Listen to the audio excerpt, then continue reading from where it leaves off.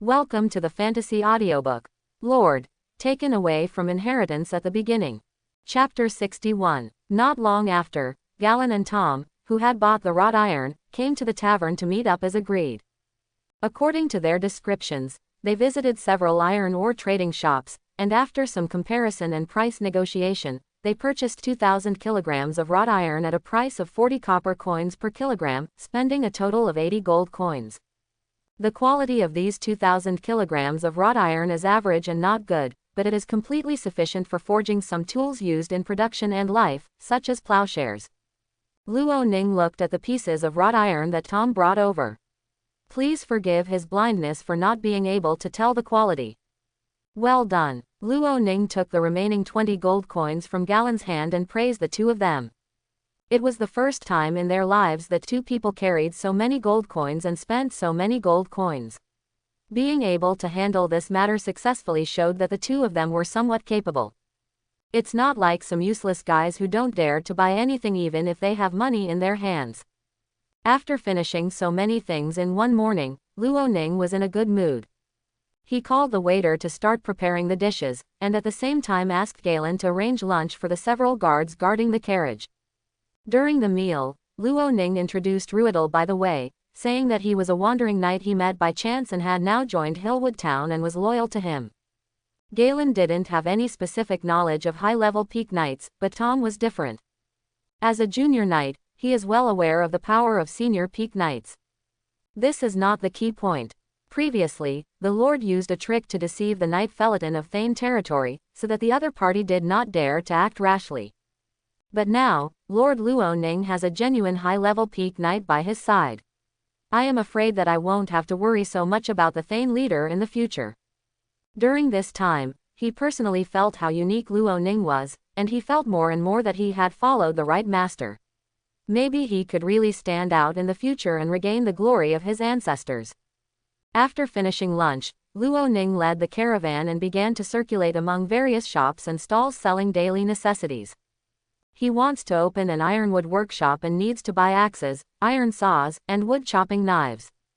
He wanted to continue to reclaim wasteland, and hoes and shovels were indispensable. Looking at the tools made of stone by the serfs made him feel sick. After spending a whole afternoon, Luo Ning compared several stores and finally bought all the tools.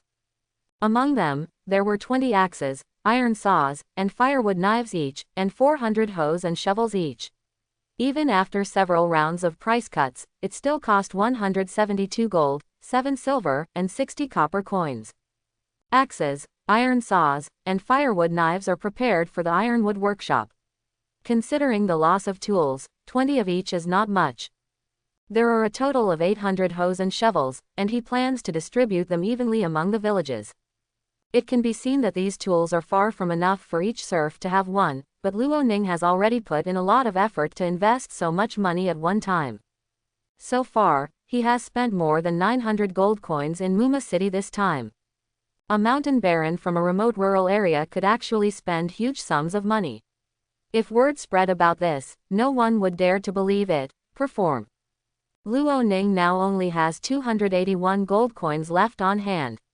After reserving everyone's salary for 1 year, he still has dozens of gold coins left. I remember that when I first crossed over, I was very poor and had nothing. If I wanted to reach Shanline town safely, I had to cheat here and there. But things are different now. Luo Ning already has channels and plans to make money. He just wants farmers who have food at home to stop panicking. After purchasing various supplies, most of Luo Ning's plans to go to Muma City have been completed. There is only one last thing left to do, which is to go to the slave station and inquire about the slave trade. The sale and trading of slaves is allowed in this world. Basically, there are slave exchanges in every city and even in the manors of some knights. Here, as long as you are a free citizen and as long as you can afford the price, you can legally own a slave that is completely your own and can use all the rights that belong to the master to the slave. To some extent, slaves had a lower status than serfs in the territory. As a time traveler, Luo Ning's understanding of slavery is limited to books. He has not seen the real life and experience of slaves with his own eyes, so he cannot empathize with them. Maybe civilization told him that slavery was unacceptable, but again, he couldn't change anything now. Since you can't change, just do as the Romans do and use this system to improve yourself. At present, the total population of Shanline town is just over 2,000, which is quite different from the average barony with a population of tens of thousands. It is a bit slow to try to attract free people to join and expand the population by relying on the birth of people in the territory. He wanted the territory's population to grow rapidly in a short period of time, and could only buy it with money. And for Luo Ning, if he can buy 1,000 people at one time, he can also complete the population achievement and strengthen his own strength. This is killing two birds with one stone. While it was still dark, Luo Ning inquired about the location of the slave exchange and rushed there with his team early the next morning. In order to control and tame slaves, exchanges were mostly set up outside the city, and some were even set up in a knight's manner. Luo Ning was sitting on the horse looking at the slave in front of him in trance. He had expected the exchange to be a large courtyard with prison cells in which the slaves were kept. But the small castle-like exchange in front of him obviously exceeded his expectations. The high wall made of stone and mud was covered with spikes. Although it was not as strong as the wall of the noble castle, it was enough to prevent the people inside from climbing over the wall and escaping. In addition, tall sentry towers were built with wood at the four corners of the high wall. Each sentry tower was equipped with special surveillance personnel. Once a situation was discovered, these supervisors would report it immediately. In addition, there is a team of people patrolling back and forth around the high wall, and 4 people are posted at the main entrance of the exchange to guard it to ensure everything is safe.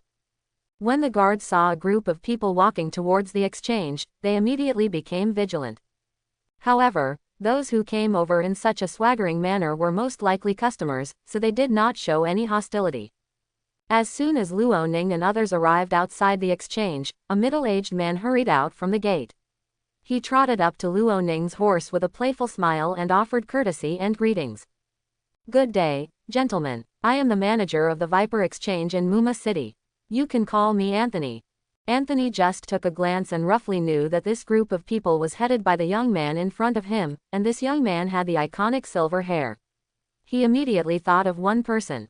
As a steward who has been dealing with the outside world all year round, Anthony's vision is no worse than that of Hook of the Silva Magic Chamber of Commerce. It's just that this is not a trading area, and the slave shop is not an ordinary chamber of commerce, so even if he guesses Luo Ning's identity, he will not take the initiative to reveal it unless the latter takes the initiative to reveal it.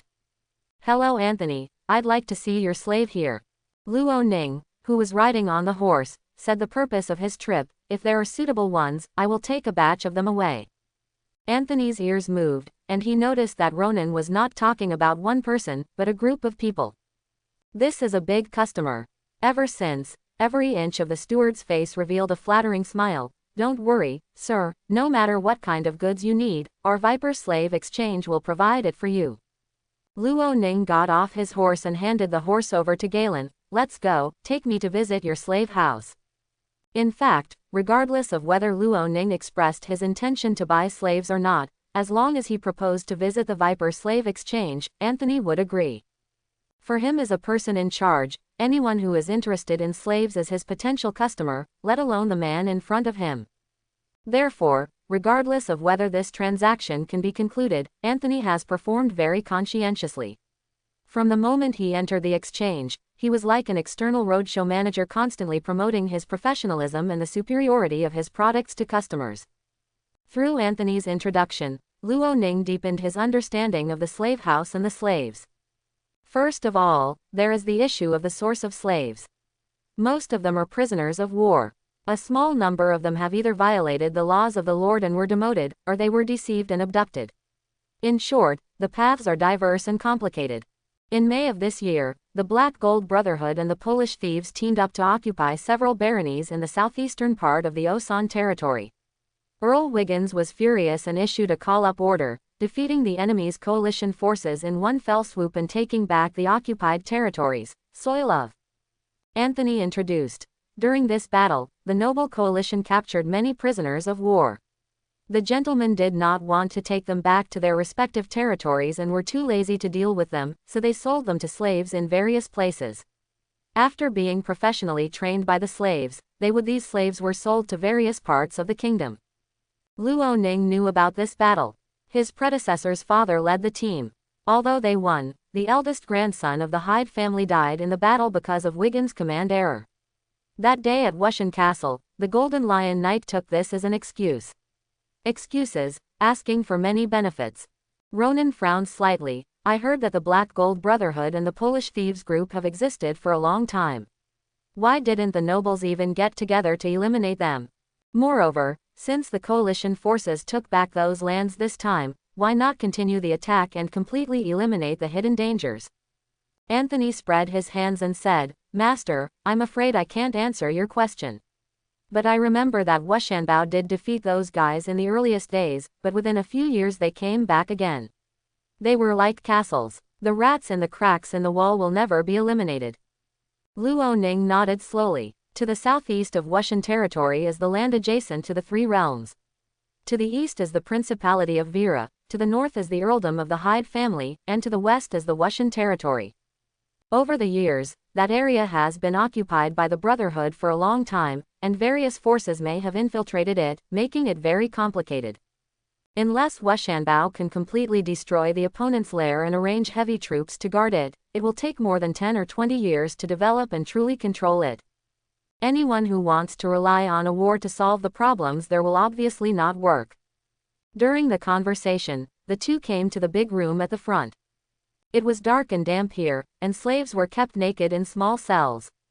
They seemed to be in a very poor mental state, their eyes were numb and empty, and they didn't even look helpless or desperate. They looked like walking corpses. This is the sales area, and the people locked inside are all well-tamed slaves. Anthony introduced, coming to a cell and knocking on the wooden pillars. Hey, guys inside, stand up and turn around, hurry up. After the man inside heard this voice, his eyes became brighter. He stood up dully, without saying a word, and didn't care whether he was wearing clothes or not. He just spread his arms and slowly turned around in the cage, showing every part of his body in front of the customer. Look, this guy has a lot of muscles on his body. As long as you give him a bite of food, master, he will definitely be a good worker. Anthony picked up the small wooden stick next to him and introduced the product while poking the muscles of the opponent's waist and abdomen. His expression and tone did not look like he was introducing a person, but a real product. Master, I have some slaves of this kind here. If you take them all away, I can give you a huge discount and sell them to you at 2 gold and 5 silver each. Although Luo Ning was mentally prepared, he still couldn't accept it when he saw a man standing naked in front of him, and then being poked in the muscles with a stick by the steward while talking about the selling price. This scene shocked his visual and psychological defenses too much. Moreover, this is just a sales area. In this slave exchange, there is also a domestication area. What kind of scene will it be inside? Sure enough, the sense of justice in his heart began to surge again. Ronan took a deep breath to calm down his mood, and then showed a polite smile to Anthony. The slave is very good, but the price you offer can't impress me. After that, he turned around and walked outside. Anthony thought the customer was about to leave, so he quickly chased after him. Master, don't leave in a hurry. We can talk about the price later. In fact, Luo Ning didn't want to leave, he just couldn't stand the sight in front of him. Arriving outside, Luo Ning felt relieved, but the oppressive atmosphere inside made it difficult for him to breathe. He looked at Anthony and decided to keep the story short. Let me introduce you first, Mr. Anthony. I need to know the approximate price of your slaves here. It depends on what kind you need, sir. Anthony knew that the transaction was not going wrong, so he continued to introduce. Sir, I have all kinds of men, women, and children here, and there are even 2 or 3 junior knights. There are also knights. Luo Ning was a little surprised. That's natural, Anthony emphasized. Master, don't underestimate our Viper slave exchange. As long as you have enough money, we can even capture and train magicians for you. Hee, it's just a bit expensive. He said enthusiastically and flatteringly. A junior knight costs about 100 gold coins, and a magician is a little more expensive, about 500 or 600 gold coins. Luo Ning raised his eyebrows. Is this price a bit expensive? But come to think of it, the cost of taming extraordinary beings is not low, and there is a reason why they are expensive to sell. I don't need these. What I need is labor, all kinds of craftsmen, and women who can produce. The census of Hillwood Town was done, and Wilson also made a comparison of the number of men and women of the right age according to Luo Ning's request. Relatively speaking, the ratio of men to women in Shanline Town is in a relatively healthy state, but it is undeniable that there are still a little more men. Therefore, he needed to purchase some fertile female slaves to solve the single problem of his subjects. Sometimes he couldn't help but think that he was such a good lord that he even considered the single issues of his subjects. Next, Anthony introduced the approximate prices of various slaves. Simply put, the most expensive among ordinary people are craftsmen, carpenters, masons, shipbuilders, etc. Their prices all start at a few gold coins. The better the craftsmanship, the higher the price. The second is the strong young male labor force. The stronger the strength and the better the body, the higher the price, usually selling for a few gold coins. Then there are women. Their price is lower than that of strong young men. The specific price also depends on the physical condition, but generally it will not exceed 2 gold coins. Finally, there are the elderly and children, both of whom are a bit of a burden to many lords. After all, they can't do any work, and they also eat a lot of resources, especially children. How many resources will be used to support them when they grow up and become strong? Therefore, the selling price for these two types of people is relatively low, basically no more than 1 gold coin. The last level is for people with disabilities, who only need a few dozen copper coins at most, and some are even sold in packages and given as extras. Of course, there are always exceptions. For example, some noble women who have not been ransomed, especially young and beautiful women, are sold at very high prices, even higher than top craftsmen.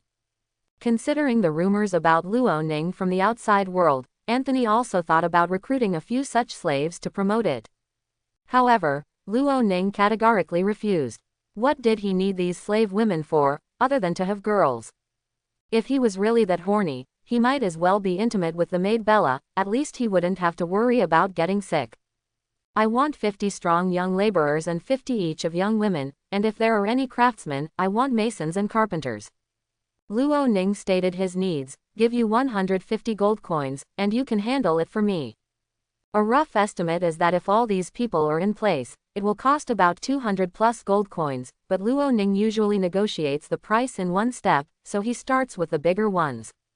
Anthony was happy to hear Luo Ning's needs, but after hearing the offer, he looked pained and confused, as if he was constipated.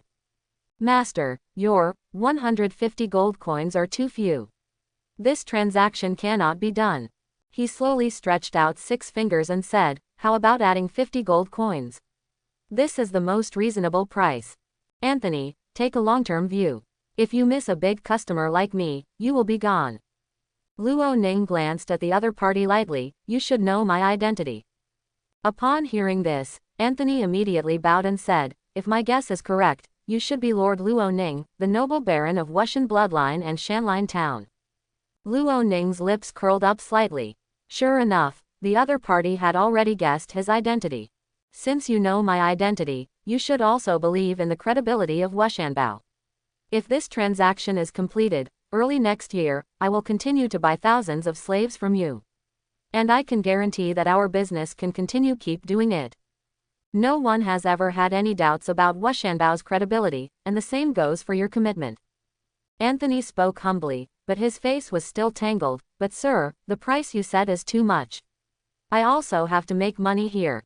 He took back one hand and one finger, how about you add 40 more? Luo Ning seemed to have lost his patience and glanced at the other party, think about it carefully. If you think you can, come and find me outside. Ruidal, let's go. Anthony finally compromised. In his words, for the sake of the friendship between the Viper Slave Exchange and Luo Ning, he would rather lose money this time than build a relationship with Hillwood Town. Just listen to this. No matter which world, how much truth do businessmen have when doing business? It is said that it is a loss, but whether it is a loss or how much profit is made, no outsider knows. For Luo Ning, it was enough to buy these slaves at the lowest possible cost this time. Buying a slave naturally involves the selection process. This time Luo Ning didn't go in person. He didn't want to step into the sales area of the slave exchange anymore. The scene there would make him feel uncomfortable.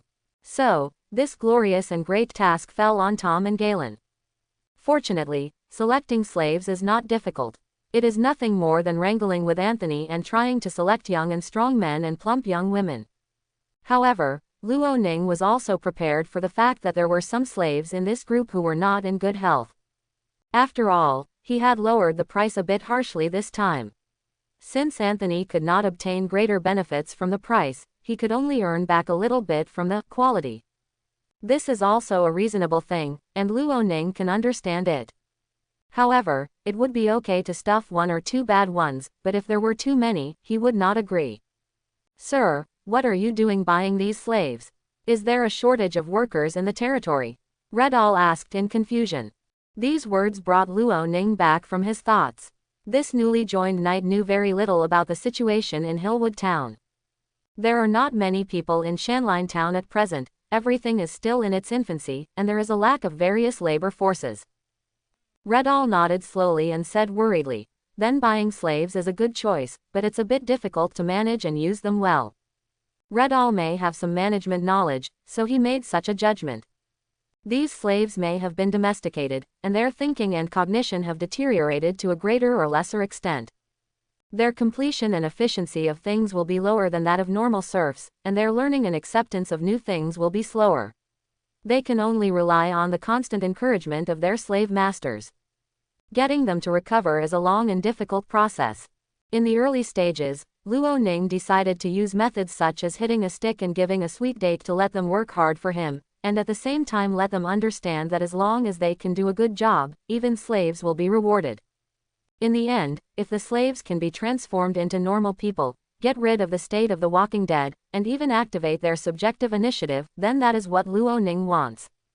Fortunately, the number of slaves purchased this time was not large, so it was relatively easy to manage. He could also take this opportunity to accumulate some experience in slave management and prepare for the future. Ruidal, McCann, after you return this time, you can join forces to conduct intensive training for our guards to enhance their combat effectiveness. They must be equipped with cavalry, infantry, and archers. Luo Ning looked at the two senior knights beside him and began to prepare for the subsequent development. There are many savage tribes active in the forest to the east and north of our Wushan territory. Instead of spending money to buy slaves, I hope to conquer them and incorporate the savage tribesmen into the mountain forest town. Sections. After hearing this, Rydell and Mycon's eyes lit up, especially Mycon's. Recently, he has been quite envious of Elrond. Not only can he spread his kindness and enhance his prestige in the hearts of the people, but he can also make spell scrolls to create wealth for him. And he could only help train the guards and be responsible for the unchallenging territory defense. He felt that his role was too small. Now, he thought of fighting against the barbarian tribe for Luo Ning. With this goal, his life path suddenly became brighter in the future. Sir, how big is the savage tribe you are talking about? Ruidal began to judge the fighting strength of the enemy and ourselves. In response, Luo Ning could only spread his hands. Sorry, I can't answer your question, because I don't have detailed information about the savage tribe, and I didn't find any useful information in the study of the previous political officer Prince. Clues, we don't know their exact size. Having said that, the savage tribe has not invaded Shanline Town for a long time, which means that the opponent's scale should not be large, right? Redall touched his chin and said thoughtfully, then after I go back, I will act as a scout and search the forest to see if I can find any trace of them. He looked at McCann as he said, McCann will continue to be responsible for guard training and defense. No problem, McCann replied. Perhaps due to the relationship between superiors and subordinates in his previous life, McCann had no objections to Redall's arrangements and followed them. There were over 100 slaves, and it was quite time-consuming and laborious to select them. Especially when Galen and Tom kept in mind what Ronan had told him, they had to carefully select almost every one of them. Anthony would never be allowed to slip in a bad one easily, But Anthony is an old man in the slave house after all. He has experienced not only tens of thousands but also thousands of transactions. He can always package some slaves that are not good enough into good goods, and then stuff them in while the customers are not paying attention. As long as he grasps the scale correctly, Customers will not cause trouble. In this way, more than an hour passed. There were 50 men and 50 women, plus one carpenter and one mason each. Galen and Tom finally made their choice. The two looked at each other and breathed a long sigh of relief.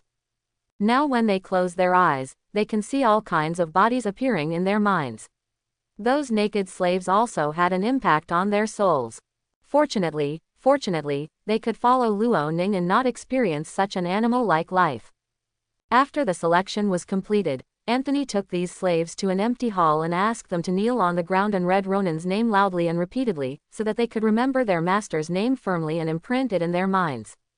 After doing all this, Anthony gave each slave a simple linen garment and fed them 2 pieces of black bread so that they would have the strength to go on the road. When the 102 slaves were escorted out by Anthony and his guards, more than 4 hours had passed. During this period, Anthony arranged for Luo Ning to have lunch. Needless to say, the food was still good. Luo Ning was riding on horseback, looking at the group of slaves standing in front of him. They were still silent and had their heads lowered with expressionless faces. However, Luo Ning keenly noticed that some people were trembling, perhaps because they were afraid of the unknown, because they didn't know how their master would treat them. "Look up, slaves," Ronan shouted. Perhaps because they didn't know that the person speaking was their master, only some of the slaves raised their heads. Anthony roared beside him, "Your master, you guys, raise your heads. Look carefully and remember his face. That is the person you must loyal to until death. From now on, your body and soul will belong to him. Now, kneel before your master, call his name, and pledge your loyalty." Anthony's roars echoed, and the slaves began to chant, "Lord Luo Ning, Lord Luo Ning, Lord Luo Ning." Sparse and weak, Ronan glanced at Anthony. Before leaving the slave house completely, it was obvious that this guy's words were more effective. His eyes returned to the group of slaves, and for a moment he didn't know what to say to them. After pondering for a moment, he spoke, "From now on, you are the people of Shanline Town. As long as you work hard, I will provide you with food, clothes, and build a place for you. Now, stand up and follow me." This time, there was a reaction to Luo Ning's words.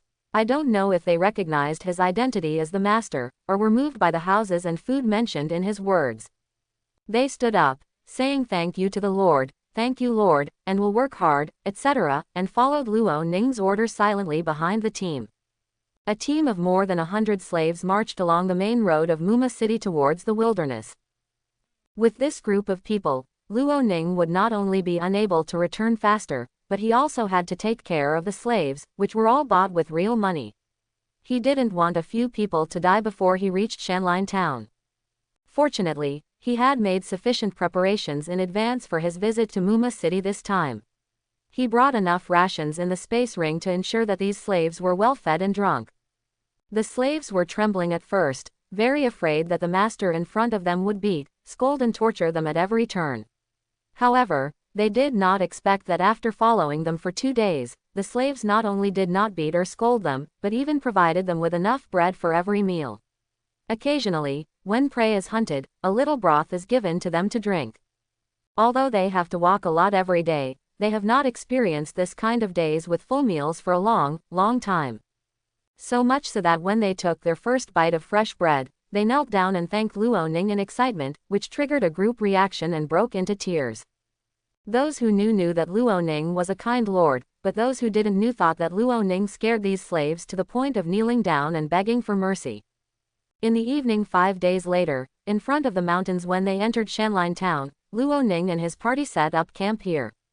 Regarding the control of the slaves, Ronan left all the responsibility to Tom, Galen and the 4 guards. He did not need to be responsible for these trivial matters, and there was no need to show his face in front of the slaves when he had nothing to do. In the past few days, Luo Ning has been practicing the 3 spells of Wind Blade, Fireball and Small Flame whenever he has time. As an entry-level fire attribute magic, Small Flame is the simplest. This spell will only form a small flame on the fingertips, just like Elrond's flash spell. Luo Ning mastered it almost the first time he practiced it. Fireball is a second-level magic. Its power is almost the same as that of Wind Blade. If there is a difference, Fireball may have a wider range, while Wind Blade has a stronger attack per unit area. Each has its own characteristics. At this moment, in an open space, two senior knights, McCann and Redall, were having a fierce confrontation. Both of them are looking forward to this discussion that has been planned for several days but has not officially started until today. Even on the way, McCann and Redall both asked intentionally or unintentionally. Luo Ning just postponed it because the location was not suitable. It was not until today that he allowed the two of them to start in the flat area before entering the mountain. Of course, it's just a discussion, pay attention to the point, and don't consume too much. Despite Luo Ning's instructions in advance, once the two senior knights fight, the intensity is still remarkable. Even the slaves in the distance couldn't help but look here, wondering what the slave owner was doing and why his two knights were fighting. McCann was holding a long sword, and the fighting spirit on his body exploded, condensing into an earthy yellow armor on his body, which looked very defensive. This is the fighting spirit armor that can be used when a knight reaches an advanced level and has strong fighting spirit in his body. It has no attribute requirements and basically every high-level knight can use it. It's just that, relatively speaking, the fighting spirit armor condensed from the earth attribute fighting spirit has stronger defensive power.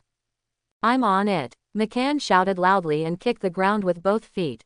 A large piece of soil on the ground was trampled away, and his whole body was shot out like a cannonball, with a fierce and strong momentum. Redall's expression was more serious, his whole body was wrapped in red fighting spirit armor, and his aura was much more violent than McCann's. Bring it on. Facing McCann's shocking attack, Redall's body sank, and he faced the collision of the first blow head-on without dodging. With a shocking loud noise, the knight swords of the two high-level peak knights touched each other, and fighting energy burst out to form a huge strong wind, which was clearly felt by Luo Ning and others 100 meters away. The crash of the blow was like a hammer to my heart. Tom, who was watching the battle, was frightened by the collision just now. If he faced this blow, he would probably break his sword and die. After a head-on collision, a close combat like a gust of wind followed. During this period of time, Luo Ning has been learning footwork and swordsmanship from McCann, and he has a deep understanding of the latter's close combat situations. In normal practice, if McCann was at 100%, he would probably not be a match for him. But at this moment, facing McCann's attack, Redall responded with ease and ease. His steps were more flexible and faster. No matter where the opponent's sword came from, he could perfectly dodge and block, and then launched his counterattack. This battle lasted for a full minute. McCann saw that he could not break through and was increasingly suppressed. After one blow, he used the strength of his opponent's counterattack to distance himself. He stamped his foot, pouring fighting energy into the ground, lifting up countless clods of soil, and then swung his sword, and under the yellow fighting spirit, these earthen bullets hit Ruidal like shotguns. This is the fighting skill he acquired after being promoted to a senior knight. Looking at the roaring sound that broke through the air, Luo Ning had to believe that if such a clod of soil hit him, his bones would probably be broken. Redall flipped the long sword in his hand and pulled it out. A curtain of fire was like a large net that contained all the earthen bombs. The sound of the collision between the two fighting skills became more and more deafening, especially the hot air wave caused by the fire attribute fighting spirit after the collision, which made everyone watching the battle feel a dangerous atmosphere. It's my turn. Redall chuckled and actually inserted the long sword into the scabbard. He rushed towards McCann like a catapult, and the hot fighting energy surged from his fists, forming a huge flaming fist. Boom! Redall punched out, and the flaming fist rushed towards McCann, and then he punched out the second and third punches. This is a fire fist bombing. Luo Ning saw this fighting technique at a glance, but did not expect that the opponent would use this move continuously. Facing his opponent's first active attack, McCann looked serious. He changed his position at an extremely fast speed and quickly avoided the opponent's punches. He was really blocked by the opponent and couldn't avoid it, so he leaned against the earth wall to resist. Boom, boom, boom. Redall transformed into a bomber and bombed at extremely high speeds, as if his fighting energy was never used up, without considering consumption at all. And with a little observation, it is not difficult to find that Redall kept changing his position and attack angle while bombing, making his opponent's situation more and more dangerous. McCann was breathing heavily and his face was covered with sweat. On this smoke-filled battlefield, he knew that if he continued to defend like this, he would be defeated sooner or later. Drink, he roared, and fighting energy surged in his fists to meet the flying fighting fists. At the same time, the long sword was inserted into the ground, and fighting energy quickly flowed to Redall's feet. The ground suddenly surged, and the nature of the land also changed. Earthen spears poked out of the ground at extremely fast speeds. Redall's mind was trembling, and he almost felt it when the fighting spirit came to his feet. At the same moment when the earth spear poked out of the ground, he jumped up. Shoo shoo shoo. The earth spears all pierced the air one by one. When Ruidal's body fell, the impact airflow caused by the fighting spirit was carried by the soles of his feet, trampling the earth spears and breaking them. On the other hand, the fire fist bombardment collided with McCann's fighting spirit-filled fist, causing a huge shock wave. Under the violent impact, McCann staggered and stepped back violently. Boom! Another fire-bombing fist landed on him, knocking him away directly. The fighting spirit armor on his body fell away, bringing an end to the sparring session. Luo Ning stepped forward and clapped his hands and praised, "You are worthy of being a high-level peak knight. Your battle really opened my eyes. Wonderful, so wonderful." Elrond and Tom Jonzhuang couldn't help but clapped along. This discussion was really exciting and opened their eyes. "Your Excellency, that's a compliment." Redall calmed down his breath, and the violent look he had just fought disappeared, replaced by his relaxed and confident look. Luo Ning looked at McCann on one side. "Guard officer, how is your situation?" McCann was a little embarrassed at the moment, mainly because there was a lot of dust on his body and face. He coughed out the dust in his mouth, feeling a little embarrassed. "Don't worry, sir, I'm not injured," he said and looked at his opponent. "Ruidal is too powerful. Whether it's a battle of strength, close combat skills, or the use of fighting skills and fighting spirit, I am no match for him." Ruidal laughed and said, "After all, you are not at the true peak yet. If your strength improves a little more, it won't be so easy for me to deal with you." The two came to the business district to have a chat, and there was a winner or loser in the discussion, but it did not affect their relationship. Luo Ning could tell that even if McCann's level progress was full, he probably wouldn't be Redall's opponent. In the previous sparring session, McCann almost used all his strength, but Redall obviously had a lot of energy left. Worthy of being the commander-in-chief of the Flame Expeditionary Force, Redall's qualifications and identity can reflect many problems. Then Rydal. Luo Ning took the reins and faced the knight who had won the battle. "From now on, you are the commander of my mountain town." Redall knelt down on one knee. "I am happy to serve you, sir." In the town of Hillwood, 4 people gathered in the blacksmith Callus's blacksmith shop. Shahar, the housekeeper of Shanleinberg, the blacksmith Callus and his son Bal, and the carpenter William's son Ram. After spending so many days, Callus had completed the construction of the plow blade of the curved shaft plow. At the same time, after reporting to Shahar, he invited Ram, William's son and a carpenter apprentice, to come and help him to complete the work. The construction of the plow body of the curved shaft plow. "Why didn't you find William, a carpenter with better skills?" "William is actually very busy these days. Callus has tasks assigned by the Lord, and so does William. Moreover, operating black ironwood is really a difficult job, much more difficult than processing other woods. If it weren't for Shahar's coordination, William wouldn't be willing to let his son come over to help Callus." Finished. With excited shouts, Callus, with the help of Ram, finally completed the assembly of the curved shaft plow. The plow tip, plow bed, plow wall, plow shovel, plow shaft, etc. are all available. Not to mention, using Luo Ning's drawings as a reference, Callus and Ram's restoration of the curved shaft plow is quite good. "Hi. Ha ha ha." Callus laughed, walked aside, picked up a jar of wine and took a sip, his cheeks flushed. "After so many days, I finally completed the task assigned by the Lord." He was not only happy about this, but what made him even more happy was that he had made this plow. Any craftsman, whether a blacksmith, a carpenter, or a mason, views his or her finished work as a work of art. Not to mention that Kwaiwanli is something that has never been done before. Although it was created by the Lord, as the first person to create it himself, he can brag about it for a lifetime. Bal and Ram can brag about this matter for the rest of their lives. One of them is a blacksmith apprentice and the other a carpenter apprentice. They actually participated in the production of such high-end items. Thinking about it, they feel like they are living in a dream. Shahar looked left and right, up and down, at the plow in front of him, his eyes shining with anticipation. Well done, Callus. I think the Lord will definitely praise your craftsmanship when he sees this plow. He fiddled with the tip of the plow. This plow was much heavier than the light plows currently used in the farmland, and its structure was much more complicated. I wonder how it would work. Is it more effective than a light plow?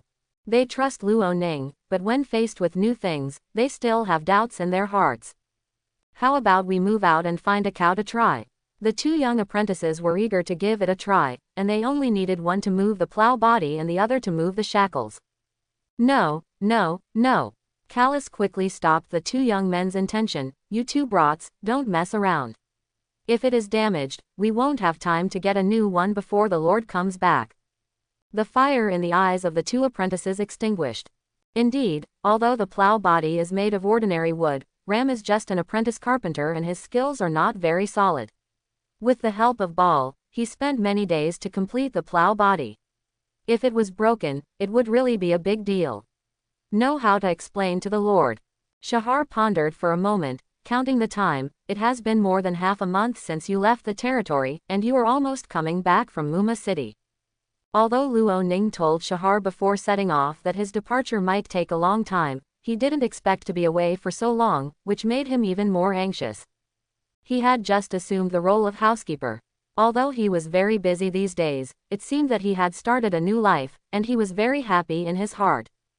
If the Lord suddenly disappeared, it would be really painful. Let's not move it, Shahar decided. When the Lord comes back, we will show it to him, and maybe he will give us suggestions for modification. Mr. Butler is right. Callus agreed very much. It would be better to wait for the Lord to see it first. At this moment, a guard ran over quickly. Mr. Butler, the Lord is back. Came back. Shahar was overjoyed, and his hanging heart finally fell to the ground. Where are you, sir? Coming into town soon. The guard replied. Your Excellency asked us to inform you and Mr. Administrative Officer to hurry over. He has something to arrange. Okay. Shahar trotted out in a hurry. Before leaving, he turned around and told Callus, you guys, take a look first. If there are any areas that can be improved, change them first. I'll report it to you later and see when he has time to take a look. Take a look at Kwewangli. Callus and the three people agreed quickly, feeling nervous in their hearts. The adults are back and want to accept their results. Although the adults are kind, they will be in trouble if they are not satisfied. Come on, polish the plow body smooth. Callus greeted him and continued polishing with his two apprentices. Not to mention what happened in the blacksmith shop. At this moment Luo Ning was slowly crossing the boundary marker with his convoy and slaves and returning to the town. The second time he came back, Luo Ning felt like he was back home. This land belonged to him. The team slowly walked through the simple and dilapidated Shanline Street, the road that goes through the center of the town and goes directly to Shanline Fort. The shop owners along the street, the farmers and serfs who happened to pass by got to know the Lord this time, and began to move towards where Luo Ning was. He saluted in the direction and called the Lord at the same time. More than half a month has passed, and the fact that Luo Ning is the Lord of Shanline Town has been known and accepted by all the residents.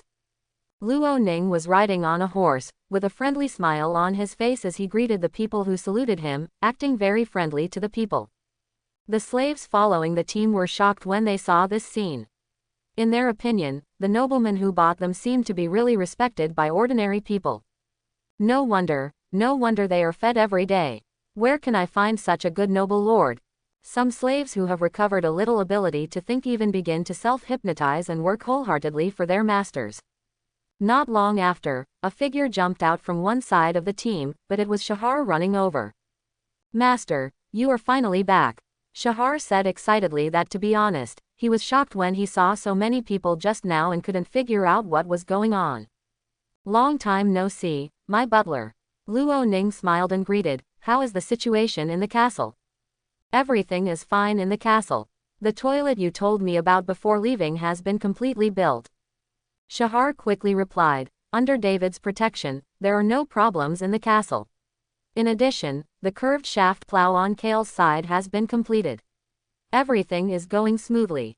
While he was talking, Administrative Officer Wilson ran over on horseback, dismounted in front of Luo Ning and saluted respectfully. "Lord Luo Ning, welcome back. Long time no see, Mr. Administrative Officer." Luo Ning greeted equally kindly. "How have you been these days?" "Don't worry, sir. I have already taken care of dividing the town into villages and groups. I can report to you at any time when it is convenient for you." "Very good." Luo Ning praised him, and then pointed to the hundreds of slaves behind him. "We will talk about the report later. These people are the slaves I bought from Muma City. Now I need you and Shahar to cooperate to settle them, provide food and shelter, and their information must also be registered. Just like the previous census." Wilson and Shahar glanced back and forth at this group of people who seemed to be in good condition. They did not expect that these people were slaves, and their mental state was too good. Shahar and Wilson bowed and said, "As you wish, sir." This time, it took Luo Ning 5.5 days to walk through the woodland leading to Shanline town. In order to take care of the condition of the slaves, he walked very slowly. On the way, he experienced the 28th day of time travel, which was a full month into this world. Luo Ning finally received the 4th heartwarming gift package of the monthly sign-in. This time, the heartwarming gift pack naturally contains more attribute points and energy essences than the first 3, including 40 attribute points and 40 energy essence points each. Since then, all monthly sign-ins have been completed, and a new cycle begins with the arrival of September 1st. Luo Ning was also able to calculate the number of attribute points and energy essences he could obtain through monthly sign-ins at this stage of the Baron. They were 139 points and 115 points respectively. It doesn't seem like much, but when accumulated, it's quite a lot. Before arriving at Shanline town, Luo Ning consumed all the attribute points and energy essence obtained from signing in. At this time his level progress has come to level 2 Intermediate Knight 12 200ths, 2 Intermediate Magician 251 300ths. If nothing else happens, he will be able to break through to the dual career advanced level in more than a month. Elrond's level progress has also increased to Intermediate Magician Light 131 300ths, and more than a month later, he will also be able to break through to become a high-level magician. By then, there will be 4 senior professionals in a small mountain town, which is very exciting to imagine. In addition, although Luo Ning did not add points to McCann this time, the latter also increased his cultivation progress by 2 points through his own cultivation. Compared to Elrond, McCann's qualifications are a bit inferior. If the two of them devote themselves to practice, the former may increase their cultivation progress by about 4 points every month, and the latter by about 9 points. At present, it is difficult to estimate the speed of Ruidal's self-cultivation, but considering that the other party has the talent of the sun, it should be faster than Elrond. The only thing that made Luo Ning dissatisfied was that if McCann and the others wanted to break through to become bronze knights or great magicians after they reached the top of the advanced level, they had to wait for his master to break through first. It would be nice if I could break through on my own. This is Hillwood Castle. Ronan pointed to the castle in front and introduced to Redall. Currently, McCann, Elrond, and you are all arranged to live in the inner castle, while Tom and David live in the outer castle. When the town is planned and built later, I will provide you build housing and you can move there when the time comes. The 3 of them didn't seem to be very interested in this. McCann even said, "Sir, I am your bodyguard. I should follow you everywhere. I don't need to live outside." Rydell and Elrond shrugged, seeming to express that they didn't need it either.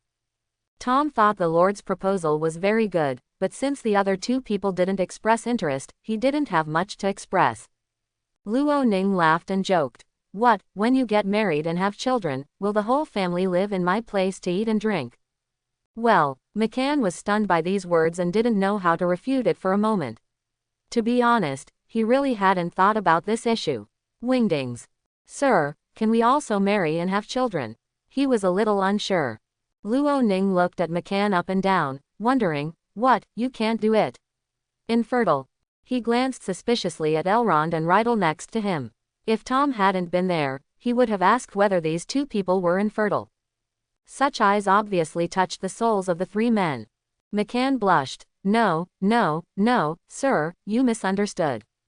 Elrond shook his head repeatedly. Sir, I should be fine, no problem. Redall also waved his hand. Sir, don't look at me, I have no problem. Tom scratched his head. Why did the topic suddenly become uncomfortable for him? In order to prevent others from misunderstanding, he also emphasized, there should be no problem, right?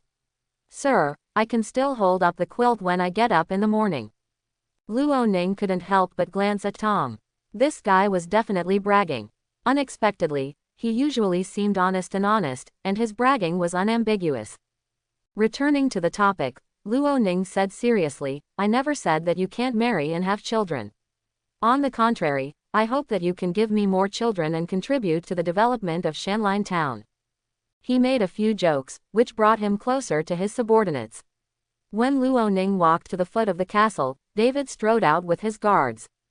Congratulations on your return, sir. Thanks for your hard work. Luo Ning expressed condolences and introduced to Redall, this is the David I mentioned to you. He is the only guard who became a professional knight among the people I brought out from Wushan Castle. David looked at Redall. He didn't know the identity of this person, but since the Lord specially introduced him to him, he thought that this red-haired young man was extraordinary. David saluted the other party as a knight, and at the same time respectfully reported to Luo Ningwei, Sir, I was the only one when you left, but not now. Oh, Luo Ning raised his eyebrows, his eyes shining, has someone made a breakthrough again? Yes, David said happily. Jewett and Sim both broke through. Luo Ning was slightly shocked, too. Yes, 2 people. David introduced. Jewett broke through on the 4th day after you left. Sim broke through later, the evening before yesterday. Not bad. Luo Ning was very happy. As a result, the number of extraordinary people in the territory increased again. Regardless of whether the opponent only has basic strength, as long as he awakens the seeds of fighting spirit, his combat power will be able to widen the gap with ordinary people at a speed visible to the naked eye. Tom, you will inform Shahar and the kitchen later. There will be a banquet in the castle tonight, and all the extraordinary people will come to celebrate the addition of 3 professional knights in Shanlin Town. In addition, let all the guards and servants gather in front of the fort hall tomorrow morning. The extraordinary people will also be present. I want to settle your salary for the last month. When employees are paid for the first time, the occasion should always be grand. Luoning will be responsible for the following tasks. Everyone laughed when they heard that the Lord was going to pay their salary. Who wouldn't be happy to receive the money? Especially the guards guarding the gate of the castle felt happy when they heard this. Facts have proved that the Lord is kind and trustworthy, and all the promises he made to them in Wushanbao are being fulfilled. Being able to follow such a Lord and become the opponent's trusted troops is truly a blessing bestowed upon them by the 7 gods. At the same time, they also envied Jewett and Sim, who had reached the level of professional knights and were different from them. When will they also be able to break through and become extraordinary? Alas, it's no longer possible. Maybe we really need to exercise hard every day like Jewett and Sim. Is there any way to break through without exercising?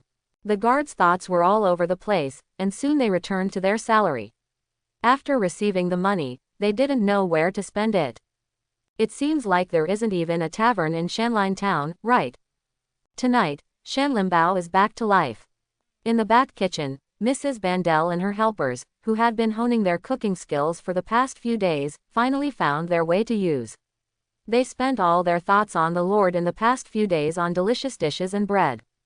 Jewett and Sim, who were newly promoted to junior knights, also walked into the restaurant of the inner castle with a restrained and proud attitude, and had dinner with the Lord and many seniors.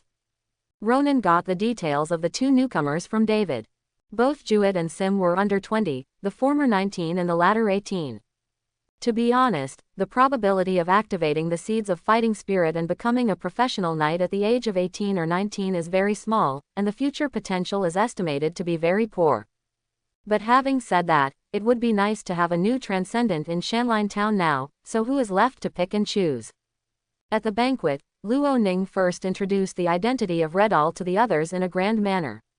Especially with McCann's profile, everyone knew the strength of the red-haired man, and it was officially established as Commander Redall, status.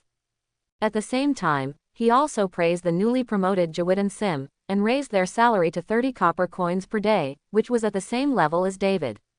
As a result, except for Tom, all the extraordinary people present had a minimum daily salary of 30 copper coins.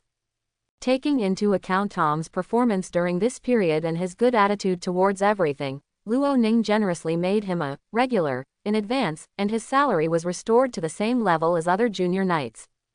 Tom was completely moved by this. At today's dinner, he finally gained the recognition of the Lord, and he was considered to have entered the current circle of core members of Hillwood Town. The dinner ended happily. Under Bella's service, Luo Ning took a good bath, sweeping away all the dust of the journey and feeling refreshed. After not seeing each other for half a month, Bella's complexion has become a lot fairer.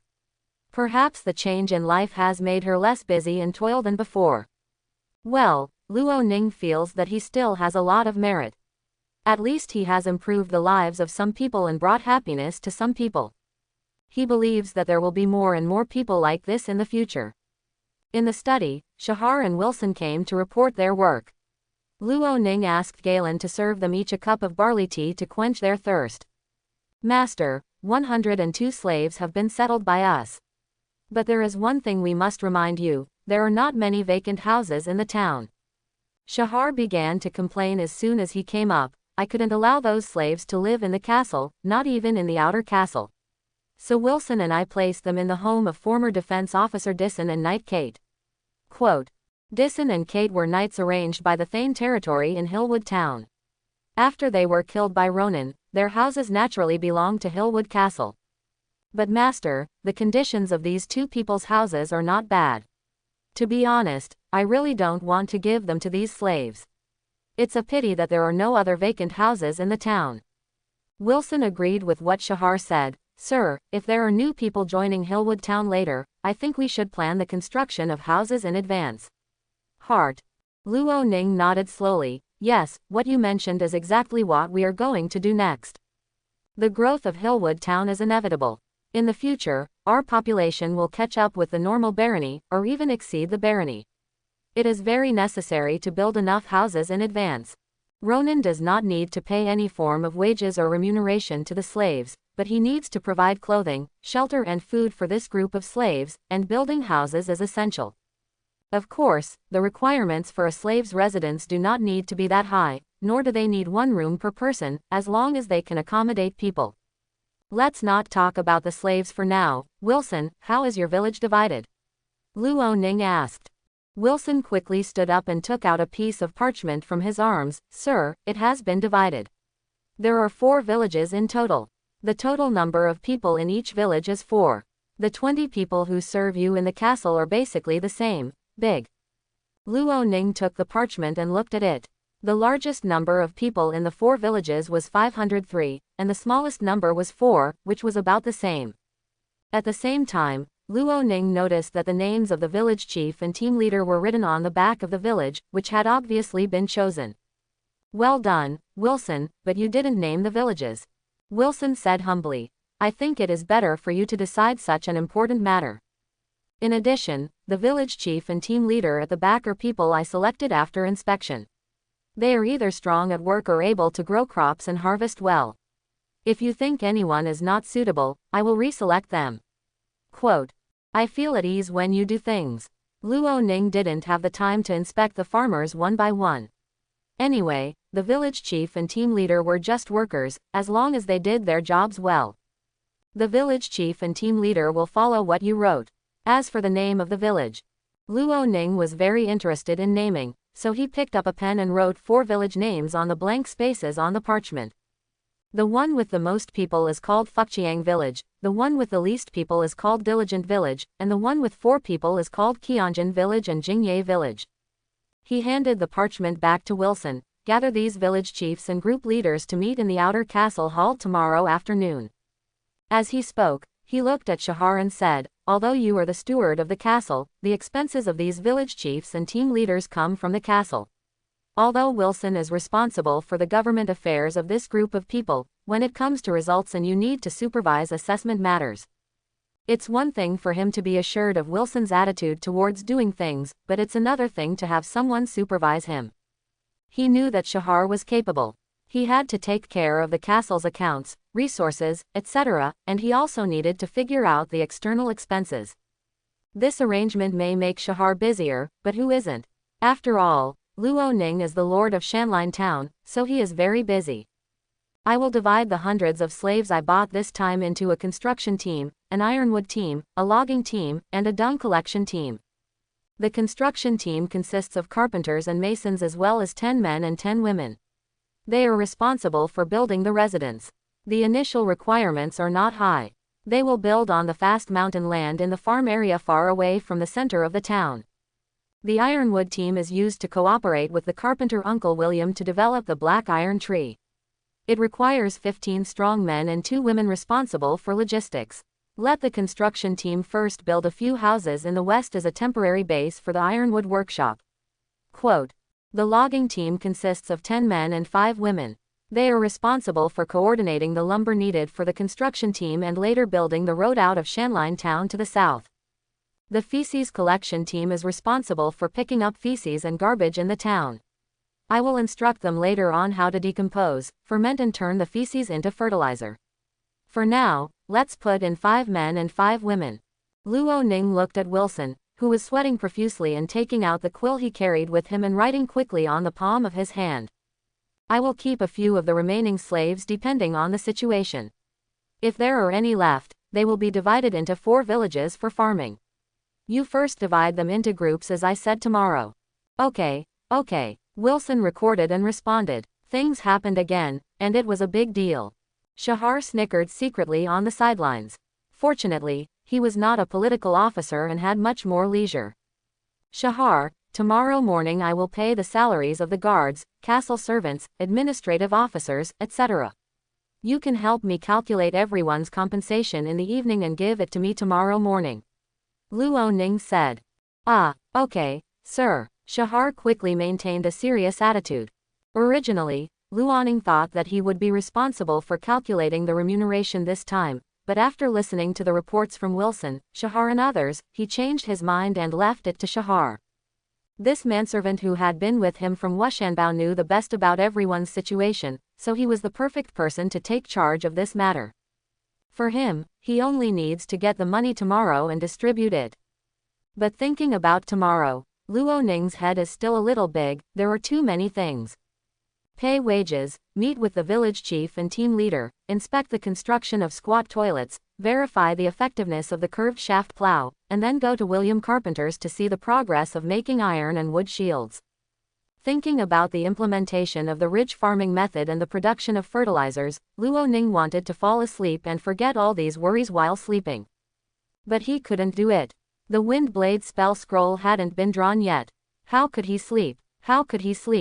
So after sending Wilson and Shahar away, Luo Ning asked Bella to pour him a cup of tea. After calming down, he took out the Warcraft leather and spell ink. Cut the Warcraft leather into 5 parts, take out 1 part and flatten it on the table, pressing the 4 corners. Ronan took out the quill he got from Pedro. This quill is the same as the one given by Hook. It is made of the feathers of the Warcraft swallow bird and is very suitable for making spell scrolls. He first carefully absorbed all the magic ink from the bottle into the barrel of the quill pen, then calmed down, slowly adjusted his breathing, and prepared to write.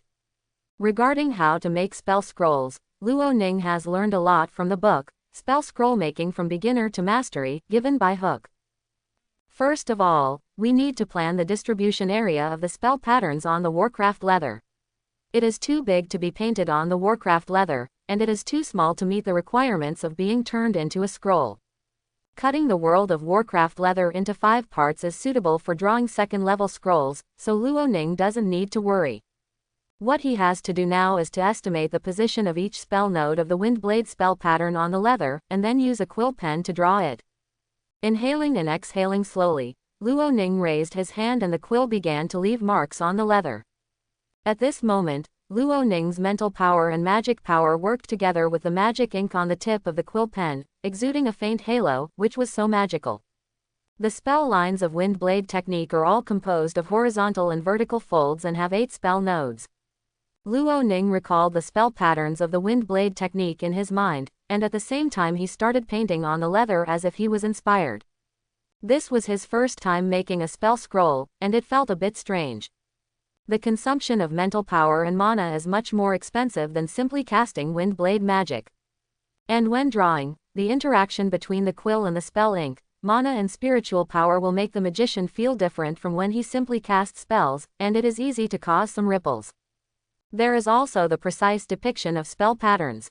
To put it simply, this is like a beginner imitating writing on Wang Shiji's original handwriting.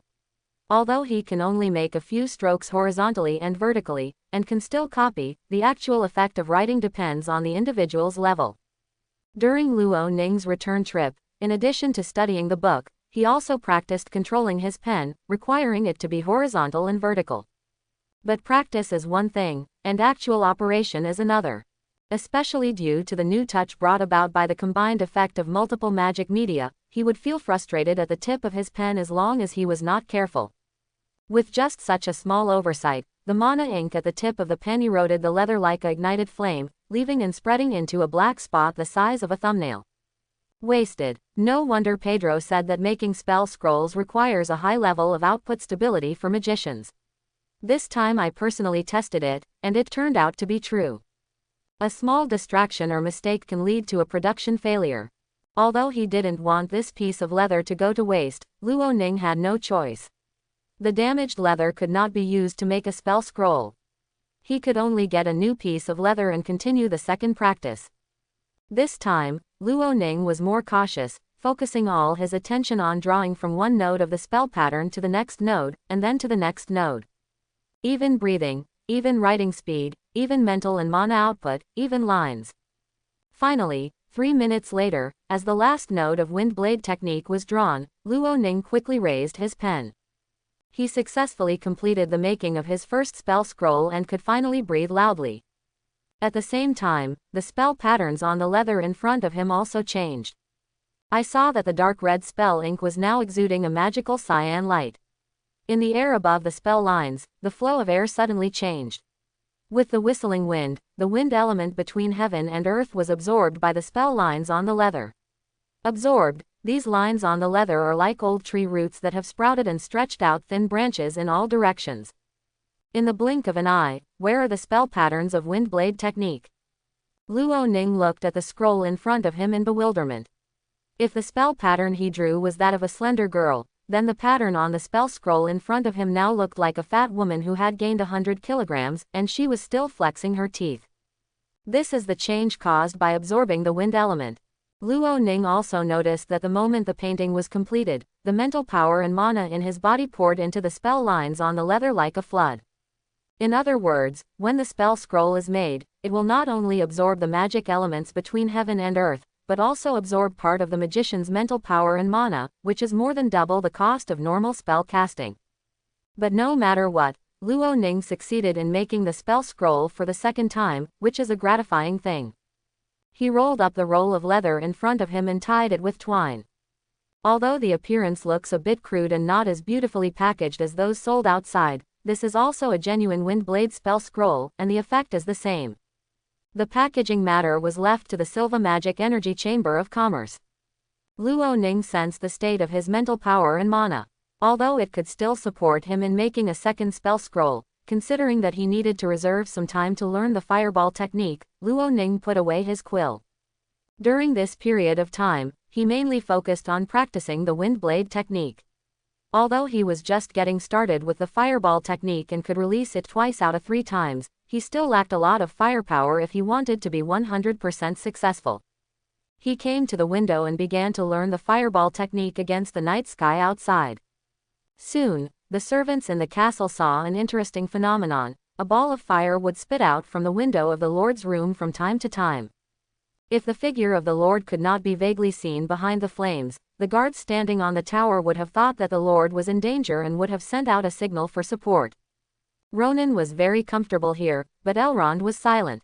The always energetic light magician seemed to have been hollowed out of his body as he slowly dragged his tired body to the bed and lay down. Just now, he tried twice to make healing spell scrolls, but unexpectedly they both failed. Not only that, the 2 failures left him with no mana to make the third time. Elrond rubbed his brows and sighed. 18 gold coins were wasted in one fell swoop, and not a single spell scroll was successfully made. How should I explain it to the adults tomorrow? The second time he was about to succeed, but he didn't expect that his wrist stiffened at the last spell node, causing it to fail. It was really difficult for him.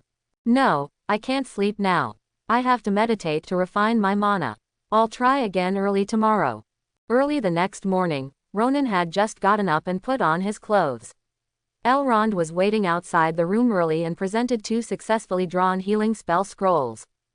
Facing such a hard-working magician, Luo Ning couldn't help but give him a thumbs up and invited him to have breakfast together. Luo Ning didn't say much after learning that the other party had failed twice. After all, this is a normal thing. Didn't he fail once last night? As the saying goes, failure is the mother of success. Without the experience accumulated from failure, how could Elrond have achieved the next 2 consecutive successes? However, Luo Ning noticed that the other party had consumed all his mana early in the morning, and couldn't help but give him a reminder. Although making spell scrolls is one of the main financial means for the territory, both Elrond and Ronan themselves must reserve a certain amount of mana for emergencies.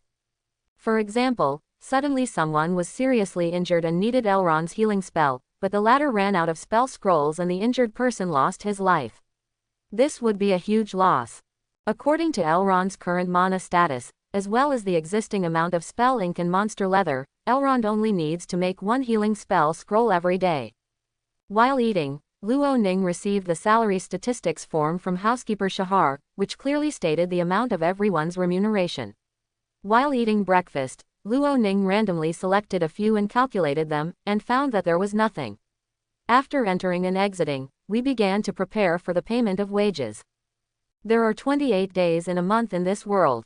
Among them, McCann and Shahar stayed with him the longest, for a total of 20 days, and then came a group of guards who followed him for 25 days. McCann's strength is at the elementary level for 2 days, the intermediate level at the 19th day, and the advanced level at the 6th day. In addition to the daily subsidy of 20 copper coins as a guard officer, this month's salary reaches an astonishing 2 gold, 3 silver and 40 copper coins. Shahar worked as a footman for 12 days and as a housekeeper for 15 days, a total of 160 copper coins. The salary of ordinary guards is easy to calculate. Each person is 58 copper coins. A total of 10,000 copper coins from the one clan are still there, which can be used to distribute them. David's calculation is troublesome. 6 days for ordinary guards and 19 days for junior knights, a total of 582 copper coins. There are also Tom, the castle servant, the political officer Wilson and the newly joined Redall. One by one, they are all given out. After a series of calculations, Luo Ning needed to distribute a total of 9 gold and 47 copper coins today. Although this amount of money is nothing compared to the money spent in Muma City, if you really calculate it, it will still exceed 100 gold coins in a year, which is really a burden for the average baron. Using Luo Ning's 120 gold coins to pay this salary was naturally a waste, and he didn't feel anything at all. But for the guards, castle servants, and even McCann and others who received the money, this was an extremely happy thing. After all, what's more fun than getting paid? Seeing his subordinates happy, Luo Ning was naturally happy too. As long as they did what they were told to do well, the money would be worth it. After paying the wages, Luo Ning met with the village chiefs of the 4 villages and 16 team leaders in the hall of the outer fort. When these guys learned from Wilson yesterday that the Lord was going to summon them in person, they were all so excited that they couldn't sleep. Some of the richer families also took out linen jackets that they had not worn for many years. Although they were patched, they were a little more formal than the rags they usually wear. Even those from poor families washed their faces and combed their hair, trying their best to look energetic, so as not to make the Lord think that they were not good enough. They looked serious, but some of them were so nervous that their bodies were shaking, betraying their psychology. Luo Ning didn't pay too much attention to how this group of people were dressed. Shanline Town was like this, so it was pretty good that everyone could wear complete linen clothes. He regarded the people below as beggars who had washed their faces. Of course, he himself was the leader of the beggar gang. Shanline Town is now divided into 4 villages. Chief Delin of Fukchiang Village, Chief Lad of Kionjin Village, Chief Hiseba of Chinjin Village, and Chief Han of Jingye Village. The 4 of you come forward. I know him. Luo Ning was not very interested in dealing with these people, but for the village chiefs, it was an honor to be specially drawn out by the Lord to get to know them. The 4 people came out excitedly, saying their names and greetings to the Lord. Luo Ning nodded in greeting, and then listened patiently as the 4 of them introduced the 4 team leaders of their respective villages, which was considered a first meeting with all the people below. Although he could not remember the faces of these people could clearly remember his appearance. Although Luo Ning emphasized that both the village chief and the group leader only had the power of supervision and not law enforcement, these people were treated specially by the Lord, which in a sense elevated their status among the people. In order to maintain such a status, they will do their best to complete the tasks assigned by the Lord. Maybe for some people, the monthly subsidy of 2 copper coins and 2 pounds of barley doesn't matter. Being able to be a team leader is what some people care about most. In this meeting, Luo Ning explained the 2 most important things in the next 4 villages. The first is the autumn harvest. It is already September 6th, and the barley in the wheat field farm has entered the harvest time. Luo Ning asked the village chiefs to take an active and leading role to ensure that each village's barley harvest is fully harvested. There is an ear of wheat abandoned in the field. The second is the issue of planting after the autumn harvest. Luo Ning consulted Wilson and found that winter wheat was not grown in Shanline town. Usually, after harvesting barley, farmers would be busy harvesting carrots and then planting cabbage, cauliflower and other vegetables. After doing this, the farmers were relatively free. Some would sell their labor to the lords in exchange for some wood to repair their houses for the winter. Some would also take advantage of this time to maintain their various farm tools, and some would sell more energy as devoted to raising and caring for livestock. Once the winter snow is over, farmers will be busy again preparing for spring plowing. In view of this, Luo Ning is going to take advantage of this period to implement his rich farming method. Let's start by planting cabbage and cauliflower. They can be harvested in December, and farmers can learn this before spring plowing. Method. Therefore, Luo Ning asked the 4 village chiefs to select a piece of land for him. He would personally direct the manpower and even operate the land himself. They had never heard of nobles working in the fields, and this was the first time they saw it today. Not to mention that Shahar felt it was inappropriate, even Wilson wanted to raise objections. Luo Ning didn't care. By doing this, the people could see that he attached great importance to this new farming method, so that they could better implement it. In addition, Luo Ning also handed over the hoes and shovels purchased from Muma City to Wilson, and distributed them in the name of the village. Of course, these things were given priority to serfs. If free tenants wanted to use them, they still had to pay a price, such as paying a little more grain when paying land rent. In addition, in order to stimulate everyone's enthusiasm for farming, Luo Ning asked Wilson to count the annual output of grain, vegetables, flax and other crops in each village. For the top 3 villages in total, Luo Ning will reward the village chief with 1 gold coin, 5 silver coins, and 1 silver coin, and give the team leader 3 silver coins, 1 silver coin, and 50 copper coins as rewards. At the same time, farmers who participate in the work will be given certain food rewards. As soon as they heard this, the eyes of all the village chiefs and team leaders lit up. This reward was higher than their annual salary, and their eyes shone with determination to get it. But soon, Luo Ning said again that if the total output ranked last for 2 consecutive years and each crop failed to perform well, he would replace everyone from the village chief to the team leader, leaving no one behind. New people come up to take charge. There are rewards, and naturally there are punishments. Luo Ning doesn't want to raise some village leaders and team leaders who are just trying to fish in the water. Only those who can be effective will stay. The people below looked at each other, with worries in their eyes. They didn't want to be deprived of their unexpected identity.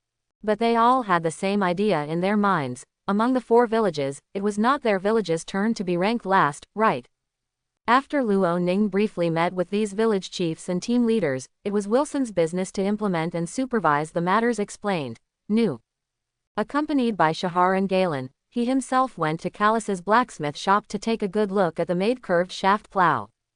The blacksmith shop was still as messy as last time, with broken bone vessels, pottery, stone tools, etc. randomly placed everywhere, leaving only a vacant space in the middle where the finished curved shaft plow was placed. If Shahar hadn't informed the Lord in advance that he would come over for inspection today, Callus would probably not even bother to clear out the open space in the middle.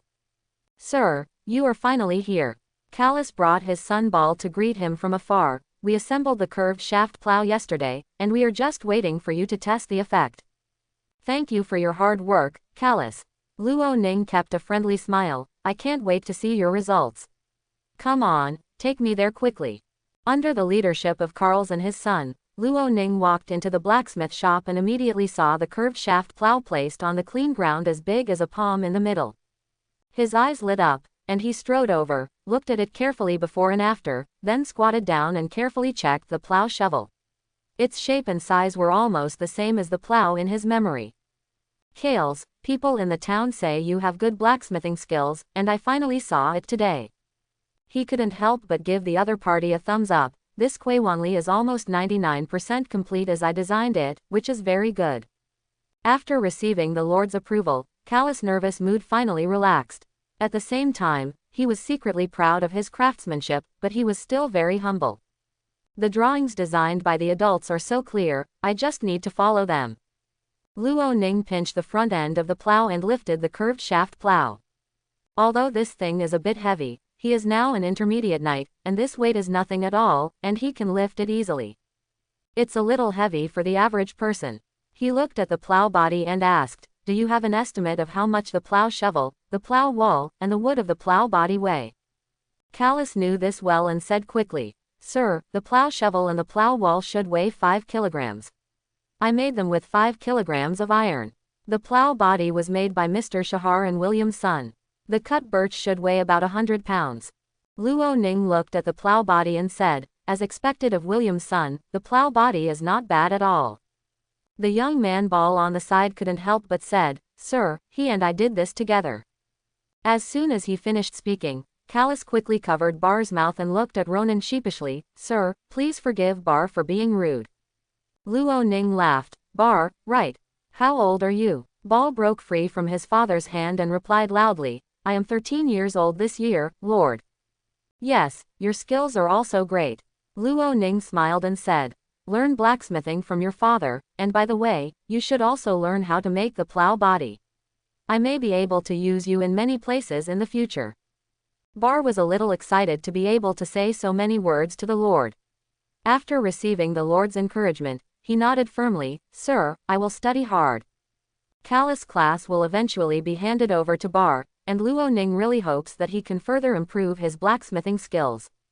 Because from the experience of wrought iron he bought in Muma City, he discovered that the iron-making technology in this world is not as advanced as he imagined. The so-called wrought iron is actually spongy iron, which is reduced from the ore in a low-temperature environment. Blacksmiths used this wrought iron to forge and make various tools, weapons and armors. This method is fine for forging weapons and the like, because the demand is relatively small, but if you want to produce large quantities of farm tools, it will probably tire the blacksmith to death. To solve this problem, the specific way is to refine liquid iron, directly shape it by pouring the molten iron into the mold, and produce agricultural tools in large scale and batches.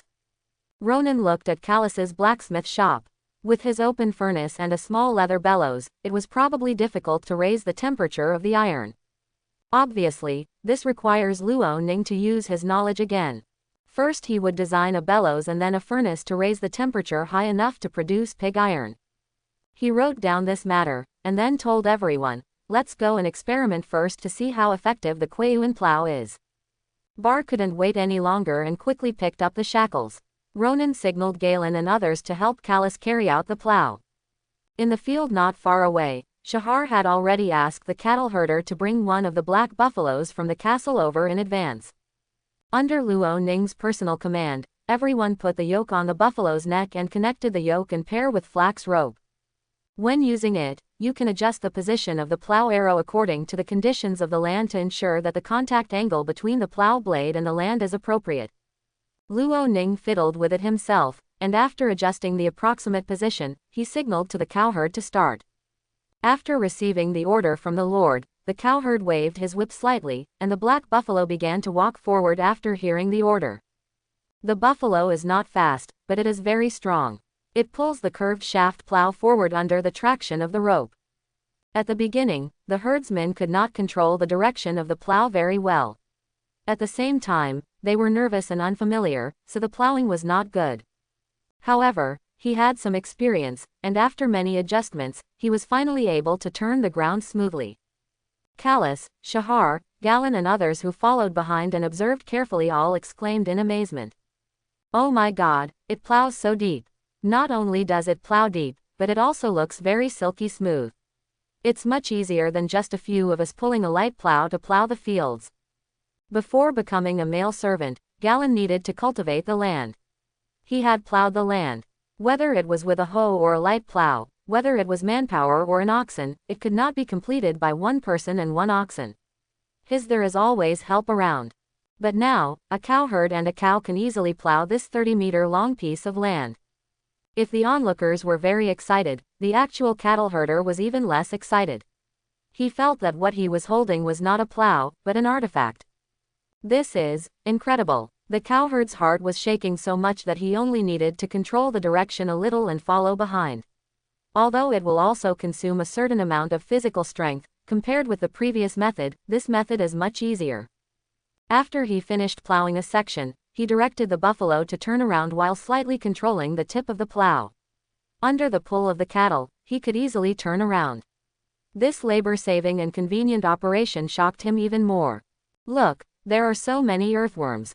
Bar squatted aside, pointing at the earthworms moving on the soil, and shouted excitedly. There are usually earthworms during work, but not as many as we see now. Luo Ning was not surprised by this phenomenon. After all, the curved shaft plow was used to plow deeper than the light plow in manual plowing. In addition, the plow wall broke up the soil clods and dug out all the earthworms in the soil. Not surprisingly, what concerns him more is the quality of the soil. He squatted next to the plowed ditch, reached out and pinched the soil, which was relatively moist. Looking at its black appearance and the many earthworms there, it seemed that the fertility was very good. It seems that the quality of the land in Shanline town is indeed good. It is no wonder that the yield of barley per mu can reach 90 kilograms with just a few varieties of barley. He patted the soil, stood up, and asked the cowherd, "How does it feel to use the curved shaft plow?" Although the cowherd had met the Lord before when he joined the job, he still felt nervous when facing the Lord now. After pondering for a long time, the herdsman spoke out his inner feelings. "Lord, this is the most magical and incredible thing I have ever seen in my life." He said exaggeratedly, "When we operate a light plow, we usually need 2 or 3 people, but just now I can easily operate it by myself. It is not only fast, but also very energy-saving." The cowherd looked at the fallow field and said, "If I were to cultivate this land by myself, it would probably take 2 or 3 days. But now, give me the plow and the cow. Sir, I promise that it will only take 1 day. I can finish it." Although the description of the cattle herder was a bit exaggerated, Luo Ning knew that the Kueyuan plow indeed brought great convenience and efficiency to farmers, reducing the difficulty of plowing and cultivating land. Now, it's a question of how to mass-produce it. Chapter 71. The effect of the curved shaft plow is very obvious. If it can be implemented in Shanline town and ensure that every village has several or even a dozen plows, then whether it is reclaiming wasteland or replanting fallow land, it will save money compared to before. A lot of manpower and material resources. Luo Ning can then put the saved people into other production activities. And this method of deep plowing, coupled with the ridge farming method that Luo Ning is about to promulgate, will definitely increase the crop yield in Shanline town to a higher level. But it is obvious that if we want to fully promote it, we must first solve the problem of output. The blacksmiths in Hillwood town are Kalas and his son, who is still an apprentice. Since the plow cannot be cast, Kalas can only hammer it by himself. This makes the speed of making plows and plow walls a bit slow. As for making the plow body, it is not as complicated as making weapons and armor from black iron trees. Ram's half-baked carpenter apprentice can do it. It shouldn't be a problem to find a few people to practice and operate it several times. Anyway, there are more birches in Shanline town. Kales, I went out this time to buy 2,000 kilograms of wrought iron. I need you to help me build at least 30 of these curved shaft plows. The reason why there are 30 cards is not because there is not enough iron, but because there are not so many cattle in Shanline Town. There are only 24 black buffaloes used for plowing in Shanline Castle. Including the few owned by individual tenant farmers in the town, there are almost 30. Oh my God, 30. Callus' eyes widened in shock. He had never accepted such a big order. Yes, this is just the early stage, and it still needs to be built later. Luo Ning added, I will provide both wrought iron and wood, and I will also equip you with 4 people to help you.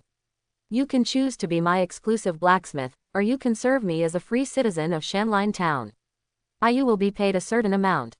Of course, if you choose the former, I will give you a daily salary of 10 copper coins. In addition, your son Bal is a blacksmith apprentice. If he serves me, I can provide you with a daily salary of 3 copper coins. The wages of craftsmen are relatively high. If you were in other cities, it would probably cost more to hire Callus, but in a remote area like Shanline Town, the price would naturally be lower. Callus hesitated. It is only natural that the subjects serve the Lord. But in his current state, he can not only take on the Lord's work, but also earn other people's chores. But if he becomes the exclusive blacksmith of Shanline Castle, generally speaking, he can only serve the Lord. However, the salary offered by the Lord is indeed high. 33 copper coins a year is not bad. Sir, I am very tempted by the salary you mentioned, but I don't know when you usually settle my salary. Luo Ning gave Shahar a look, and the butler immediately understood. Don't worry, Callus, the master is the most benevolent lord. He never defaults on anyone's payment. As he said that, he took out the 1 silver he had just received in the morning from his pocket and said, Did you see it? Your Excellency will settle last month's remuneration for everyone on the 6th of every month. The cowherds, Galen, and others next to them also took out money from their pockets. Shahar continued. Just this morning, the servants of the castle, the professional knights and magicians of the castle, and the guards, all paid for last month. He emphatically emphasized, Please remember that I am the kindest, most trustworthy, and kindest nobleman, bar none. Luo Ning was a little embarrassed to be praised like this, but he was also surprised. Why did 2 of these people carry money with them? Isn't it inconvenient for them to jingle when they walk? When Callus saw this scene, he no longer hesitated and immediately made a gentlemanly salute. Then Callus is willing to be your exclusive blacksmith. Okay, I won't treat you badly. Luo Ning laughed. If you are willing to take care of an apprentice, I will give you an extra 5 copper coins per day. Callus' eyes lit up. I do, sir. Ronan looked at Galen. Go and notify Wilson and ask him to select 3 men and 1 woman from the slaves. Remember to find those who are a little smarter and look like they can learn something. At the same time, let Wilson tell those slaves that as long as they are willing to serve me down to earth for 10 years, I can grant them a certain degree of freedom and let them become my serfs. Okay, sir. Galen took the order and ran out. Callus looked at the Lord in front of him in surprise. You are such a kind man. Merciful. For Luo Ning, it is just to give this group of people some goals and motivation. Besides, 10 years is too long. Kales, I found that your forging speed is too slow. I will teach you a new iron-making method later so that you can produce farm tools quickly. The blacksmith was stunned for a moment, thinking that he heard wrongly, but seeing how serious the Lord was, he was confused. Sir, I learned the methods of making iron and forging from my father. Callus explained. My father's master is a famous blacksmith in Wushan City. Please believe that the technology he taught us is the most advanced. Craftsmen always stubbornly believe that their skills are the best. But Callus was telling the truth. The technology of iron making and forging was indeed like this. Luo Ning smiled mysteriously. With my method, you can smelt iron into molten iron and then cast it directly into farm tools, which is much faster than your forging method. Sir, are you doing this as a magician? Callus was not surprised by the word molten iron. Legend has it that only magicians can control the ultra-high temperature flames that can melt steel, but this kind of flame is not something we mortals can control. Is there such a thing? Luo Ning was a little surprised. He was curious about which level of magician could control such a flame. Don't worry, Callus. If I can design an efficient agricultural tool like the curved shaft plow, I will definitely be able to teach you how to refine molten iron. Luo Ning is very confident about this. Before that, you continue to use your method to build plow blades and plow walls, and assemble the curved shaft plow. After explaining to the other party what needed to be done next, Luo Ning asked the cowherd to move the plow back to the castle, while he and Shahar went to the next destination, the home of the carpenter William. Black ironwood is indeed difficult to process. In the past half-month, William made 4 ironwood shields, 3 ironwood spears and an ironwood chest protector. Luo Ning tested it and found that the strength of these 3 pieces of armor met the requirements and could be used by ordinary guards, especially the ironwood shield. It is estimated that it can be used in confrontations between intermediate knights. The only thing I felt bad about was the ironwood chest protector. It looked like a hole had been dug into the middle of a piece of wood. The guard's head passed through the hole, and he hung the wooden board on his body that could face him. The hanging board just enough to protect the chest and vest. The structure is simple, but it feels uncomfortable and a bit stiff after putting it on. Sir, relatively speaking, ironwood spears are the best, followed by ironwood chest protectors and shields. William Carpenter introduced these armors. I also want to use ironwood and linen rope to make a pair of armor that is more fitting and less stiff than the chest protector, but that is too time-consuming.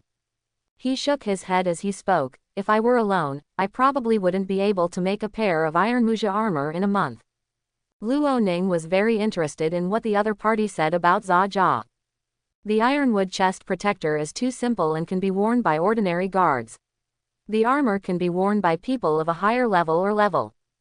Correspondingly, the selling price will be higher. Luo Ning had already planned to arrange 15 male and 2 female slaves for the ironwood workshop last night. Now, considering the cloth needed to make armor and the work of assembling armor pieces, he planned to arrange 5 more female slaves. Come over. William only needs to teach these slaves how to assemble armor plates. This may take some time, but as long as it succeeds, there will be a large number of manpower. After a conversation, he and William finalized the products of the ironwood workshop. In the early stage, they would mainly focus on ironwood shields, ironwood spears and ironwood chest protectors, and then it would be enough to make 1 piece of ironwood armor every month. At the same time, Luo Ning also offered an olive branch to William, asking him to become the exclusive carpenter of Hillwood Castle, and offered William and his apprentice son a daily salary of 17 copper coins and 4 copper coins each. Of course, Luo Ning also asked William to take care of apprentices. In this regard, with callous matter at hand, William agreed without much hesitation. Since then, Luo Ning's 2 factories have been initially established. Next comes the issue of production. According to Luo Ning's plan, the products produced will first arm Shanline Town and then be sold to the outside world. Because of the special nature of the black iron tree, ironwood armor and other items cannot be copied by outsiders, so Luo Ning can sell them with confidence and boldness. But the Kueyuan plow is different. This thing does not have too high technical content. I believe that a blacksmith with a little skill can quickly copy it after buying one. If Luo Ning spends a lot of time to collect a batch of goods, he may sell some at first, but soon imitations will appear outside, and in the end the goods in hand may not be sold even at a reduced price. What's more, Luo Ning currently does not have the ability to produce and stock goods quickly. We will think about this issue later when the iron-making technology is optimized and plows and plowboards can be quickly produced through casting. Therefore, he is not going to work on selling the actual Kueyuan plow for the time being. If he wants to sell it, he can just take out the drawings for making the Kueyuan plow and sell it for 1 or 2 times. After all, knowledge is valuable. Under Wilson's unified arrangement, the 102 slaves were divided into 5 groups: the construction team, the ironwood team, the logging team, the dung collection team, and the newly formed blacksmith team. This batch of slaves was purchased in a timely manner without disrupting the work arrangements of other serfs and free tenants. As mentioned before, the status of slaves was lower than that of serfs in the territory, and they were regarded as talking tools. Although serfs had a low status and were bound to the land and could not easily leave or change their status, they could still enjoy certain independent family, marriage and economic rights at the legal level. As the master of this group of slaves, Luo Ning has the power to determine the identity of the slaves. According to Galen's previous instructions, he made a promise to this group of slaves. As long as they work hard for Shanline Fort for 10 years, Luo Ning will remove their status as slaves and promote them to the serf class. At the same time, Luo Ning also allowed these slaves to get married and have children.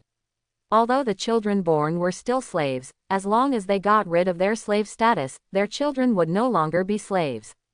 Identity must be earned through one's own efforts.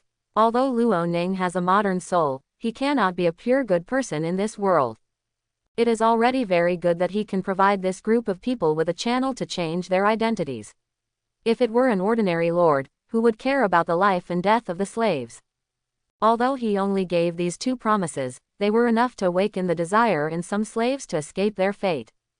Of course, it is very unrealistic to expect slaves to be completely conscious. Luo Ning will not give up the right to spur the other party, and will also let Wilson and others exercise such rights. Small punishments for small things, big punishments for big things. Even if he committed something worthy of death, Luo Ning would not be unable to kill him just because he bought this group of people. At the end of the day, they still have to work hard. In addition to slaves, Luo Ning also issued the same promotion measures to serfs. On the existing basis, if the serfs cultivate the land for the territory for 10 years, Luo Ning will reward them with 10 acres of land. Although the property rights of these 10 acres of land still belong to Luo Ning, he allows that only 30% of the output of these 10 acres of land needs to be handed over to Shanlinbao and the rest can be distributed freely. You know, today's serfs are required to hand over 50% of their output to the castle. After removing the seeds, the remaining food they can eat is almost 25%. With some wild vegetables and other things, they can make black bread to survive. No matter which world they are in, people have the same emotions, and they all want to live a life of food, clothing and warmth. Luo Ning has set long-term goals for the serfs. Coupled with the just promulgated incentive plan for 4 villages to compete in production, as well as the upcoming implementation of the curved shaft plow and ridge farming methods, I believe that the motivation of most farmers will increase a lot. After returning from William, Luo Ning took a look at the training status of McCann and others. The guards brought from Wushanbao were already completely out of work, and Luo Ning was not prepared to let them work in the fields. Although he and McCann were neither in Hillwood Town during this period of time, before leaving, both Ronan and McCann had asked David to not only guard the castle well, but also let the guards continue to conduct appropriate drills. The open space to the west of the castle has now become a training ground for the guards. McCann divided the 27 ordinary guardsmen into 3 groups of 9 men each. One group is arranged to take turns guarding the castle and patrolling the territory every day, while the remaining 2 groups continue daily training. In addition to Q training, ordinary guards now also need to conduct military boxing training. At the same time, McCann also arranged close combat, swordsmanship practice, and bow and arrow training to start in the past 2 days. Professional knights such as David, Tom, Jewett and Sim are mainly trained in fighting skills, which is much more intense than ordinary people's training. Only by constantly pushing the limits of the body can a knight strengthen the fighting spirit in his body. Relaxation will only stagnate his cultivation. The only exception was Commander Redall, who disappeared early this morning. According to McCann, Redall left Shanline Town early in the morning and walked into the Wubei woodland alone. Indeed, it is time to start gathering intelligence on the savage tribes. Compared to the Thane territory, the savage tribes should be easier to deal with. After all, openly launching a war against other nobles will inevitably lead to criticism and intervention. Even Wushan Castle will adjust or even punish Luo Ning in order to maintain the unity of Wushan territory. To deal with the obvious attack on Thane, either Luo Ning is so strong that no one dares to say anything, or he pushes Ryson to an isolated side with no one to help him to plead for mercy. Either way is not the time now. The savage tribe was different. They were originally enemies driven into the forest by the aristocratic coalition led by Wushan. If it weren't for the difficulty of walking through the mountainous forest roads, the trouble of supply transportation, and the fact that the nobles had no interest in spending a lot of effort to annihilate the enemy's remaining troops, they would not have left the savage tribe alone. Now that Luo Ning takes action against the barbarian tribe, not only will he not be criticized by any nobles, he has even contributed to the Wushan territory to a certain extent and promoted the power of the Wushan family. Over the years, it seems that Wushanbao has not done anything eye-catching. Ever since Mr. Rulin stepped aside and handed matters over to Wiggins, the family has become silent. Luo Ning looked at the knights and guards who were sparring from a distance. There were now 2 high-level peak knights in Shanline Town, 1 mid-level magician, 4 junior knights, plus him, a dual professional mid-level lord, for a total of 8 extraordinary 1. With a few more extraordinary beings, a team of knights can be formed. When he was selecting guards at Wushan Fort, Luo Ning looked at Sir Garmin and thought about when he would also have a knight squad. But he didn't expect that only a month had passed, and this idea had already become within reach. "Sir, you are here." When McCann and others saw Luo Ning coming, they immediately stopped. "I'm just here to take a look, you guys continue training." Ronan waved to McCann. "The carpenter William has made a batch of ironwood armors and weapons out of black iron trees. You can arrange for 2 people to move them over and assemble them for the guards. Those shields are of good quality, and you should be able to do the same. It comes in handy." McCann knew about the existence of the black iron tree. They only discovered it that day when they accompanied the Lord to inspect it. At that time, McCann was only an intermediate knight, and he didn't cut the black iron tree with a single sword. The armor made from this thing definitely had a certain degree of defense. "I didn't expect William to process the black iron tree so quickly," McCann said with a smile. "I will have people move it over later and equip the guards first. The ironwood armor, plus the 5 sets of full-body armor obtained from Pedro and Prince, will be distributed by you." Luo Ning glanced at the 2 new knights who were sparring. During this period, give Jawit and Sim more guidance, as well as David and Tom, one by one, to improve their combat effectiveness. Wait for Ruida after collecting information about the savage tribe. We must prepare for battle. McCann's face turned solemn. "Okay, sir, I understand." While the 2 were talking, a guard ran towards Luo Ning. "Sir." McCann looked over and said, "They are the guards guarding the castle today." Luo Ning was a little confused. There must be something urgent for the guards to come here in such a hurry. The last time was Felaton's visit. Could it be that someone else is here today?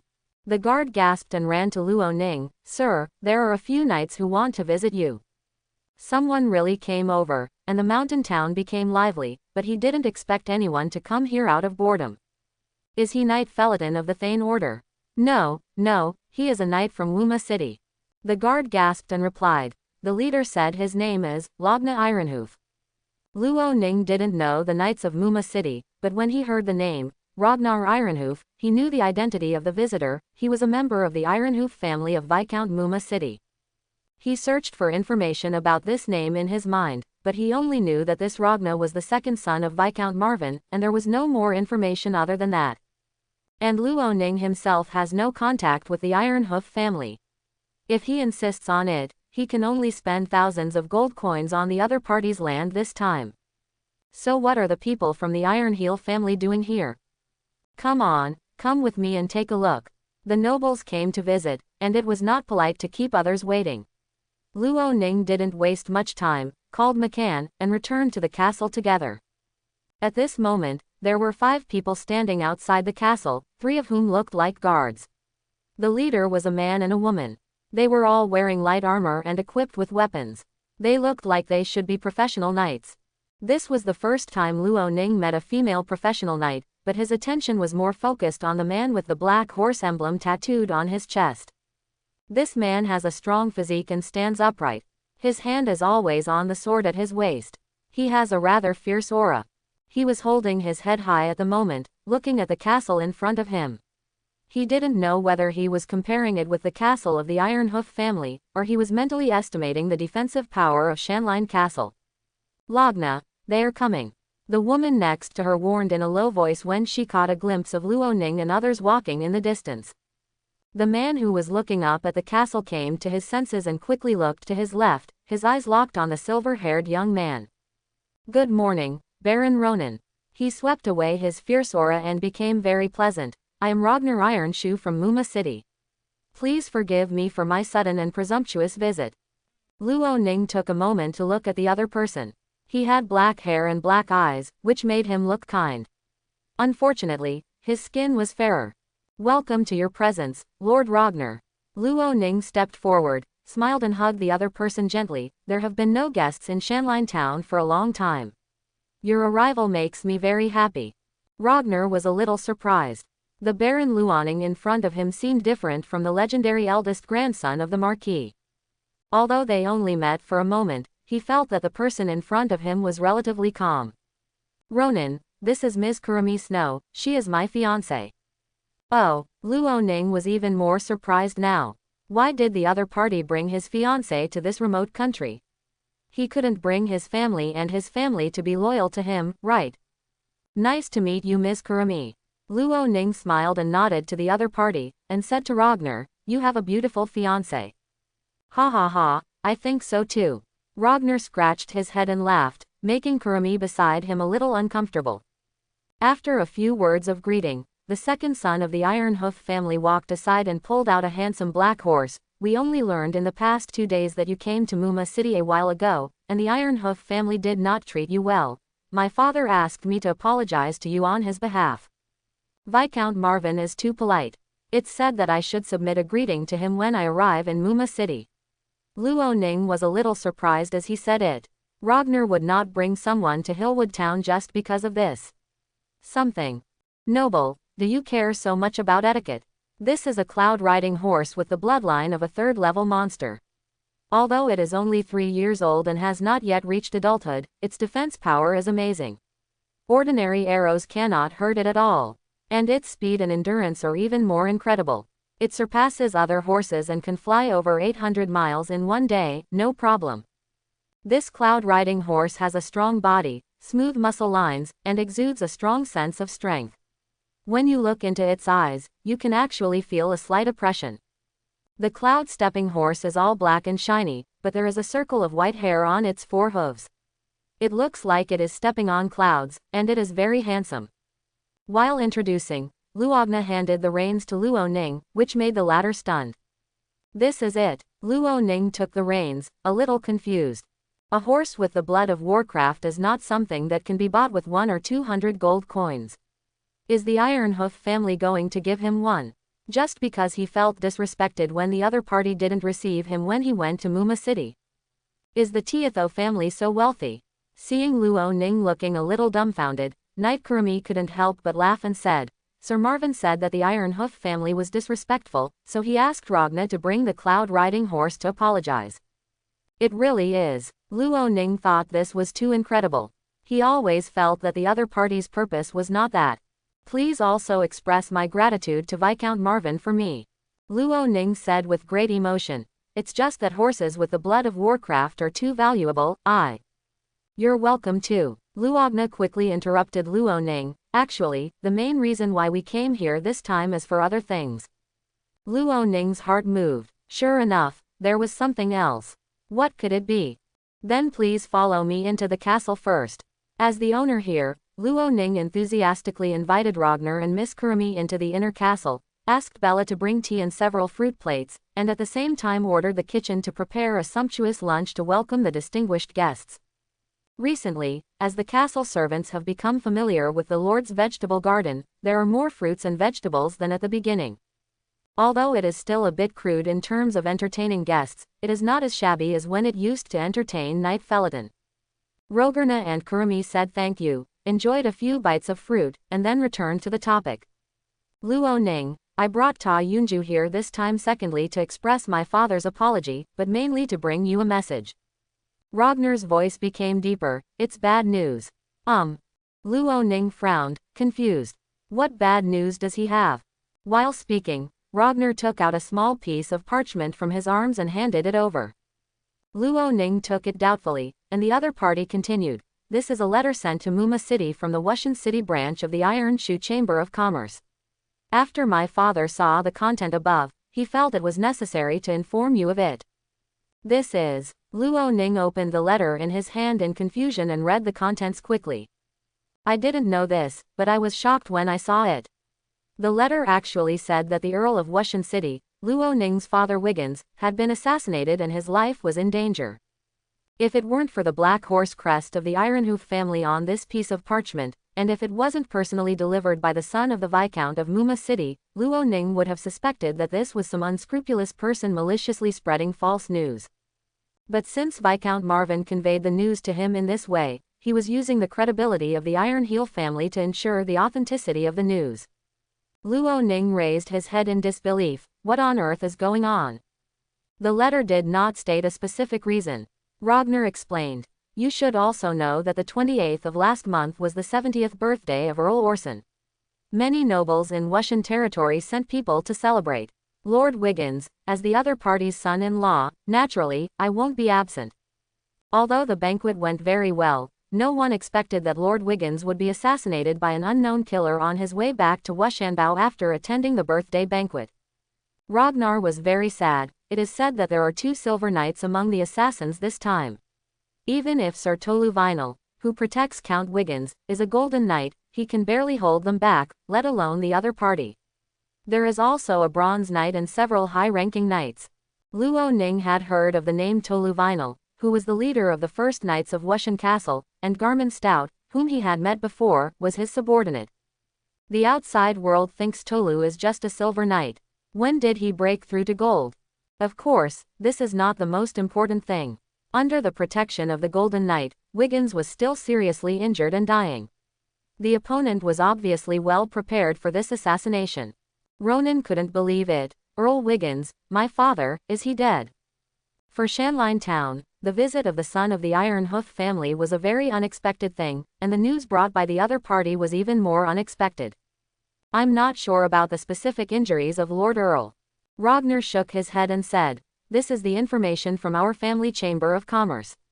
Lord Wiggins was already in critical condition when he returned to Wushan Castle.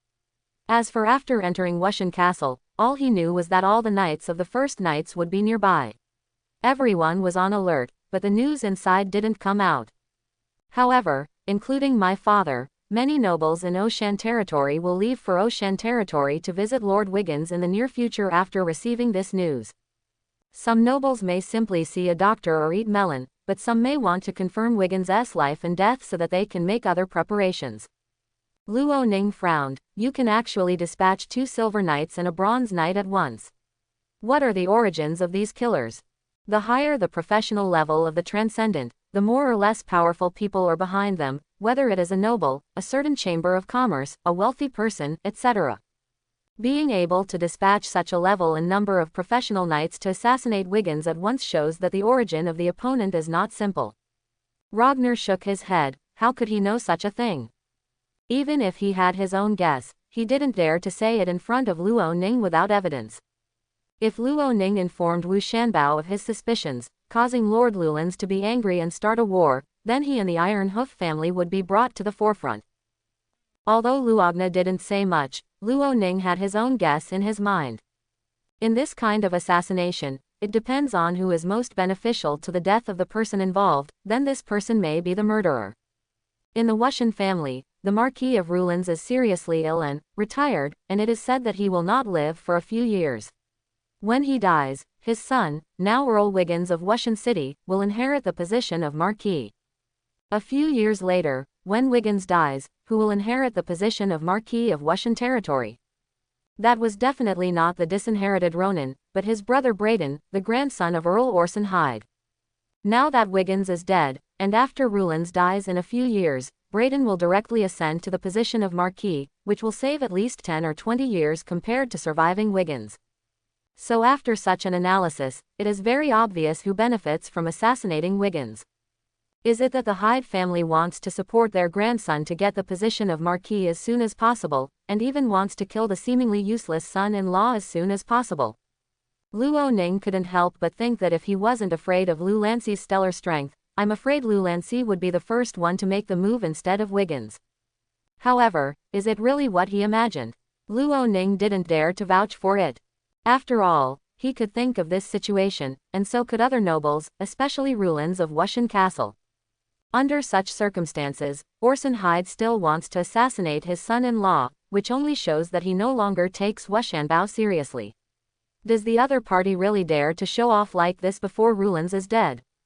Luo Ning felt that this matter still had to be questioned. Luo Ning, when are you going to return to Wushan City? Ragnar changed the subject. If you leave now, we can escort you out of the woods to the south. When we get to Wuma City, you can be with my father. This will make the journey there much safer. Luo Ning came back to his senses and said with some surprise, Why, you guys are not staying at my place today, and you are planning to go back. It was almost noon, and even if the other party left immediately, they would not be able to return to Muma City today. Luo Ning originally thought that the other party would stay overnight in Shanline Town. I'm sorry, it's not that we don't want to rest here for a night, it's just that my father is still waiting for my news in Muma City. Ragnar explained. If you are willing to come with us, then we will set off from Muma City together. If you have other plans, I will have to go back and reply to him. It seems that Marvin Ironhoof wants to leave for Washanbao as soon as possible. Luo Ning thought for a while, but did not give an answer immediately. Please let me think about it. The two knights Ragnar and Kurumi met each other, and both saw the surprise in each other's eyes. They thought Luo Ning would leave immediately, but they didn't expect that the other party would still look unhurried. Could it be that Luo Ning is still angry about being deprived of his inheritance rights, and even if his father is dying, he is not willing to go back to Washanbao to visit? This is too willful. In any case, he, Luoning, is a bloodline of the Wushan family. Ragnar and Kurumi thought so in their hearts, but they didn't say much. They just followed Viscount Marvin's instructions and sent Cloud taking horse over to establish a relationship with Shanline Town, and then conveyed Wiggins' matter to Luo Ning. After the luncheon, Luo Ning sent the group from Muma City away. In the end, he decided not to go to Washanbao for the time being, using the excuse that the autumn harvest in Shanline Town was imminent and he couldn't leave without a political officer. The news and gifts brought by Viscount Marvin may just be pure goodwill, but Wushan Castle is definitely a complicated place now. In the next few days, nobles of all sizes in Wushan territory will gather there. Luo Ning went over at this time and undoubtedly joined the vortex on his own initiative. If someone manipulates it carefully, it may even be pushed to the front. Luo Ning finally settled down in this remote mountain forest, and finally faded out of the sight of many people. Only then did he have time to grow steadily. He didn't want to be remembered so quickly. Moreover, Luo Ning believed that Wiggins was most likely saved by Wu Shanbao and did not die. After all, if he really died, what Ragnar would bring would probably be a letter from Wu Shanbao.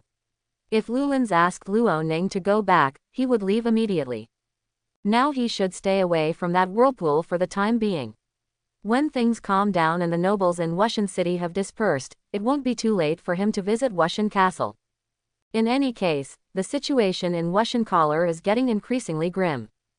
Because only when the dominance is gradually lost to a certain extent, people from outside will attack the feudal monarch so blatantly. Rulins lived in such a fashionable manner, and when he dies, the group of people below will probably become even more unscrupulous. Now he can only hope that Rulins can last a little longer. At least with this old man here, no open war will break out. I don't have much time left. I have to try my best to improve my strength and power before chaos comes. Luo Ning originally just tried his best to let Shanline Town and himself get through the early stage in a stable manner based on the attitude that the enemy will not attack me and I will not attack others, but now it seems that some actions must be put on the agenda sooner. McKen, during the recent training of the guards, we must pay attention to keeping them strong. After Redall brings back the news, we will prepare to deal with the savage tribes in the mountains and forests. Also, Galen, you go and notify Wilson and ask him to inform each village that everyone has to work overtime and shorten the autumn harvest time. In addition, in the next few days, I will recruit 20 militiamen aged around 30 in each village for training. Ask Wilson to arrange in advance for these 80 people to come over to observe and familiarize themselves with the training content of the guards. War means casualties, and Luo Ning needs to consider the issue of manpower replenishment. But the autumn harvest is equally important. Without food, even people can't feed themselves. How can we go to war? Wushan Castle has been very lively in recent days. Nobles of all sizes in Wushan territory have come here one after another. Even Earl Orson Hyde, who just celebrated his 70th birthday, was also present in person. However, the nobles who came here were in a heavy mood and were not as smiling as they usually were when attending banquets and celebrations. After entering the castle, they either clamored to see Lord Rulins, or they wanted to go to Wiggins' room to see each other's injuries.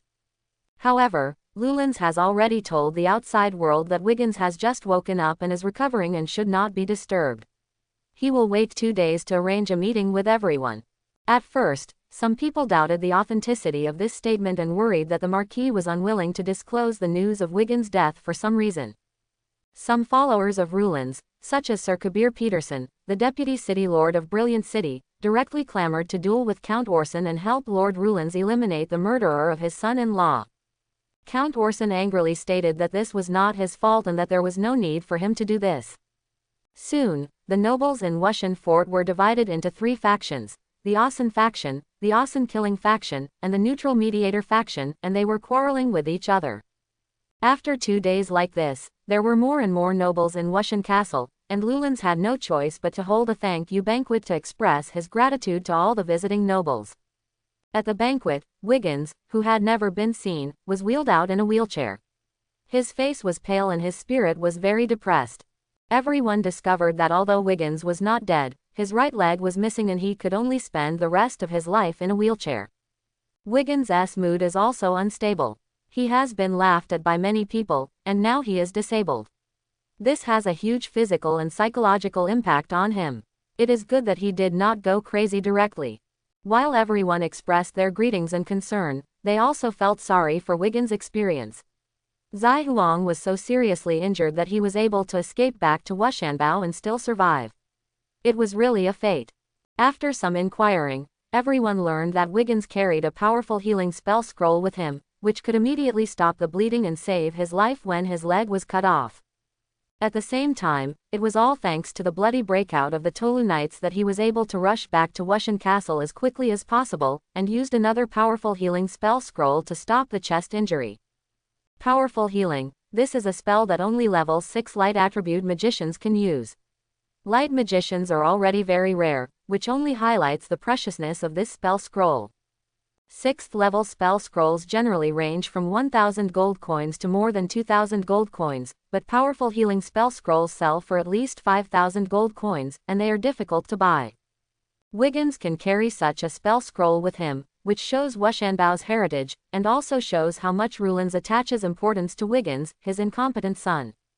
Wiggins was not dead, and the nobles who were originally excited dispersed one after another after visiting him. But the anger of the Osan family and some loyalists has not gone away.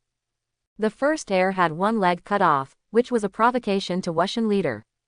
Since the incident occurred at the border of the Hyde family's territory, Rowlands issued an order to the Hyde family at the banquet that day, requiring Black Python City to do its best to give Wushanbao an explanation. At the same time, Sir Kabir Peterson, the leader of the Second Knights and the Deputy Lord of Brilliant City, was also arranged to assist in the investigation. Regardless of whether this matter has anything to do with the Hyde family or not, facing the many nobles of the Wushan territory at the banquet, Earl Orson, as a vassal, accepted Rowlands' order very solemnly and firmly, and released a weapon against the assassin. Anger and curses.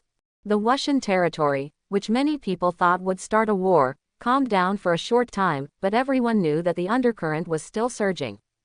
In the study in the back courtyard of Wushanbao, Lu Lanxi was talking to a man. This man had black hair and a crew cut, and a tall and straight body. His eyes that should have been serious and sharp now revealed full respect, and it was for no other reason than that the person sitting opposite him was the person he admired most when he was young. Lu Lanxi's expression was much more relaxed than usual. Come to see me today. You should be preparing to leave, right? Yes, sir. The main reason for coming to Wushanbao this time is to visit Wiggins and Tolu, and to inspect the caravan on the way. Now that the matter is over, it is time to leave for the return journey. The black-haired man with a crew cut is none other than Viscount Marvin Ironhoof, the owner of Horse Wrangling City. In the past, when the Marquis' eldest son Grimes was around, the two of them were very good friends. Young Marvin followed Rowlands and Grimes, and it was not until his father and Grimes were buried in the battlefield that he inherited the title. Over the years, even though Wushanpu's situation has become more and more embarrassing, Marvin's attitude towards Wushanpu has never changed. Before leaving, I still want to know more about your thoughts. Marvin said. There must be a conspiracy about Wiggins this time. No matter how Orson defends it, I feel that I have more or less connection with him. His eyes were genuine. Sir, although it is not appropriate for you to use force now, as long as you have your support, no matter whether it is the Black Gold Brotherhood, the Polish thieves, or Orson of Black Python City, I believe that the Wuxian territory most of the nobles will be at your disposal.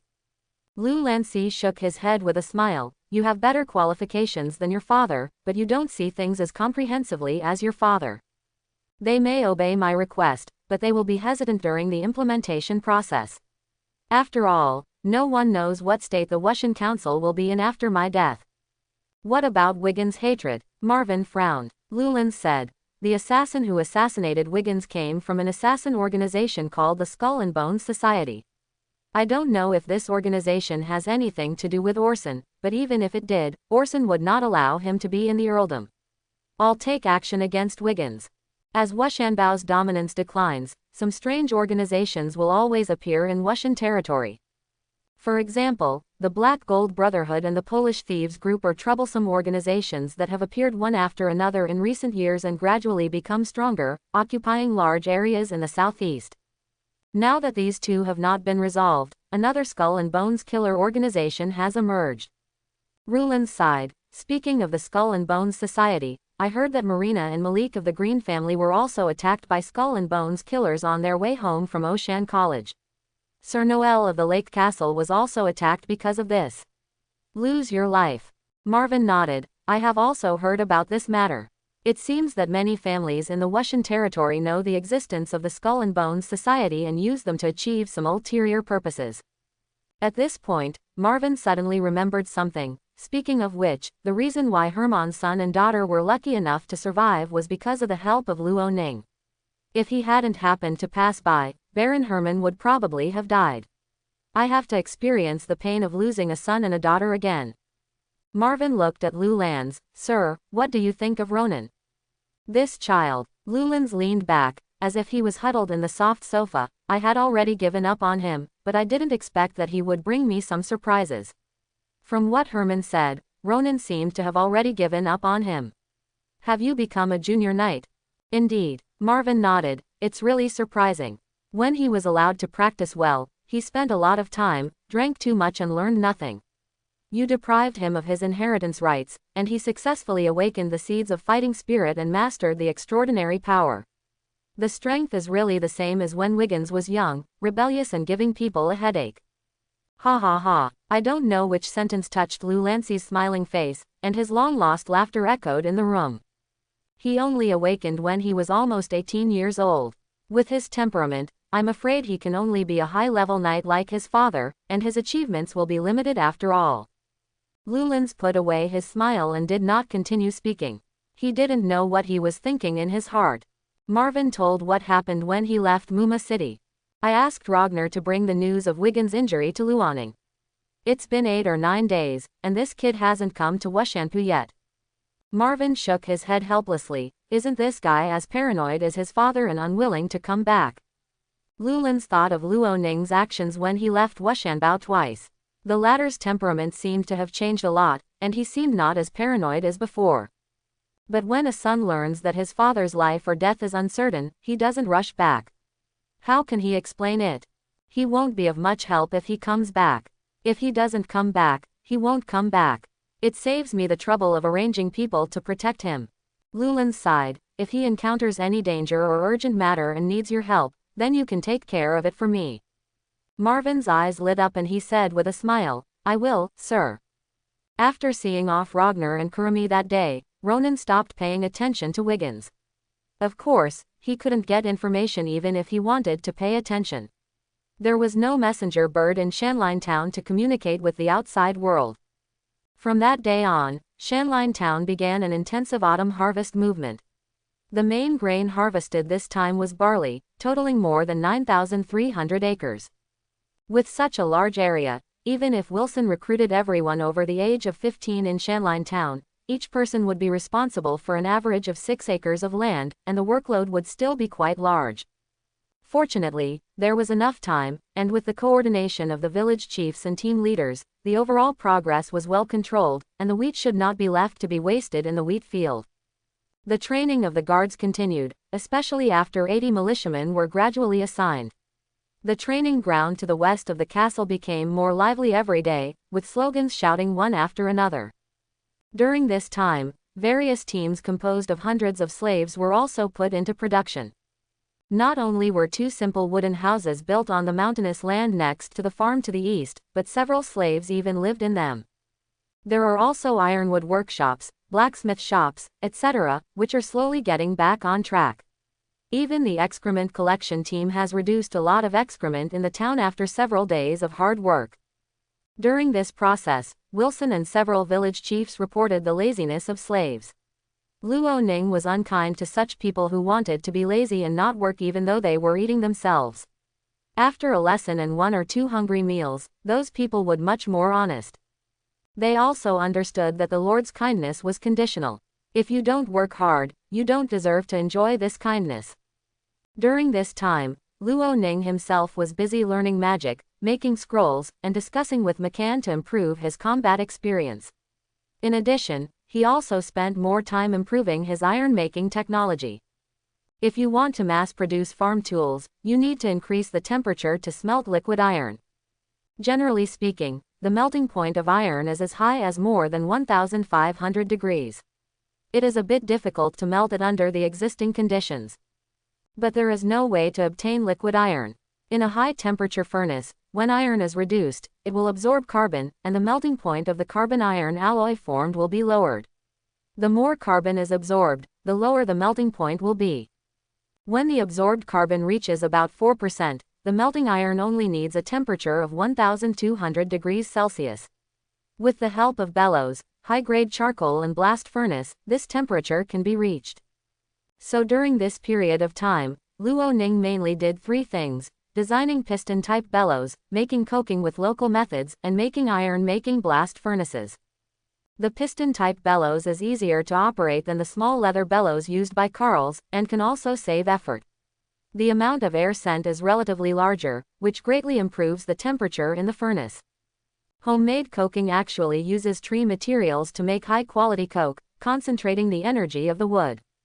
As for the iron-making blast furnace, it is actually a simple furnace made of loess. It is not very high and is only used for preliminary verification. Luo Ning has always given the impression to the servants in the castle that he loves cleanliness. They never expected that the master would not only get close to the dung collection team recently, but even play with coke and mud himself. Luo Ning didn't care about this. After he made the coke and connected the bellows to the furnace, he started trying. After several experiments, the temperature in the furnace was indeed raised through the action of the bellows. After repeatedly adding charcoal to maintain the high temperature, it seemed that the iron could be melted away.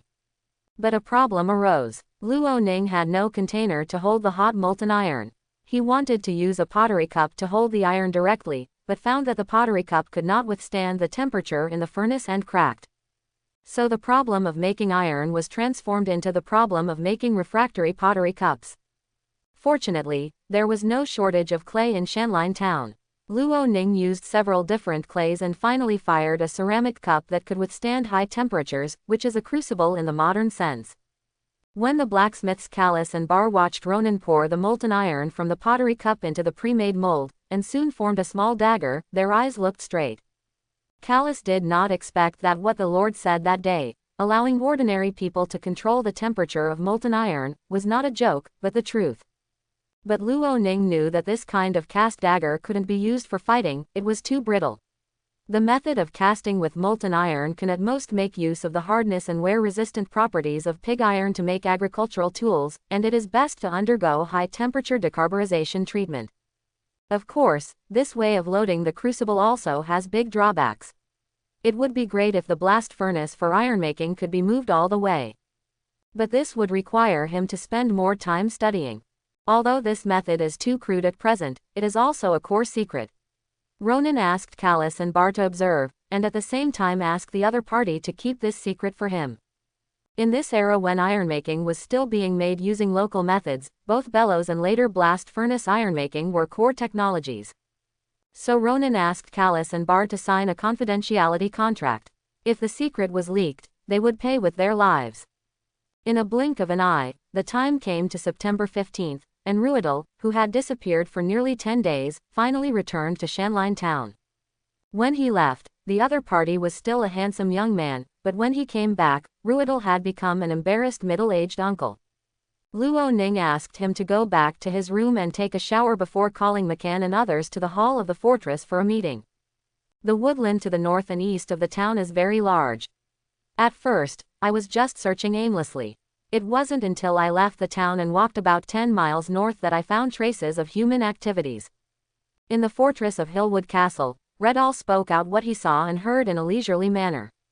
After finding traces of human activities, he searched for a day or two and finally found a village in a bamboo forest due north. The dense bamboo forest hid Redall's figure, and the rustling of bamboo leaves concealed his footsteps. After detailed observation, Ruidal found that the village had only 100 or so houses and was not very large. There are cultivated fields in the north of the village. I wonder if the food grown there can be self-sufficient. After Ruidal marked the village, he walked along the trail northeast of the village and happened to meet 3 hunters while climbing over the mountain. There was nothing to say. Redall took action almost as soon as he saw the opponent, killing 2 of them immediately and leaving 1 behind. He successfully learned the news about all the savage tribes in the forest from the hunter. According to the hunter's account, there were once a maximum of 8 tribes in this woodland. However, after years of natural extinction and annexation, there are currently only 4 tribes left, namely, the Black Collar Tribe, the Grey Earth Tribe, the Green Bamboo Tribe, and the Purple Fruit Tribe. Among them, the Black Collar Tribe has developed very rapidly in recent years, launching many attacks on the other 3 tribes and absorbing many people. In order to prevent being annexed by the Black Collar Tribe, the remaining 3 savage tribes formed a tripartite alliance in a standalone manner. When Luo Ning heard this, he couldn't help but be stunned. No wonder this savage tribe didn't invade Shanline town. It turned out that they themselves were also engaged in civil war. These 3 hunters are from the Zigyu tribe. According to their account, their tribe has the smallest population, with less than 300 people left. In their tripartite alliance, the Grey Earth tribe is the strongest, but its population is only over 400. As for the extraordinary ones, there are very few of them, and the strongest ones are just high-level knights. After Ruidal finished speaking, he picked up the cup next to him and took a sip of water. After I disposed of their bodies, I searched for them for 2 days based on the route they told me. Now I have determined the locations of these 3 tribes. The Black Collar tribe mentioned by the other party is located on a relatively flat plain. The houses and fields there are the most numerous and widely distributed among them. The autumn harvest is currently in progress. After hearing that Redall had finished telling the information he had obtained, everyone sitting at the long table in the fortress showed admiration. Luo Ning was no exception. He admired Redall's courage, determination, patience and resilience. Luo Ning couldn't help but praise loudly, "Ruidal, you are the bravest person I have ever seen. Your information will be of great help to our next operations, and you deserve my applause." Following his lead, everyone else in the hall also applauded, praising Redall's spirit and achievements. Redall nodded to everyone with a smile. After the applause stopped, he looked at Luo Ning. "Sir, the strength of the savage tribe is not strong. I think it is time for us to consider taking action against them." As for the savage tribe, Luo Ning learned about its existence from Butler Hallward as early as the day he was granted the title of Baron of Hillwood Town. It's just that he has been in Shanline Town for so long, but he hasn't gotten any effective information about the savage tribe. This time Redall's information completely filled the gap in this area. Not only did Luo Ning know the number of savage tribes, but he even had a general understanding of their relationship, number of people, and the number of extraordinary beings. The current situation is completely suitable for Shanline Town to enter the scene and break the status quo between the tripartite alliance and the Black Collar tribe. Facing Redall's suggestion that the time has come, Luo Ning nodded slowly. Although the first step is to attack the enemy, the second is to attack the enemy, the second is to attack the army, and the third is to attack the city, but the opponent has no danger to defend and no city to rely on. The advantage lies entirely with Luo Ning. Seeing the Lord's statement of agreement, the eyes of everyone sitting below showed fighting spirit, especially the professional knights. Establishing meritorious deeds on the battlefield has always been their pursuit, and now the bloody thing is finally coming. We not only have to fight, but we have to fight fast. Luo Ning said loudly, if the black-collar tribes are aware of our actions, the hostility between the four tribes is likely to change into a state of temporary cooperation. Then we will face the coalition of savage tribes, just like Wushan led the noble coalition back then. So once we attack, we must take down the Grey Earth tribe, the Green Bamboo tribe and the Purple Fruit tribe as quickly as possible, and take down these three alliances before the black-collar tribe has time to react. As long as these three tribes are included in his territory, even if the black-collar tribe is stronger, Luo Ning does not have to worry about being attacked by multiple enemies and falling into a passive position. Everyone was shocked by Luo Ning's decisiveness. They did not expect that this lord who usually focused on farm work and construction would be so decisive in taking the initiative.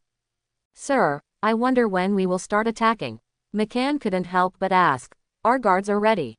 Luo Ning pondered for a while. "Today is the 15th, and our autumn harvest has just ended." The 80 militiamen selected by Wilson only came to observe and learn, and did not conduct formal training. So in the next few days, McCann and David, you are responsible for training them, but remember to maintain sufficient physical strength. The role of the militia is mainly to deal with ordinary people. They only need to be able to scare people in a short period of time. They do not require much combat effectiveness. Not everyone in the savage tribe is a good fighter, most of them are ordinary people. Facing the impressive team, they have almost no courage to resist. "Ruidal, I would like to trouble you to make a simple map in the next 2 days, and we will make a detailed plan later." "You are very considerate, my lord." Ruidal nodded in agreement. In this way, a proactive attack on the savage tribe was initially finalized. In the next few days, McCann and David were responsible for training the militiamen, mainly by shouting slogans and walking steps to enhance the overall momentum, while teaching some relatively simple and practical stacking skills. As for the guards who had been training, they no longer arranged physical training, and even suspended the 2-on-2 fighting event. Some guards were keenly aware of this, and they secretly speculated whether the Lord was going to start a war against the Thane territory. After all, they were direct participants in Prince's betrayal, and they were also witnesses in the subsequent confrontation between Ronan and the Felidon Knights. They knew that the relationship between Thane territory and Hillwood Town was not good. Degree. Not only did the guards who had such speculation show no sign of timidity, but 1 or 2 of them were eager to give it a try. During this period of time, they have eaten well and practiced well, and it is indeed time for them to play their role and make achievements. As the saying goes, food and grass go first before the troops move. Although the distance between Shanline Town and Qingzhou tribe is not very far, so there is no need to carry a lot of supplies, but the rations for the lunch meal still need to be carried. Luo Ning instructs the kitchen in advance to prepare ingredients for making white bread for 100 people, ensuring that everyone can have 2 meals. In addition, everyone brought a bottle of water with herdsmen to satisfy their hunger and thirst along the way. When Redall took out the simple map, Luo Ning called a group of people to start the second meeting. This time he called Shahar, who was in charge of the castle's logistics. "Our first target this time is the Qingzhou tribe just north of Shanline Town." Luo Ning pointed to the location of the Qingzhou tribe on the map and said, "There are 2 roads to the northeast and due east of the Qingzhou tribe, which lead to its alliance, the Zigyu tribe and the Huatu tribe, respectively, and the distances are almost 10 miles away. In order to prevent anyone from the Qingzhou tribe from escaping to report when we attack, I need someone to lead a team to ambush on these 2 roads." Luo Ning glanced at all the extraordinary beings on the long table, and finally his eyes fell on the 2 newcomers Jawid and Sim at the end of the long table. "We are operating in 3 teams this time. Zhu White and Sim, you 2 will take 5 guards and 10 guards respectively. You will be responsible for ambush in the woods on both sides of the road. If you find anyone who has escaped, you will immediately capture them." Everyone's eyes turned to the 2 newcomers at the end of the long table, and the 2 people immediately straightened their bodies, not squinting, but feeling very panicked inside. They thought they would just follow the charge, but they didn't expect that the Lord would let them lead the team. Luo Ning emphasized the content of the mission again. "Our mission is to ensure that what happened in the Qingzhou tribe does not spread to the Zigyu tribe and the Grey Earth tribe. Do you understand?" Jawid and Sim immediately stood up and saluted Ronan as knights. "Understood, sir." Luo Ning motioned for them to sit down, the third team, which is the main force, is led by 5 extraordinary beings, myself, Rydell, David, Tom, and Elrond, and is supported by 10 guards and 60 militiamen responsible for attacking the stronghold. Let Bob and Marseille lead the remaining 7 guards to guard the castle. As he spoke, he looked at Rydell and McCann and ordered, let those militiamen shout at the Qingzu tribe after our main force officially launches the attack. Let that group of people know that their mountain stronghold has been surrendered by the army of the Marquis of Wushan territory. Surrounded, let them understand that laying down their weapons and surrendering is their only way to survive. Rydell nodded and agreed. The raid would have brought panic to them. Coupled with such shouts, it will definitely make these savages even more panicked and make them feel timid in their hearts before they even started to resist. Points. Sir, your method is very wonderful. As natives, Tom, Jawit, Sim and others also admired the Lord very much. In their opinion, fighting is nothing more than lining up and charging. There are so many arrangements. Today is an eye-opener. Luo Ning laughed and accepted the praise from everyone. Morale is still very important. Doing this can make your own team's morale high and the opponent's morale low. In this way, you can win faster and lose less. There are not many extraordinary beings in the Qingzu tribe, 3 or 5 at most. Once we discover them, we will subdue them as quickly as possible. We can capture those who can be captured alive, and it doesn't matter if we kill those who are difficult to capture alive. Luo Ning emphasized. But remember, we don't need to kill those who kneel down to surrender and beg for mercy. You also know the situation in Shanline town. Produce more food, build more residences, open up connecting the roads outside and so on will require more people to complete. He smiled and said, if anyone is found to be indiscriminately killing surrendered people, after the fight comes back, I will let him join the excrement collection team and go to the streets of the town to pick up excrement.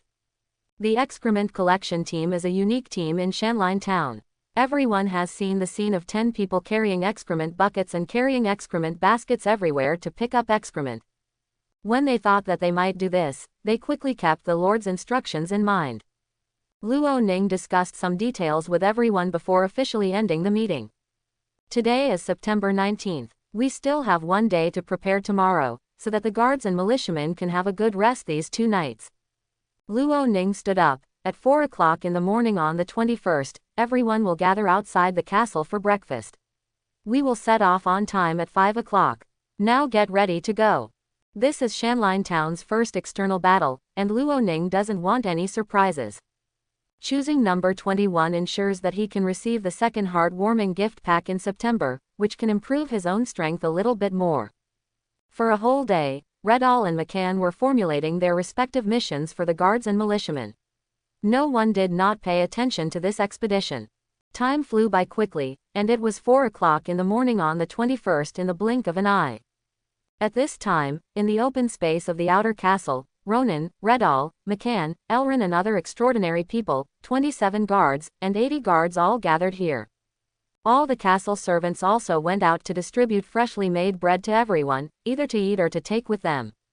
As breakfast time passed, everyone got ready to go. Luo Ning looked at the soldiers standing in front of him. Some of them were holding inferior long swords, some were holding iron and wood spears, and some were holding bone spears or even wooden sticks. As for the armor, it would be nice to wear an ironwood chest protector, as most people are basically unarmored. There was no way Luo Ning couldn't take out so many weapons at once.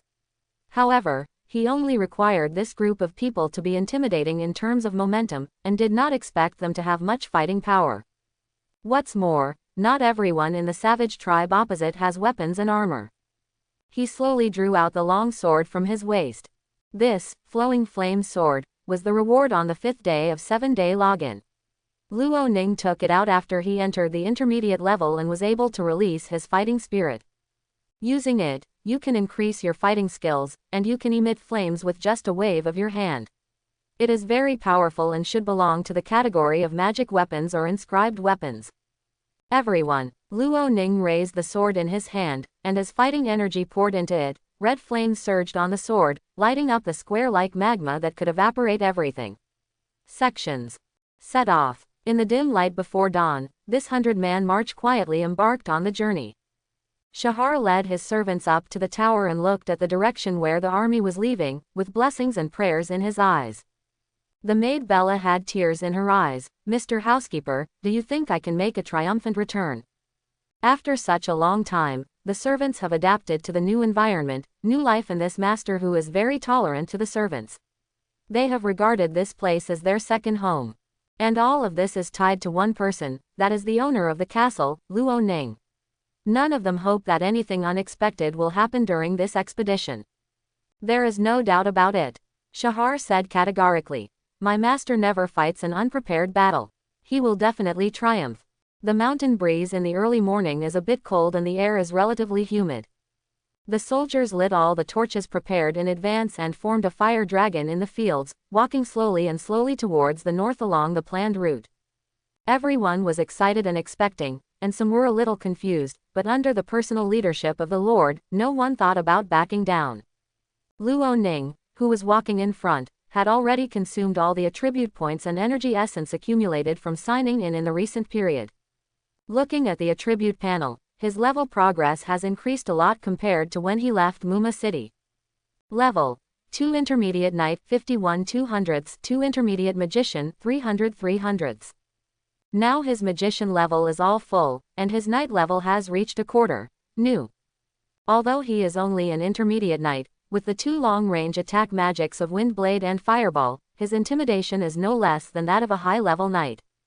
In addition to the improvement in his strength, McCann has increased his cultivation level by 2 points through his own practice, currently reaching 284 300ths. Elrond relies on his own cultivation and energy essence points, and his current level progress has reached 211 300ths. He can also be regarded as a late intermediate light attribute magician. As for Commander Redall, since he is restricted by the master-servant contract with Luo Ning, it is a pity that his strength cannot be further improved before Luo Ning reaches a high level. In addition to the extra points this time, Luo Ning also brought 4 Wind Blade scrolls made during this period, as well as 16 healing spell scrolls made by Elrond, in case of emergencies. Marching is boring, especially after entering the mountains and forests. The road is not easy to walk, the voices of everyone communicating are getting lower and lower, and the atmosphere is becoming more solemn. Fortunately, the sun that rose soon dispelled the darkness in the mountains and forests, and everyone's psychological pressure was also reduced a lot. Commander Redall walked at the front, leading the team in the direction through the marks on the trees along the way. Luo Ning felt more and more that Redall was worthy of being the commander of the legendary Flame Expeditionary Army. He did things in an orderly manner. The information he obtained saved a lot of manpower and material resources for this expedition. Along the way, when it was almost noon, Redall stopped next to a big tree. Luo Ning saw that the marks on the roots of the tree were different from the previous ones. "Sir, after climbing over this hill and walking about 5 miles further, you can see the bamboo forest where the Qingzu tribe is located," Rydell suggested. "Should we take a rest here and regain our strength?" Luo Ning nodded. "Everyone is tired after walking all morning. Let's rest here and regain our strength." He paused and continued. "We just need to arrive at the Qingzu tribe before dark, so everyone can rest here for a long time, pay attention to arranging people to guard, and order the soldiers not to walk around and talk loudly. If he goes too early, all the people in the tribe will go out to work, which makes it inconvenient for Luo Ning to catch them all. He may even miss people and let them go to the Huatu and Zigyu tribes to report the news. Later, when the working people go home one after another, they will implement the siege policy." While everyone was looking for a place to rest, Luo Ning came to the top of the mountain and looked into the distance. He didn't know how far to the north he could see the sea in the north. Looking back, he found that the distance between Shanline town and the savage tribe was not as far as imagined. After leaving the town, it is only 15 or 16 miles to get here, and adding the next 5 miles to this point is only 20 miles. The Alliance army led by Wushan did not kill this group of people at the beginning. The relative dispersion may be one of the reasons. The bigger reason may be that the nobles felt that after killing the fleeing enemy leader and the remaining enemy troops hiding in the mountains and old forests, it would be too much to spend too much energy and money on encirclement and suppression. The nobles are not very interested in anything that is not profitable or beneficial. Time passed little by little. Everyone ate bread, drank water, and waited for the sun to set before the army of 100 people set off again. Compared with before, everyone walked more carefully this time, trying to use trees, grass and terrain to cover their bodies. Fortunately, the Qingzhou tribe's fields were not distributed here. At the same time, the tribe seemed busy with the autumn harvest, and no one was patrolling. This allowed Luo Ning and his party to arrive outside the bamboo forest without any accidents. Jewett, Sim, you take your people along this valley to the east and ambush on the roadside where you are responsible. Your Excellency, and we will wait for you here for half an hour. Rydell took over the command. In half an hour, we will take the initiative to attack. If there is an accident on your side, have someone run over immediately. Don't worry, Commander, even if we meet someone, we will ensure that he won't scream. Jewett and Sim made their pledges and then led their respective troops into action. The sun is setting in the west, and the light in the mountains and forests is gradually dimming, and it will soon be dark. In such a mountainous area, I believe that everyone who works will return home one after another. Luo Ning's gaze passed through the forest in front. Jewett and Sim should be arriving soon. It's time for us to take action. The 5 extraordinary men stood up first and walked in front, followed by all 70 soldiers. A team of this size marched through the bamboo forest, and there was no other noise except the sound of stepping on the ground. No one spoke, no one conversed, everyone walked forward in silence. This is the discipline emphasized during training. Extraordinaries must also be cautious when facing an army of ordinary people who are well trained and well equipped with weapons. An average junior knight can take on 7 or 8 well-trained ordinary soldiers. They are not invincible. The bamboo leaves rustled as the team quickly passed through the bamboo forest. Musical note. If it were the season for digging winter bamboo shoots, we might encounter a few people, but now they passed without any hindrance. It can be said that the Qingzhou tribe has not invested any manpower and material resources in preventing foreign invasion. I don't know if they are confident in their own strength, or if they are more assured of Shanline town. Soon, faint human voices reached everyone's ears. Everyone's eyes were looking through the gaps in the forest, and they could easily see a relatively empty area under the bamboo mountain, where dozens of wooden houses were located unevenly. Luo Ning also saw many farmers returning to their families carrying farm tools. They seemed to be even thinner and more tired than the farmers in Shanline town. Elrond reminded softly, "Sir, there is someone on the guard tower over there." Luo Ning looked in the direction. There was a 3-story sentry tower standing on a relatively high slope. People could indeed be seen moving on it. The question is, what is the use of building a sentry tower in a village? Luo Ning was a little confused. He had already come here and the other party hadn't noticed. What was the point of building a sentry tower? Use my fireball technique as a signal. After bombing the guard tower, everyone takes action immediately. After crossing the bamboo forest, everyone came to the open area. Luo Ning mobilized his spiritual power and mana to concentrate on his palms, drawing the spell lines of the fireball spell. Buzz. When the spell lines were successfully drawn, the fire element between heaven and earth surged, gradually condensing into a half-meter diameter fireball in his palm. That is, at the same time, the sentry on the sentry tower of the Qingzhou tribe finally discovered this scene mainly because it was getting dark, and the sudden appearance of the flames was too distracting. The sentry's eyes widened, and he could clearly see a large group of people standing behind the fireball. Black. The Black Collar tribe is attacking. The sentry reacted subconsciously, but before he could remember to shout out his thoughts and pass them on, he saw the fireball flying toward his sentry tower at an extremely fast speed. He could even feel the fireball. The hot air waves above. Boom! The fireball with a diameter of half a meter struck the sentry tower in shock, shattering the wooden pillars below into pieces.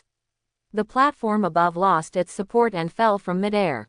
The sentry also fell from the sky, life or death unknown. Come on! Rydell pulled out his long sword, shouted loudly, and rushed out like an arrow, followed closely by McCann and a group of soldiers. Tom and David led the remaining people into 2 teams, outflanking them from the left and right sides. Intruder. An unknown person stopped in front of Rydell. This person's clothes looked better than the others in the Qingzhou tribe. He didn't know his identity. Roll. Rydell didn't even look at the opponent. He just burst out with fighting spirit as he passed by, and the opponent was knocked away like a kite with its string broken.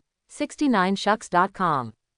Everyone listen. Redall jumped up and came to the roof of a house. You are now surrounded by the Baron's army. If you don't want to die, kneel down and surrender immediately, otherwise you will be killed without mercy. In line with his roar, McCann and other guards also responded, kneel down and surrender. Kneel down and surrender. The same caliber, the same speaking speed, and the roar blessed by fighting spirit can be heard by almost the entire Qingzhou tribe. Those savages who thought it was a black-collar tribe attacking the stronghold realized that they were not members of the black-collar tribe, but the legendary noble army outside the forest. It had been many years since they had forgotten the nobles' campaign to exterminate them. Some of them even thought that the nobles would never come. Until this moment, the frightening memories came to their minds again. Back then, they were chased by the noble coalition and fled in embarrassment into the forest. At that time, they had no base and could run away at will, allowing the noble coalition to pursue them without a target. But it's different now. They have their own mountain village and base camp, and they are all gathered here. I surrender. Some people knelt on the ground in fear. They had been frightened by the enemy's momentum. At this moment, they were like a lone boat facing a 100-meter-high wave, without any intention of resisting. I surrender. I surrender. All of a sudden, a large number of savages on the road fell to their knees. Seeing this scene, Luo Ning was in a good mood. This battle was easier than I imagined. Elrond, who was following him and did not charge, smiled and said, your arrival has brought them dawn and given them a chance to get rid of their savage identity. They should thank you instead of resisting. They don't realize that. Luo Ning smiled and said, they were just frightened by the strength of the soldiers. While the two were talking, a ball of flames formed by fire-attributed fighting spirit cut through the void and hit Redall, who was standing on the roof. The commander slashed with his sword, directly cutting the flames into pieces.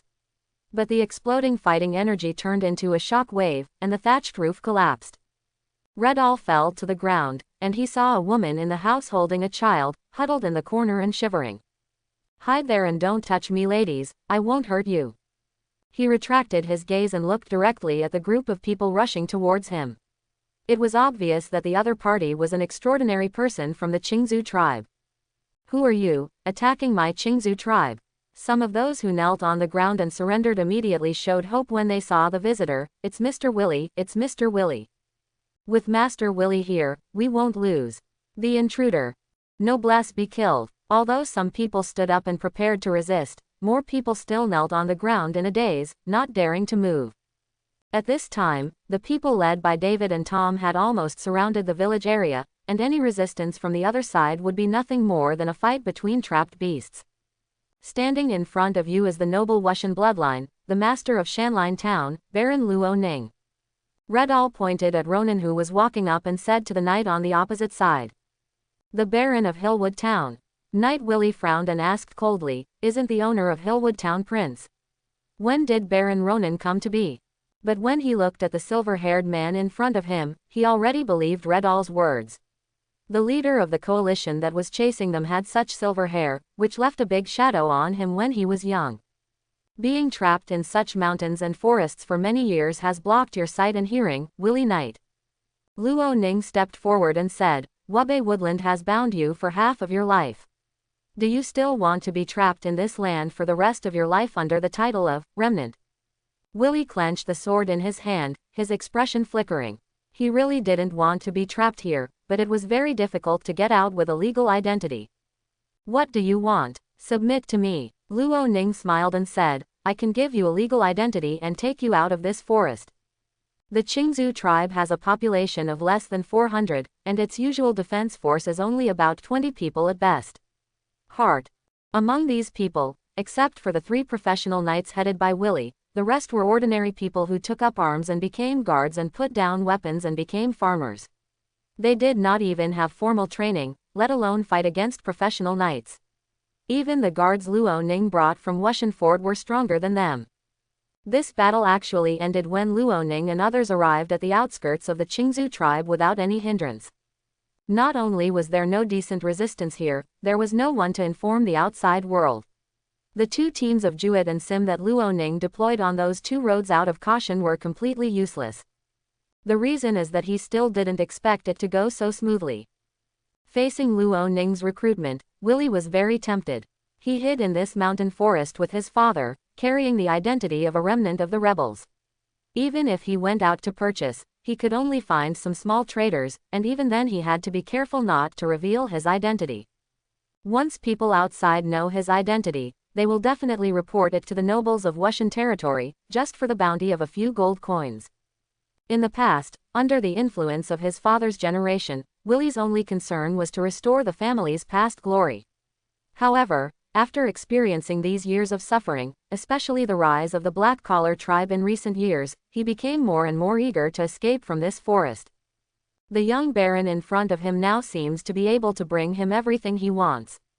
Lord Luo Ning, I am very moved by your proposal. Willie's tone softened slightly, but you know, even if humans want to subdue a monster, the first thing they have to do is defeat it. If you want me to surrender, you should also show your strength first. Luo Ning was stunned. How else could he show his strength? The Qingzhou tribe was surrounded by him, how else could he show off? Knight Willie, haven't you figured out the current situation? The Qingzhou tribe has been surrounded by me, and you have become my prey without any resistance. This is enough to prove that I am powerful, at least better than you, powerful. No, no, no. Willie shook his head quickly. You just trapped my people, not me.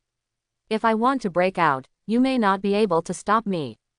His tone was very confident. If you want me to surrender to you, you should defeat me from the front alone. I admire your courage, Knight Willie. Luo Ning's lips curled up slightly, but at the same time, I also admire your ignorance. Upon hearing this, Willie's face turned cold. Lord Luo Ning, please pay attention to your attitude. I have not offended you, but you are slandering me. This is not the quality that a noble should have. Is it true that the quality of a noble is to remain humble and respectful at all times, and to politely praise everyone? I have no interest in dueling you. Luo Ning shook his head. Now you have 1 minute to consider whether to surrender to me or be killed. In such a crushing situation, what qualifications does the other party have to negotiate with him? The tension spread, and Willie glanced at the people around him. At this moment, he was surrounded. Although he sounds confident, he is not 100% sure of breaking through. And he didn't want to abandon his identity as the leader of the tribe and submit to others, with no one to serve him. What he wants is the same as Luo Ning, the freedom to be served by someone when he opens his eyes, and to do whatever he wants without having to obey anyone's orders. The two knights next to Willie were very nervous. The momentum of the group of people across from them was too strong. They were only junior knights. If the negotiation broke down, they would not be able to escape. 1 minute passed very quickly, and Willie finally relaxed after another round of fierce fighting in his heart. Sir, I can surrender to you. Willie spoke again, but I hope you will allow me to continue to be the leader of the Qingzhou tribe and manage this group of people. Luo Ning was stunned by the other party's request, and then he actually laughed. He slowly raised his hand, and the familiar wind blade spell lines were drawn on his palm. With the surge of wind element, a hazy cyan wind blade quietly formed in his palm. Luo Ning, you. Willie's expression changed drastically. He originally thought that even if the conditions were not met, he could still bargain, but he didn't expect that the other party would take action directly. Luo Ning was too lazy to say anything more. Under the influence of his mental power, the wind blade came out and cut towards the opponent's neck with a very fast sound of breaking through the air. Drink. Willie, an intermediate knight, was full of fighting spirit. He raised his sword and condensed it into a flame slash to resist the attack of wind blade technique. But whether it was because the quality of his long sword was too poor or because the flames were not completely condensed, the wind blade directly cut off the opponent's sword body and left a blood line on the opponent's throat. Willie felt his body become cold quickly, as if his soul was gradually being pulled away, and then he fell to the ground. How can a defeated person be qualified to impose so many conditions? Luo Ning sneered, you don't have such a bit of vision, so you don't need to be my subordinate. In fact, if the other party made other requests, such as asking Luo Ning to give some gold coins or something, he would be more willing. After all, having an intermediate knight at his disposal was a favorable thing for Luo Ning. It's a pity that Willie wants too much and actually wants to continue to be the leader of the Qingzu tribe. Isn't this equivalent to Luo Ning conferring a knighthood on the other party and then allocating a manor? McCann, who has been with him the longest, and Redall, who has made great contributions, have not been canonized. How can a defeated remnant leader be qualified? Lord Willie just died like that. The two knights who were originally standing next to Willie did not expect such a situation. The strongest man from the Qingzu tribe could not resist the opponent's move. At this moment, their ears seemed to still be echoing with the sound of the wind blade breaking through the air just now. It was really the sound made by the undead in hell. When the farmers who stood up and prepared to resist with Willie saw this, they collapsed on the ground like mourning concubines, and no longer had the courage to resist. Those who kneel down and surrender will not be killed, Luo Ning said lightly. Rydell and McCann pointed their swords to the sky and shouted loudly, "Those who kneel down and surrender will not be killed." After this battle, even Willie's two professional knights were so frightened that they knelt down and begged for mercy. How could anyone dare to resist? One or two of them all knelt on the ground, shivering, begging for forgiveness from the nobles.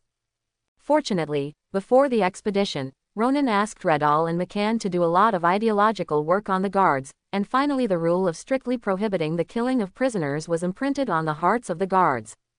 Even when facing surrenderers, the soldiers were rough at best, but they did not kill anyone indiscriminately or maim anyone. It is still very necessary to train a team that obeys orders and prohibitions. David, Tom, you led people to gather all the people in the Qingzu tribe for me. Luo Ning emphasized. Remember to search carefully, no matter men, women, old or young, don't miss anyone. Chapter 81. With the death of Willie Knight, the leader of the Qingzu tribe, the rest can be left to the guards and militiamen led by Tom and David. The role of the team composed of ordinary people was also reflected at this moment.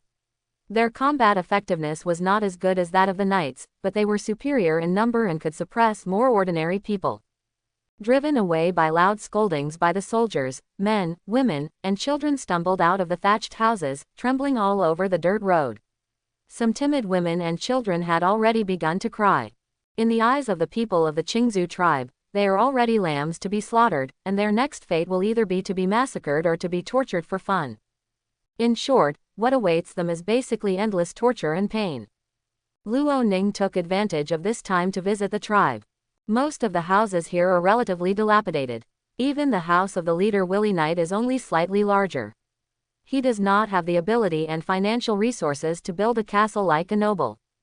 The scale of the village is not large, and all the houses are basically concentrated in this palm-sized area.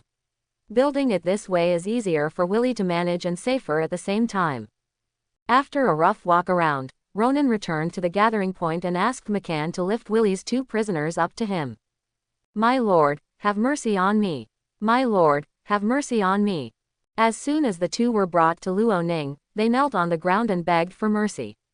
Their attitude was more like that of a defeated person, and they were much more aware of current affairs than Willie. "I am very kind and will not take your lives easily." Luo Ning had a smile on his face and looked very kind. "Introduce yourselves." The two captive knights carefully began to introduce themselves. From their mouths, Luo Ning had a better understanding of the Qingzu tribe, x.com. The leader of this tribe, the ancestor of Knight Willie, is the Fox Baron family under the Orland Empire. In a series of disputes, the Fox family and many nobles stood on the opposite side of the kingdom of Alduin, and then they were surrounded and hunted down by a coalition of nobles led by the Oshan family.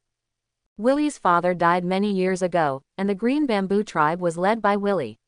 He himself was very talented in cultivation. He became an intermediate knight at the age of 25 and had high prestige in the tribe. Luo Ning couldn't help but sigh when he heard this. Sure enough, their cognition was still unconsciously low while huddled in the forest. He only became an intermediate knight at the age of 25. Such talent can only be said to be average, far from the evaluation of good talent. As for the two prisoners in front of them, their qualifications are even more average. Whether it is the 23-year-old warden or the 21-year-old dandy, they both accidentally activated the fighting spirit seeds when they were 19 years old, similar to Jewett from Hillwood Town. At most, they can only become high-level knights in their 40s or 50s, and this can only be achieved by practicing hard. If they slack off a little more, they may not be able to become intermediate knights. I heard that your Qingzu tribe has cultivated fields in the north. How many acres are they about? Luo Ning asked. How is this year's harvest? Warden and Dandy looked at each other, fear flashing in their eyes. They couldn't answer this question. Dandy replied tentatively. I'm sorry, sir, we don't know much about this issue. Maybe you can ask Cyrus. Cyrus. Luo Ning looked at McCann, who immediately walked into the crowd of prisoners and brought Sellies over.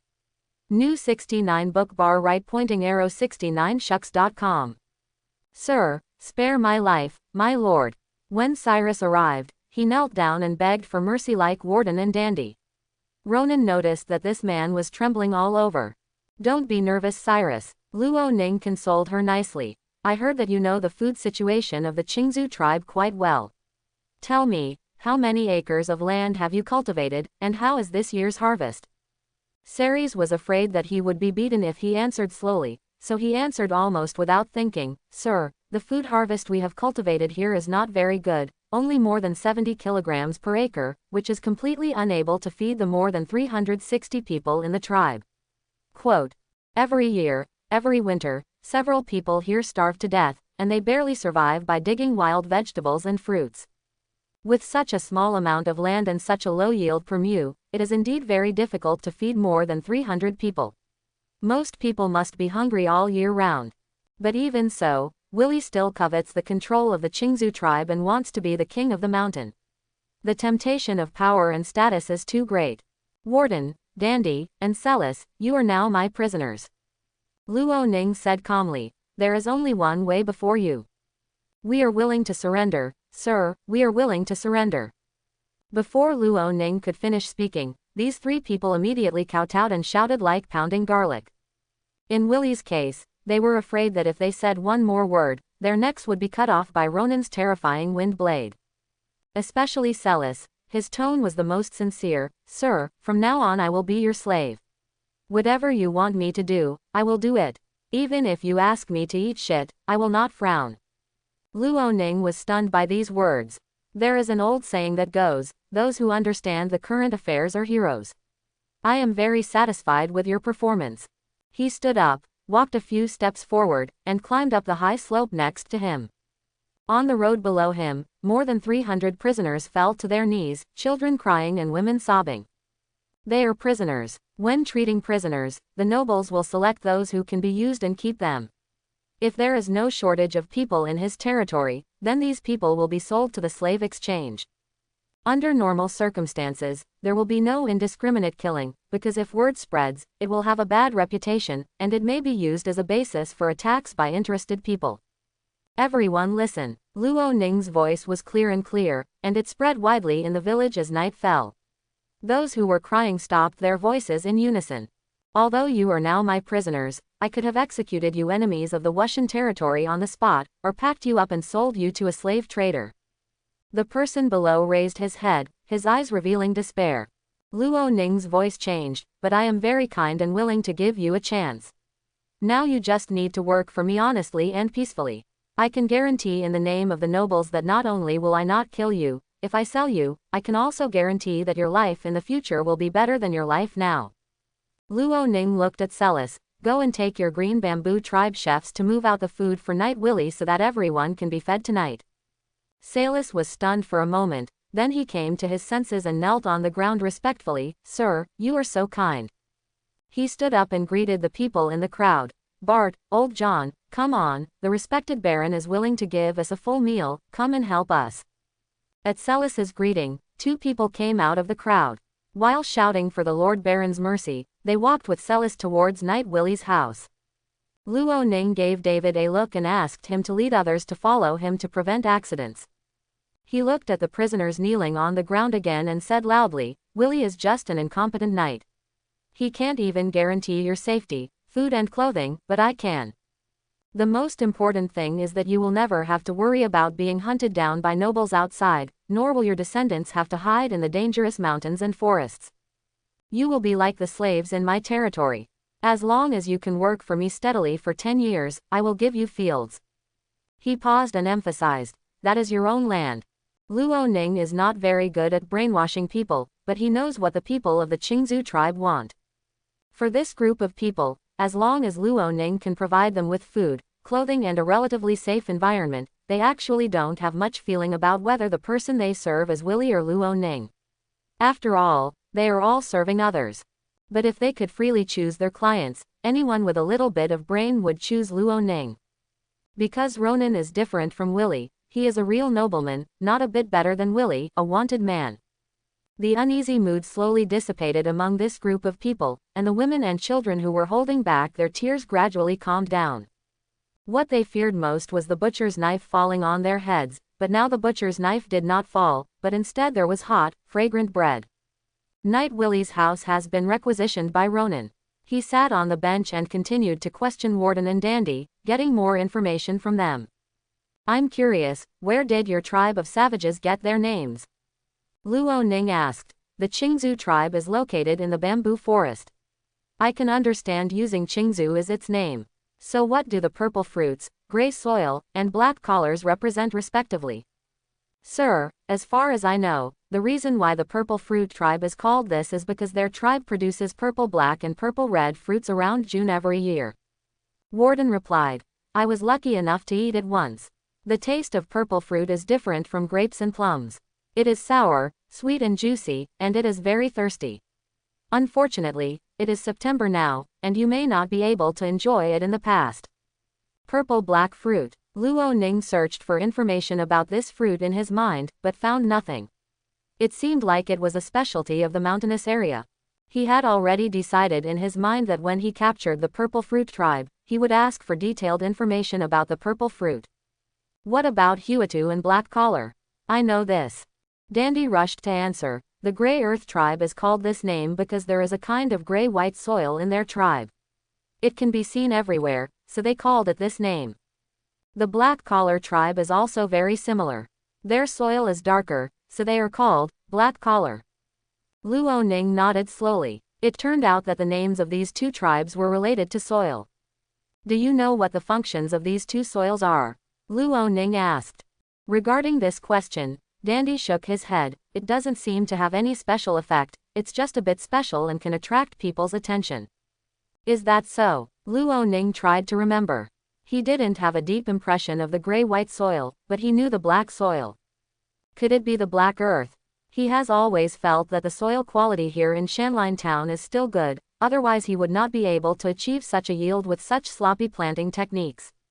If this black soil is black soil, then he will occupy the Black Collar tribe, and the issue of food in the subsequent territory will not be a problem. Okay, I've asked you almost everything you need to ask. Now that you have surrendered to me and are willing to dedicate your loyalty, I will give you two a chance. Luo Ning looked at the two knights in front of him. Today is the 21st, and by the end of this month you will all be within my probation period.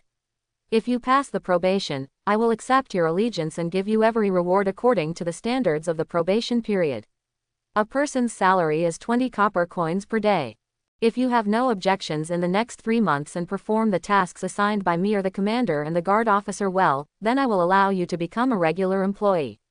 At that time, you will receive a daily salary of 30 copper coins per day. Salary, 30 copper coins per day. Warden and Dandy's eyes straightened. Although they have lived in the Qingzhou tribe these years, they would go out every once in a while to secretly purchase some daily necessities such as salt. Money is no stranger to them. It's just that money has always been in the hands of Willie Knight, and they have no chance to touch it. But now Luo Ning will actually pay them a salary, and it is still 20 copper coins, which is enough for them to buy a pound of Gaza salt. More importantly, these 20 copper coins are only a daily salary. How much is it per month? They subconsciously clasped their fingers and found that they couldn't figure it out. At this time, Luo Ning's voice interrupted their chaotic thoughts. You don't have to suspect that I lied to you. He pointed to Tom aside. His name is Tom. When I defeated his former loyalist, he chose to surrender. At the beginning, his daily salary was also 20 copper coins, but in view of his excellent performance, I made him a regular employee in advance, and now the daily salary has reached 30 copper coins. Concrete examples are more convincing. Of course, Ronan will not let Walton and Dandy become regular players early. They are not as good as Tom. But this sounded different to the other two, and they couldn't help but look at Tom, as if seeking confirmation. Tom puffed out his chest and said, "Yes, Your Excellency not only forgave me for my crimes, but also gave me everything I have now. If you can serve Your Excellency sincerely, I think you will be like me." After Tom's confirmation, Warden and Dandy were completely relieved. "Thank you for your kindness, sir. I, Dandy, Warden, will be your loyal follower from now on." They have made up their minds to work hard and strive to become regular employees as soon as possible. Luo Ning smiled and motioned for the two of them to stand up. At this time, Elrond, who had been busy for a long time, walked in from outside. "Sir, I have calculated the accurate number of people and casualties of the Qingzhou tribe." Luo Ning adjusted his sitting position and said, "Say. A total of 354 people, including Willie Knight, died here during the Battle of Savage 3. In the end, all the remaining 354 people became your prisoners and are now under centralized supervision." "8 died." Luo Ning didn't expect that so many people would die. He thought that at most only Willie and the sentry that he blasted down would die. Sure enough, once a battle begins, many things that will happen during the process are uncontrollable and unpredictable.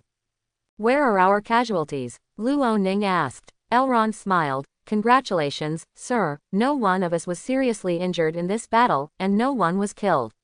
The only regret is that 4 militiamen were slightly injured, and 2 of them still couldn't see the road clearly. He fell while stepping on the air." He added, "This battle against the Qingzhou tribe can be described as a complete victory." Ruidal on the side also laughed, but he seemed to be a bit unsatisfied. "It's a pity that I didn't put much effort from the beginning to the end. I only used up some fighting spirit and roared twice. You managed to get into a fight with that Willie, what about me?" McCann spread his hands helplessly. "I didn't even have time to contribute, and the other side had already surrendered. I feel like I'm just here to make up for the numbers with you." "Me too, ha ha ha, I didn't even use any healing skills." Listening to his subordinates complaining to each other, Luo Ning also laughed. "It seems that he took the most shots in this battle, a fireball technique and a wind blade technique, each taking away 1 person. There will be a time in the future when you take action." Luo Ning smiled and interrupted everyone's complaints. "Warden and Dandy have just told us the details about the Purple Fruit tribe and the Grey Earth tribe. Since we have almost no losses in this battle, we will attack these 2 savage tribes in one go. Take it too. The Green Bamboo tribe, the Purple Fruit tribe, and the Grey Earth tribe are a tripartite alliance that jointly fight against the Black Collar tribe. As one of the few extraordinary beings in the tripartite alliance, Warden and Dandy have naturally entered the core level. They definitely know more than the hunter Redall captured. According to the accounts of the 2 people, the Zigyu tribe has the smallest number of extraordinary beings, only 2. They are a couple, in which the woman is an intermediate water attribute magician and the man is an intermediate knight. Such a tribe has no ability to resist in Luo Ning's eyes. I'm afraid he can win here at a very small price. As long as these 2 people are taken down, the group of savages living in the Zigyu tribe will definitely surrender." Magician, I didn't expect that a magician would be born in the savage tribe. Luo Ning was looking forward to it. Although the female magician named Jenny Frank is already 36 years old, which is a bit old, if you adopt a magician as your own, the benefits will be great. If the other party can have a relatively high production success rate like Elrond in making spell scrolls, then the spell scroll industry in Shanline Town will reach a higher level. However, Luo Ning did not have high expectations for this matter.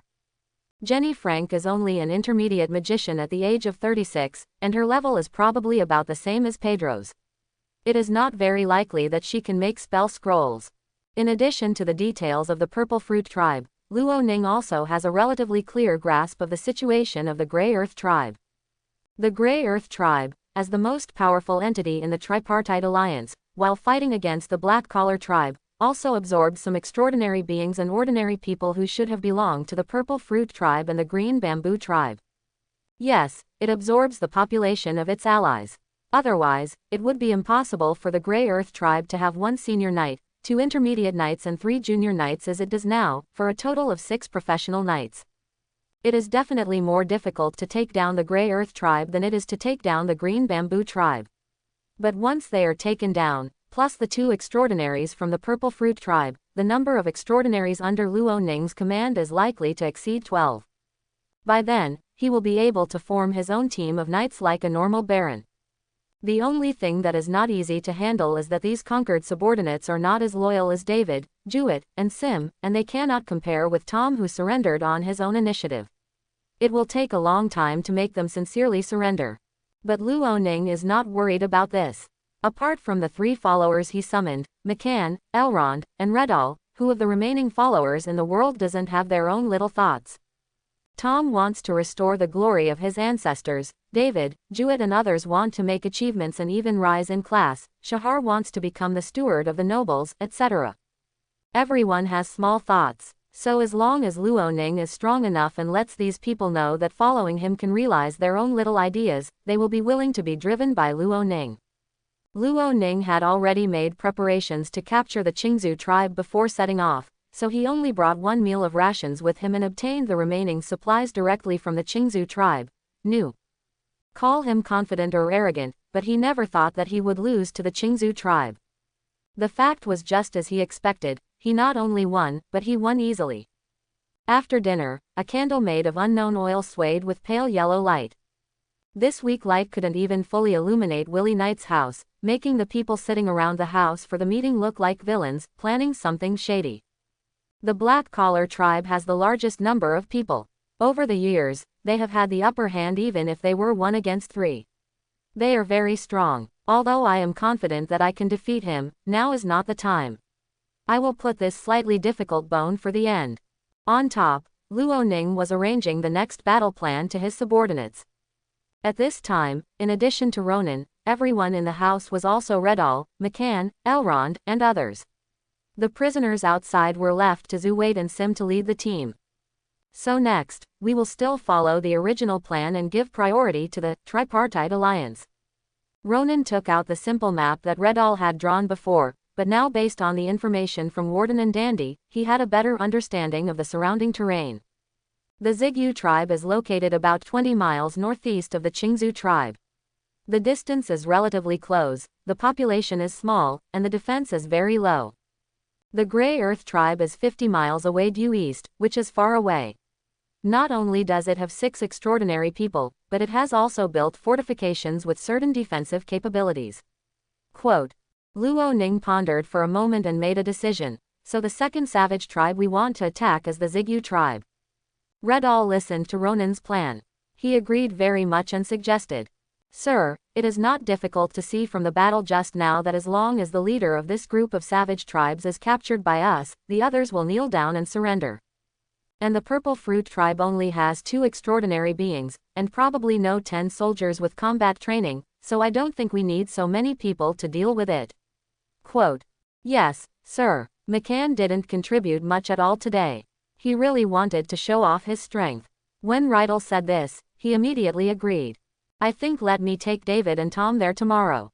Your Excellency, you and the commander will take the soldiers to rest here for a day and wait for news of our victory. David and Tom couldn't agree more. If we are just dealing with the 2 extraordinary beings from the Purple Fruit tribe, I believe it is enough to let the 3 of you pass. There are always surprises in battles, and now we have an advantage, so there is no need to take risks. Luo Ning remembered a sentence and shared it with McCann. We can despise the enemy strategically, but we must pay attention to the enemy tactically. Strategically despising the enemy, tactically paying attention to the enemy, it doesn't matter in any world. After listening to these words, everyone seemed to understand the meaning behind it.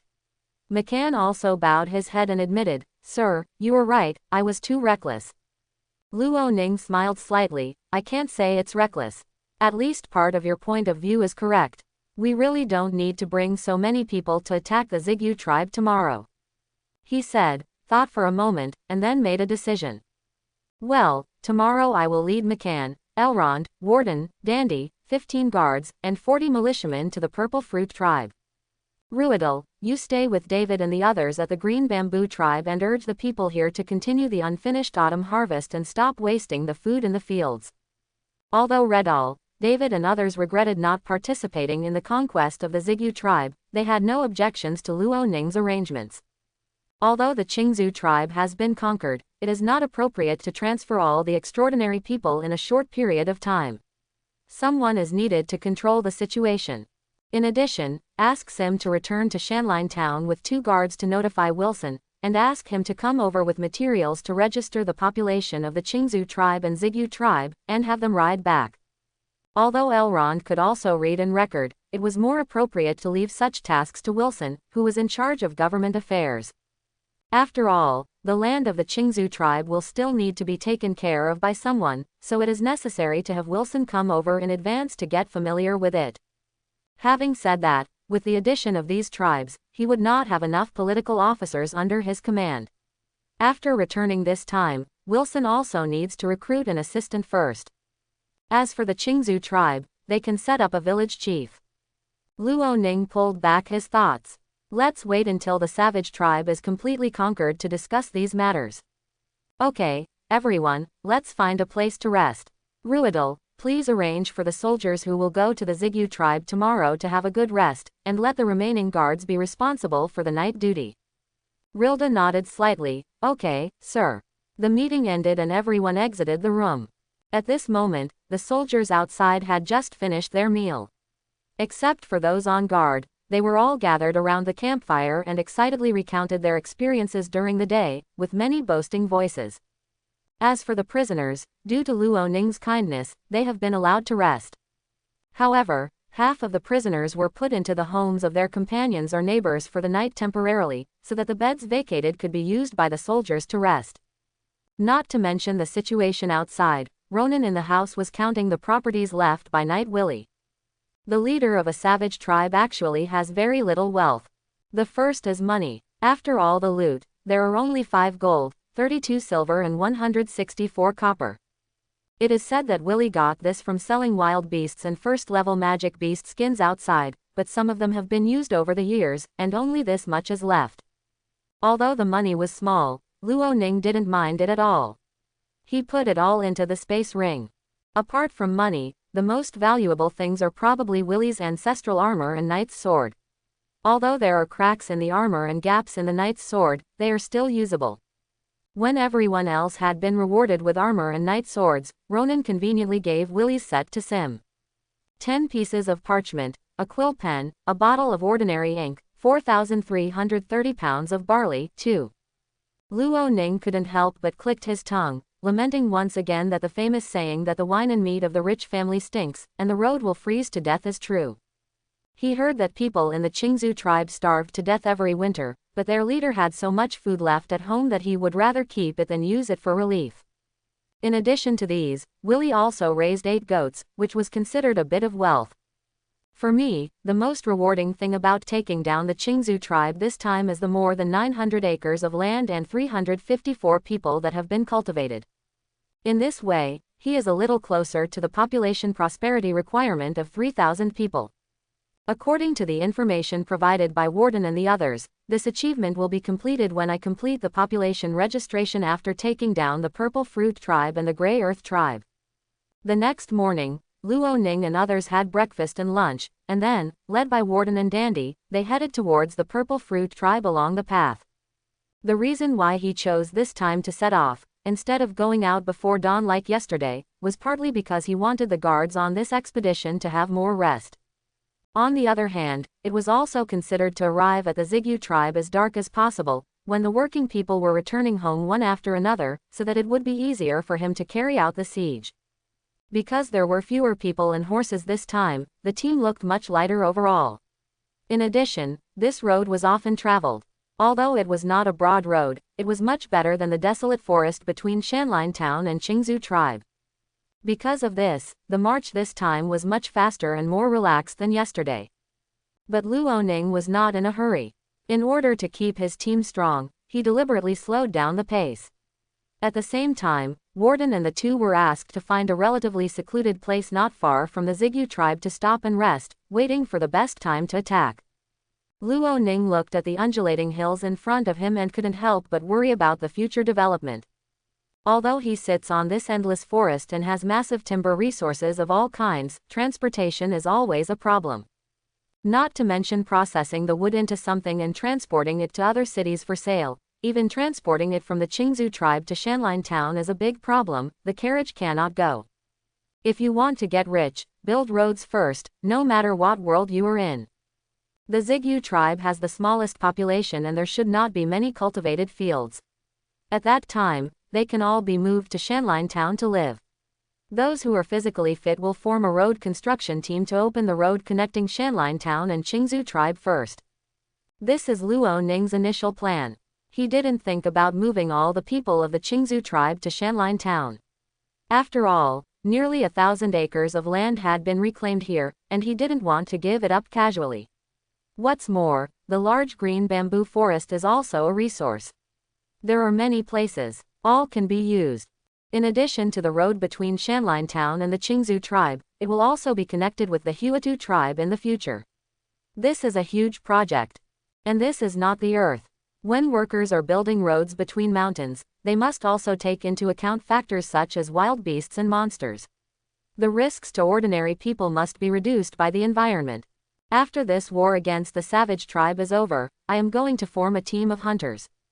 Luo Ning looked at his left and right hands. Redall and McCann, the first task of this hunter team is to clear out the mountain forest between the mountain forest town and the green bamboo tribe, the purple fruit tribe, the gray earth tribe, and even the black collar tribe in the future. It will be especially kill or drive away dangerous monsters and beasts. Beasts, especially monsters, have strong consciousness and certain intelligence. As such clearings proceed, they will realize that this area is a dangerous zone and will not dare to approach easily. In this way, the lives of the road construction team workers are more secure. Redall agreed, Sir, after the end of this war, the number of our knights will increase significantly. If they are still allowed to conduct general training and competition every day, the improvement will not be very big. A truly powerful knight needs to experience fighting. The pleasure is to be tempered on the edge of life and death. Yes, sir. McCann also agreed. In fact, Luo Ning had mentioned this matter as early as the first time he entered the mountain, and he had always kept it in mind. I think we can form a team of 3 extraordinary people and form multiple teams. One part is responsible for sweeping away the beasts in the area, and the other part enters the Wushan Warcraft Mountains from the Black Iron Forest to hunt the Warcraft. After listening to the 2 people's words, Luo Ning nodded slowly. Forming a hunter team can not only solve the safety problem of road construction workers, but also allow the extraordinary beings under his command to be tempered. At the same time, the hunted beasts and magical beasts can be sold, which can not only allow the knights to earn some extra money, but also protect Luo Ning. Being a lord can also benefit from it. This is a one-size-fits-all thing. Then I'll leave this matter to you two. But please note that although the hunter team's affairs are important, don't take the defense of the territory lightly. Luo Ning's eyes flashed with expansion. After all, there is a Thane territory in the southeast of our territory that is eyeing us. Thane territory, it is said that there is a swamp there, so the town is called Swamp Town.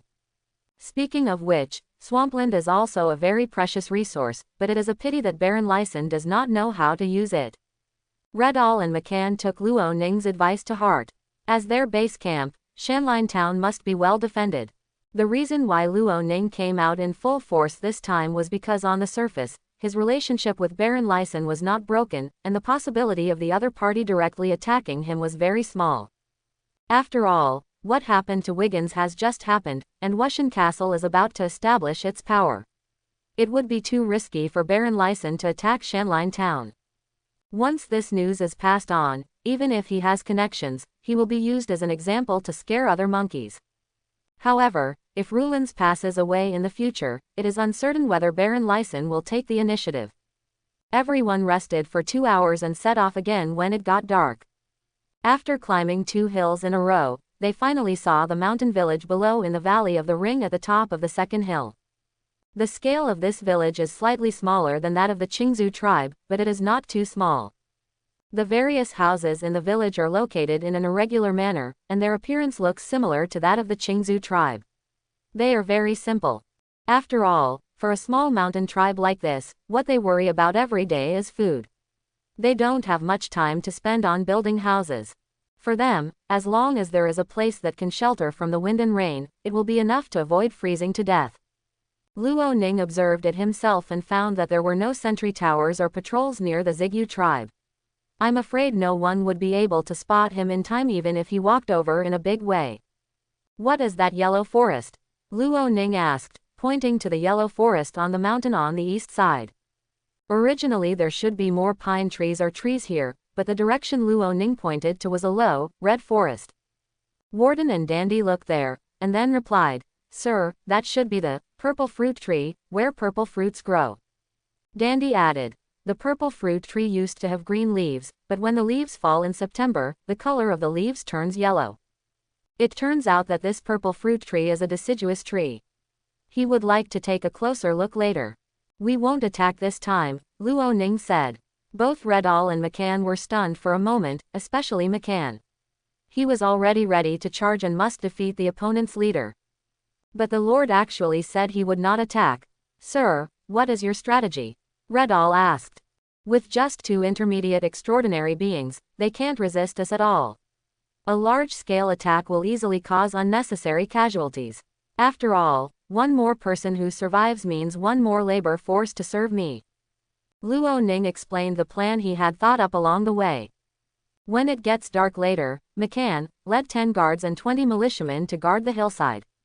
If anyone comes up to scare them away or take them down, the others will follow me around to the valley in front to block the door.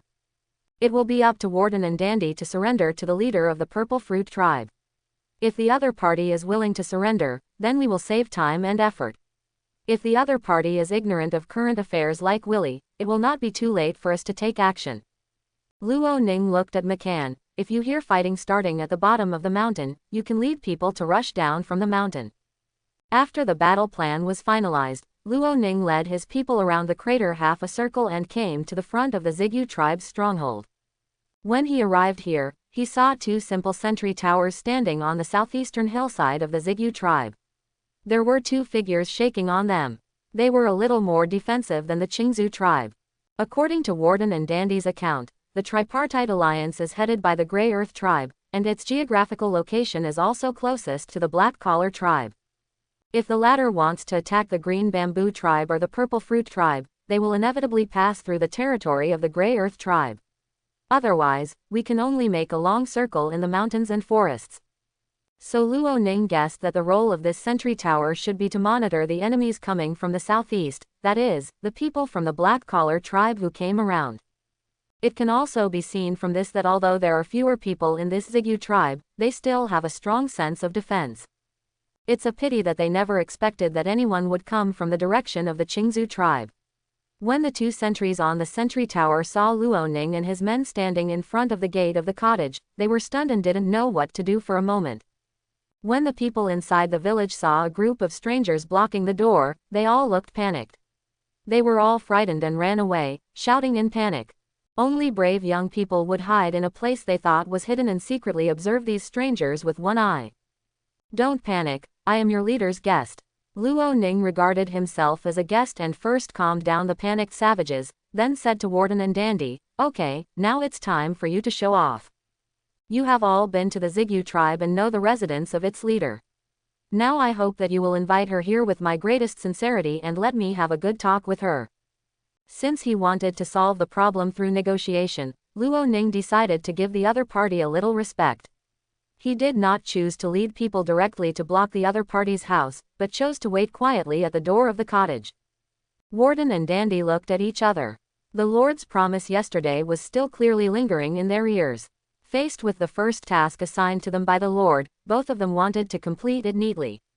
Only in this way can they leave a good impression on adults. Don't worry, sir, we will definitely invite them over. They immediately ran towards the depths of the stockade, looking for Jenny the magician and her husband. While everyone was waiting, a group of 5 or 6 children ran towards us from the mountain road on the right, laughing.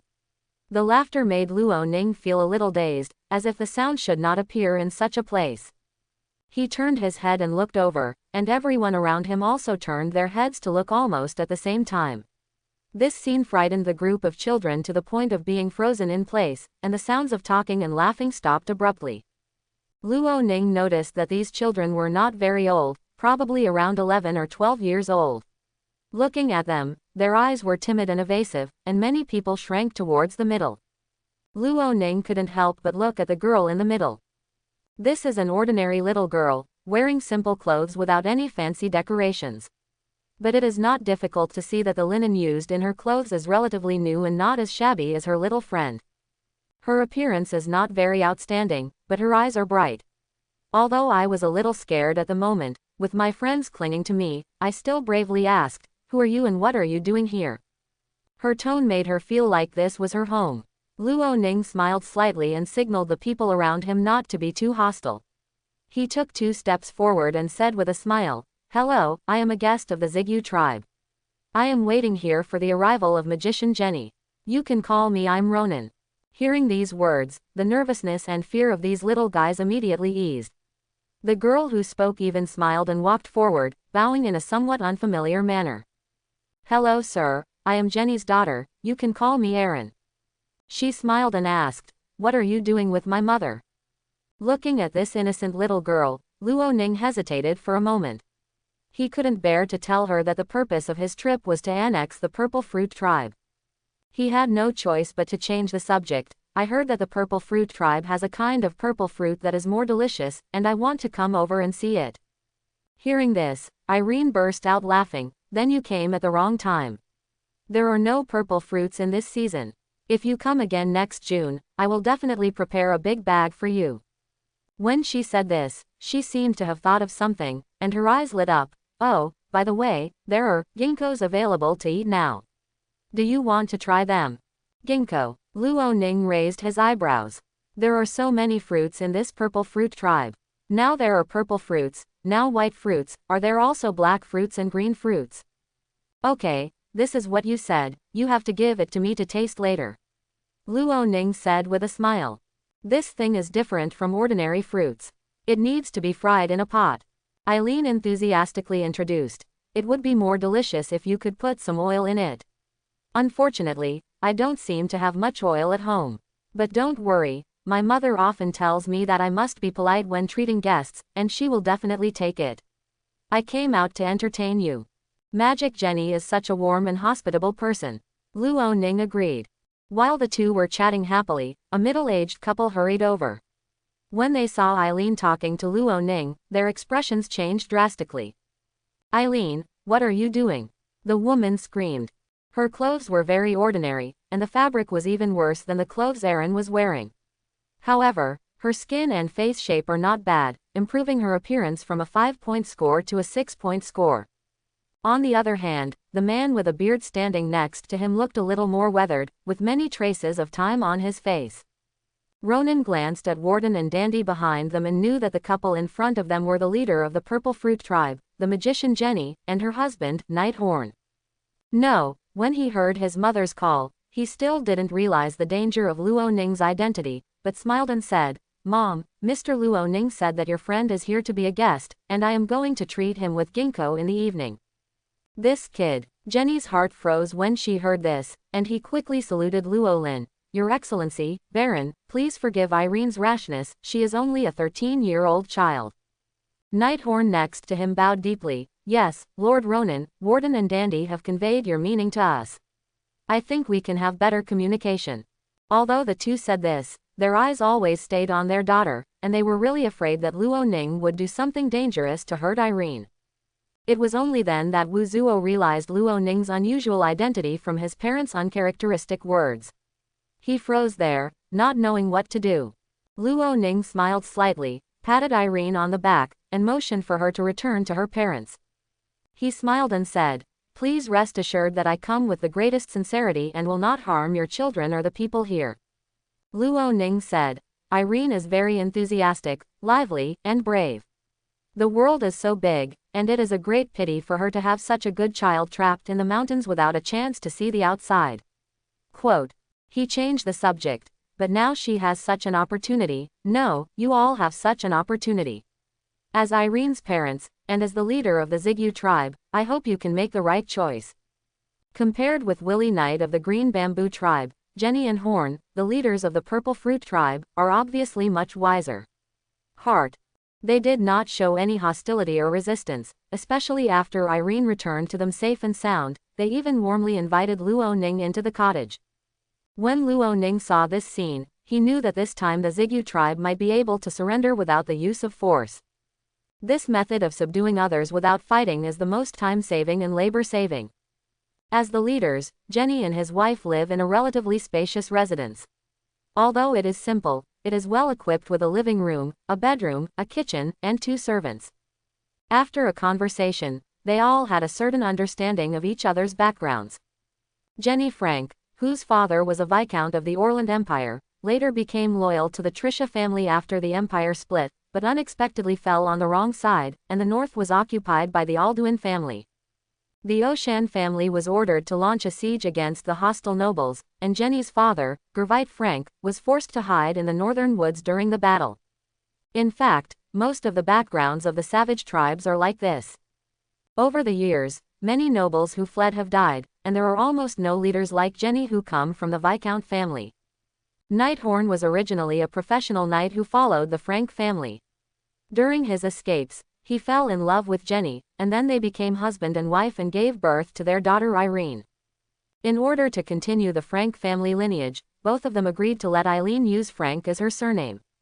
If one day they die in the annexation between tribes, Irene can continue the inheritance of the Frank family even though it has become dispensable. I heard from Warden and Dandy that you hope that Horn and I will lead the Purple Fruit tribe to surrender to you. In the simple living room, Jenny's family and Luo Ning sat opposite each other. It could be seen that although Nighthorn was the husband of the other party, the person in charge of the Purple Fruit tribe's conversation was still the lady in front of him. If we surrender, I wonder how you will arrange for us. Jenny's performance is generous and her behavior is natural and appropriate. She is worthy of being educated by the Viscount family, and her temperament and conversation are indeed different. Luo Ning said straight to the point, I will give you legal status.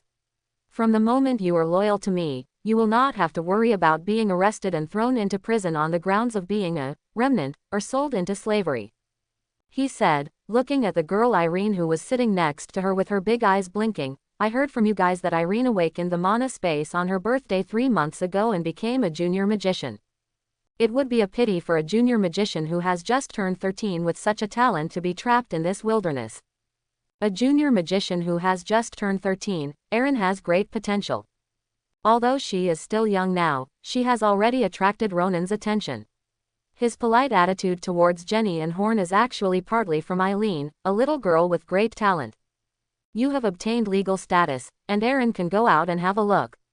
If she is allowed to follow me, she will definitely become a powerful magician in the future. Jenny and Horn looked at each other, and both saw the throbbing in each other's eyes. For so many years, they have wanted to live in the outside world, but they have never been able to do so. Even if you can sneak out for a walk once in a while, you should be careful and try to avoid too many interactions with people. Especially in the past 2 years, the conflicts between the savage tribes have become more and more intense, and they are no longer able to support the development of the Zigyu tribe. If nothing unexpected happens, their tribe will be annexed by the Grey Earth tribe or the Black Collar tribe before long, and the two of them will be even more passive at that time. Now Luo Ning's appearance has undoubtedly given them a second choice, and it is the best choice. From Jenny and Horn's perspective, this young nobleman has already annexed the Green Bamboo tribe and is about to annex the Zigyu tribe. He will definitely attack the Huatu and Black Collar tribes in the future, and he has a high chance of success. Moreover, the opponent is still a bloodline of the Wushan family and belongs to the highest level noble of the Wushan territory. Following him now is undoubtedly a good choice. Jenny suppressed her thoughts and continued to ask, so Lord Luo Ning, I wonder what you need us to do for you. Luo Ning smiled slightly, and it was obvious that the other party basically agreed. I need you to do a lot, I don't have to hide that. He said, the management, construction, defense, and expansion of the territory require your efforts for me in many places. And as intermediate professionals, you have considerable combat effectiveness. When necessary, you, especially the Horn Knights, I need you to charge into battle for me. Horn nodded secretly, that's how knights should be. In addition, the other people in the Zigyu tribe will respect me as their master, and you have no right to dominate them anymore. For these people, although they are equivalent to my captives and slaves at the beginning, I can guarantee that they will not be sold to outsiders, and as long as they work for me for 10 years, I will not only give them a piece of land, but also improve their status. For serfs, free tenants. Jenny frowned slightly. What about our identities? If they were also slaves, Jenny would not be able to accept this identity. After all, she was from a Viscount family. Luo Ning smiled slightly and said, "You, Nighthorn and Irene are naturally not included in this list. I will treat you as free citizens and pay you a salary commensurate with your strength." Hearing this, Jenny and Horn looked at each other, nodded slightly, and they agreed to this arrangement. The two of them stood up with smiles, walked to Luo Ning, and knelt down on one knee. "Dear Lord Baron, please accept our allegiance." Eileen next to her was immediately panicked when she saw this scene. She is still a little unresponsive. She originally wanted to give the other party ginkgo to eat, but why are her parents using such a formal etiquette now? In desperation, she could only kneel down on one knee and said, "Please accept my allegiance." "Good." Ronan laughed. "I accept your allegiance, Ms. Jenny, Nighthorn, and Irene." He stepped forward and helped the three of them up. "Lord Luo Ning, I'll ask Aunt Moya to make ginkgo for you." After all, Eileen is still a 13-year-old child. After being restrained and serious, when the atmosphere returned to joy, he could not help but show his true nature. "I'm very curious about what ginkgo looks like. If possible, please show it to me." "Of course, I'll get it right away." Aaron hurried towards the other room. Seeing their daughter running out happily, Jenny and Horn couldn't help but smile with relief. From now on, they can go out openly and live outside. Grown-ups. Jenny looked at Luo Ning with a very serious expression. "If you want to capture the Grey Earth tribe, I have a way, which may help you save a lot of energy." Luo Ning was startled and looked at the ordinary-looking lady in front of him with the temperament of a leader. "Please tell me." Jenny glanced at Horn, who nodded slightly as if he knew something. But just when she was about to tell her own solution, Irene came back jumping and handed Luo Ning a white fruit. "Sir, this is the ginkgo. If you peel it first and then fry the core inside, it will be very delicious." Luo Ning couldn't help but look at the white fruit in his hand, and was stunned. What kind of fruit is this? This is clearly. If his guess was correct, the so-called ginkgo was none other than something that Luo Ning had often seen in his hometown on Earth and had participated in raising when he was a child, silkworm cocoons. "What's wrong?" Irene blinked and stared at Luo Ning. She didn't understand why the other party was so surprised. Could it be that she thought the ginkgo was too delicious and couldn't help it? Luo Ning came back to his senses and asked quickly, "Is the ginkgo you mentioned made from a worm? Also, when you said you peeled it open, did you eat the pupa inside? Is that thing called a chrysalis? We always call it a nucleus." Nighthorn spoke. Compared to Jenny, who didn't work much, he often traveled outside and knew more about ginkgo. "Sir, as you said, ginkgo is indeed made from insects. I don't know if the insects exist elsewhere, but there are quite a few of them here in the purple fruit tribe." Luo Ning's eyes lit up. "Quick, tell us." Nighthorn said, "When Jenny and I led the team here, we discovered the purple fruit forest outside. I saw a lot of gray fat insects under the leaves. I named them Big Gray Insect. Later we settled here, and I observed them for a while and found that these bugs feed on the leaves of purple fruit trees. When they grow up, they will spit out this white pulp and wrap themselves in it. One day, out of curiosity, I picked up the white slurry. The shell was peeled off and the core was found. Speaking of this, he chuckled, it was too difficult when I first settled here and there was nothing to eat, so I tried to cook and eat this thing. I found that it was not only non-toxic, but could also replenish the body, so this thing has become the special food of my purple fruit tribe." Luo Ning finally confirmed that the so-called ginkgo was a silkworm cocoon. The big gray worm that Horn Knight calls is probably a silkworm, but it is different from the domestic silkworm, which grows outside. As for the so-called purple fruit trees and purple fruits, Luo Ning guessed that they should be mulberry trees and mulberries. The yellow forest he saw on the top of the crater should be the mulberry forest, and the fallen mulberry leaves happened to be yellow. Ronan's heart pounded. Silkworms are a good thing. The cocoons they spin can be used to spin silk threads to make silk. Silk is even better. In ancient China, the price of this item was so high that only high-ranking families could wear it. When sold outside, it was even more expensive. In this world, Luo Ning does not have any memory related to sericulture. There are generally only 3 materials used to make clothes here: wool, leather and cloth. The fabrics are basically coarse linen, fine linen, etc. Made of linen as the main material. Ordinary people usually wear coarse linen clothes, while nobles wear clothes made of fine linen, wool, and precious furs to show their status. It is said that cotton cloth is still available in the south, but it has not been widely cultivated and is also very rare. As for silk, I had never heard of it. Luo Ning never expected that there would be sericulture in the Zigyu tribe. If he could make these cocoons into silk, it would become the signature industry of Shanline Town in the future, much more reliable than the black iron tree. How many more of these ginkgo do you have? Luo Ning asked. There are many more. Aaron gestured exaggeratedly. There are still several more boxes. Come on, take me to see you. As Luo Ning said that, he took Eileen's hand and hurried towards the house where the other party just entered. Jenny and Horn looked at each other, and the latter was confused. Why is the Baron so interested in ginkgo? He didn't even hear about your plan for the Grey Earth tribe. Jenny shook her head. I don't know, but I feel that adults should know ginkgo better than us. Let's go and have a look. This room is more like a warehouse, with many wooden boxes placed inside. Aaron opened all 4 wooden boxes, which were filled with silkworm cocoons. My father would leave a box of seeds every year. By next spring, the ginkgo would sprout and produce more offspring. She said.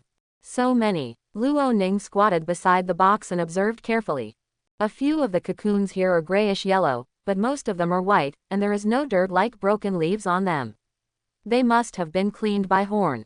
These cocoons are at least half a circle larger than the cocoons formed by silkworms in Luo Ning's impression. According to Horn, they are gray bugs and should be different from ordinary silkworms. Horn, do you know how to breed? Luo Ning turned to look at the following night. You know, a little bit, right? Horn scratched his head. Sir, you also know that life in the mountains is very boring. I study them when I have nothing to do. Those big gray worms form shells and hide themselves in them for the winter, and wait until next summer it will come out from inside. Speaking of this, Horn seemed to be getting excited. Sir, you may not know that those bugs turn into moths when they come out. Although the moth exists for a very short time and dies after laying eggs. But it leaves behind dense eggs, and they will grow into more lots of big gray worms.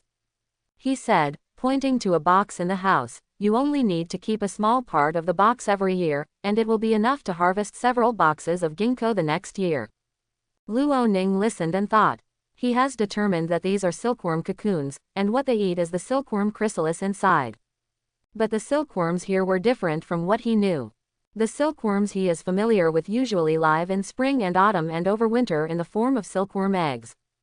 But this is not the case for the silkworms of the purple fruit tribe.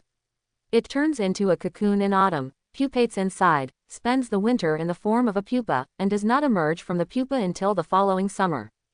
The reason why there is such a difference, Luo Ning guessed, is caused by the temperature. Shanline Town is located in the northernmost part of Wushan Territory, where the climate has 4 distinct seasons. The temperature in spring and autumn is about 5 to 15, which is not suitable for silkworm growth. Only summer temperatures of 20 to 30 degrees Celsius are suitable for silkworm hatching and growth. Since September, Luo Ning has felt the temperature drop, but as an intermediate night, the feeling is not so obvious. Having said that, here in the Zigyu tribe, under natural conditions, only 1 season of silkworms can be raised every year. Unless the ambient temperature can be changed and a suitable environment is created in spring or autumn, breeding can be done for multiple seasons. But this is obviously unattainable. Luo Ning squatted next to the box, picked up a few silkworm cocoons, played with them, and asked, Horn, how many silkworm seeds, do you leave as seeds every year? Horn pondered slightly. About a dozen, not more than 20. Why not leave more? Horn spread his hands and said, Sir, I also thought about leaving more, but there are not enough purple fruit trees on the mountain. If you add more, you won't be able to survive. Luo Ning nodded slowly, forgetting about this. He held up a silkworm cocoon and introduced it to Horn and the others. The ginkgo you are talking about is actually called a silkworm cocoon, and the core inside is called a silkworm chrysalis. The silkworm chrysalis can be eaten, but the silkworm cocoon has other wonderful uses.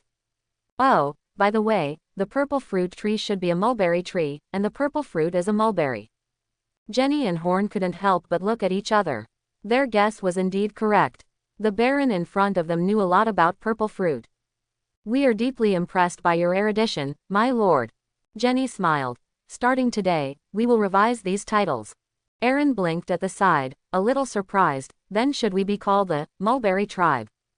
Luo Ning couldn't help but smile after hearing this.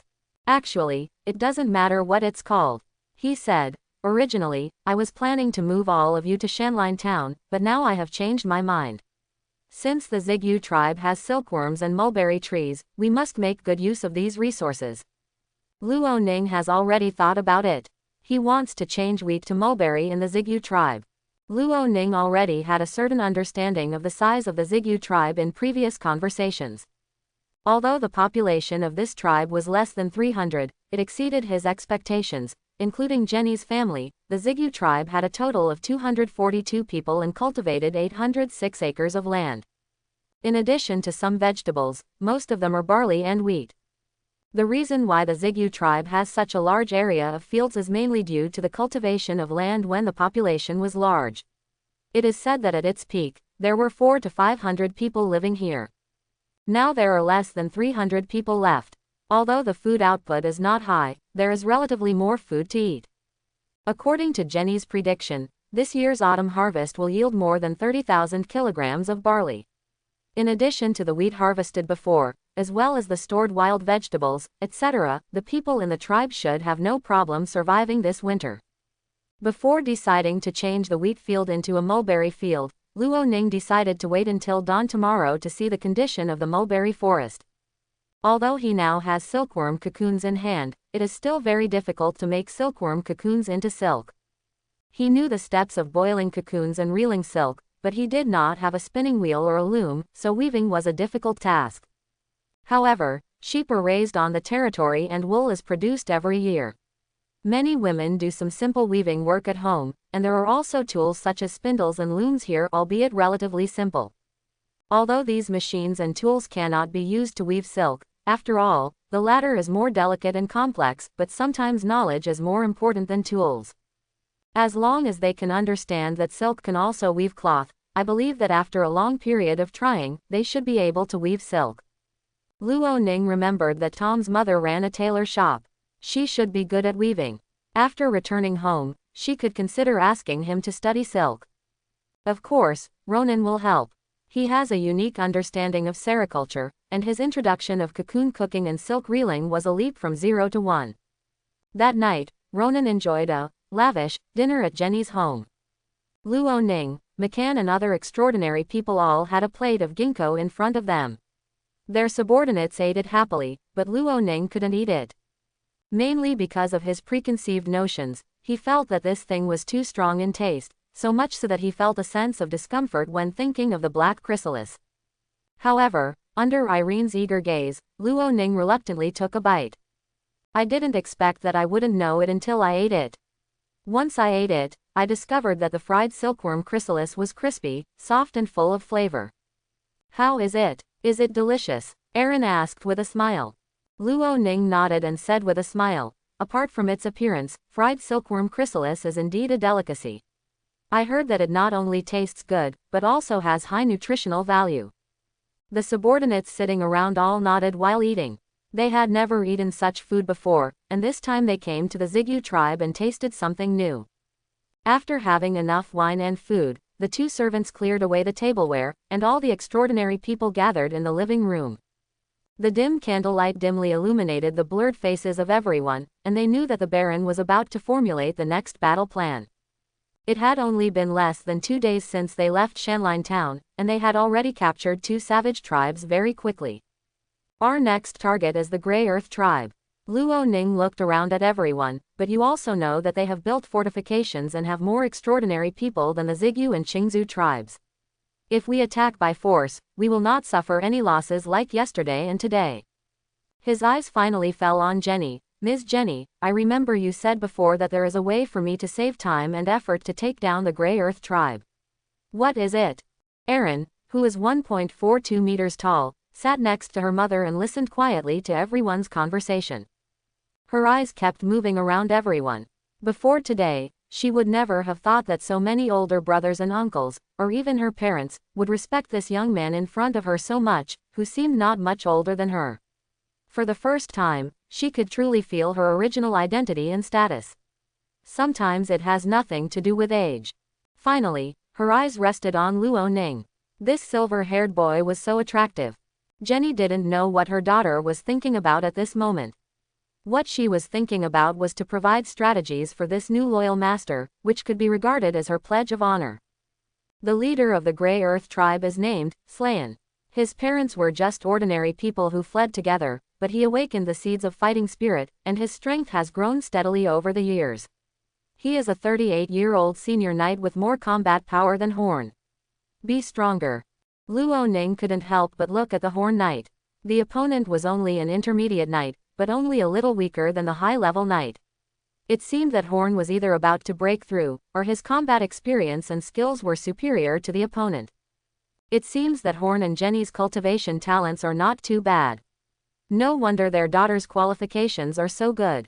Jenny continued. Sir, you should know from Warden and Dandy that our three tribes formed a tripartite alliance.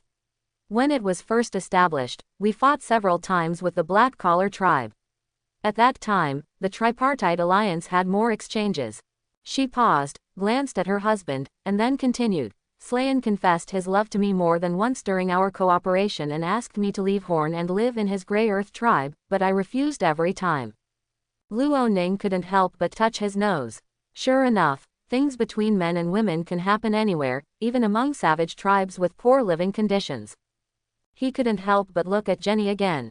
Although the other party's appearance was high in her mind, it was not beautiful. But if you put it in the Wubei forest, it will definitely be at the top. And don't forget, Jenny is from a Viscount family. Although the Frank family is now in decline, she comes from a real aristocratic family. With good looks, aristocratic background, and the fact that she is an intermediate magician, such a woman is very attractive to other people. It is indeed very reasonable for Slayn, the leader of the Grey Earth tribe, to want to be with Jenny. The latter disagreed. Maybe it was because she had a very deep relationship with Horn and they had a daughter. Maybe she just didn't like people like Slayn at all. Luo Ning glanced at Horn. His expression did not change. He obviously knew about this matter. Maybe Horn had even fought with Slayn. After all, Jenny just said that Slayn is stronger.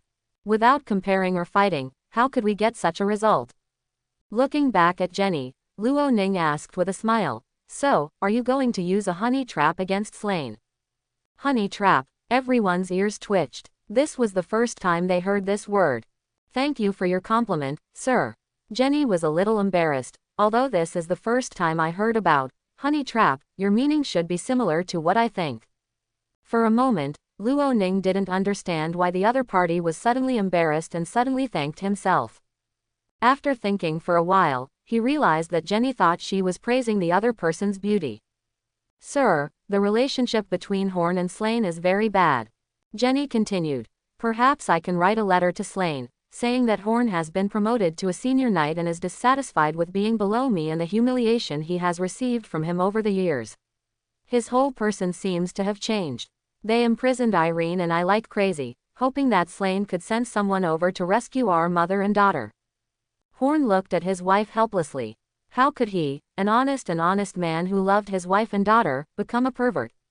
However, McCann couldn't help but be secretly shocked after hearing these words.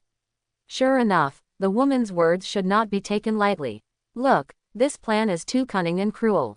Luo Ning nodded. He knew what the other party's strategy was. But he still hesitated. Will Slayn believe it? Will do. Jenny was very sure. Slay Yin has always regarded himself as the leader of the tripartite alliance. He is an arrogant, conceited, and stubborn person.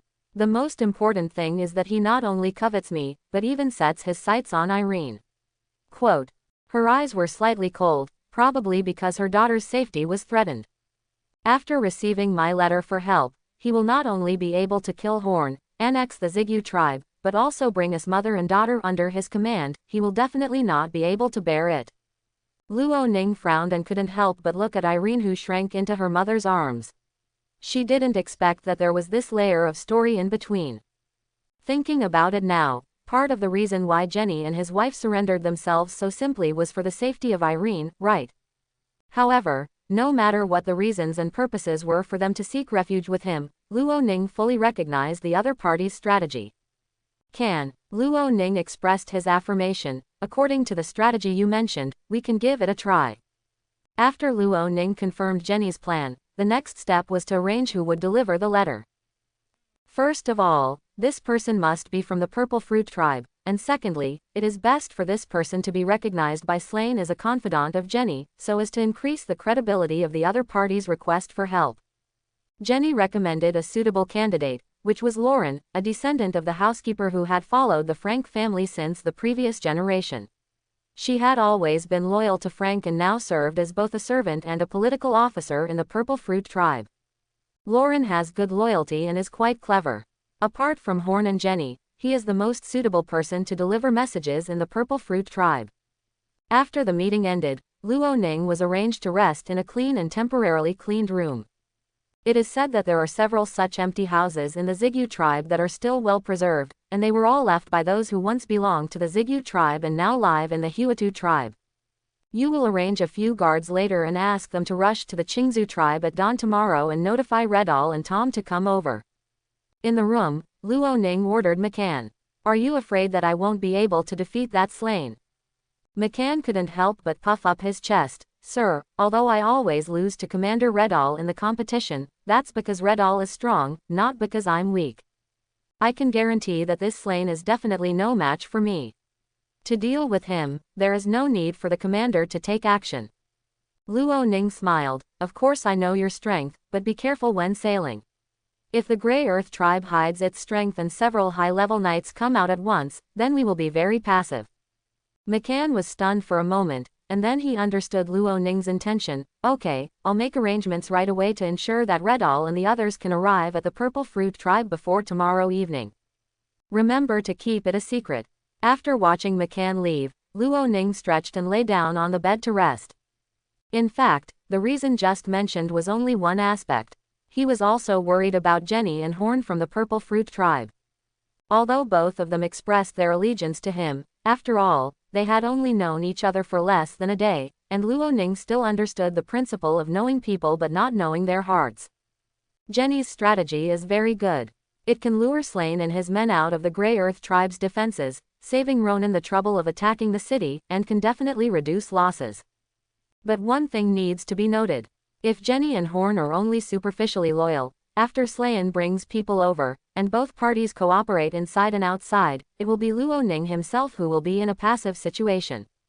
Although this possibility is very low, who can guarantee that this possibility will not happen? Luo Ning would certainly choose to avoid it when he could avoid falling into a passive situation. As he said, be careful and sail the ship for 10,000 years. The night passed quietly, and early the next morning, the three guards arranged by McCann left the Zigyu tribe and headed for the Qingzhou tribe at dawn. At the same time, Jenny asked her housekeeper Lauren to take her letters and embark on the road to the Ash tribe. Even though Lauren would rush there as quickly as possible, it would probably already be afternoon before arriving at the Grey Earth tribe.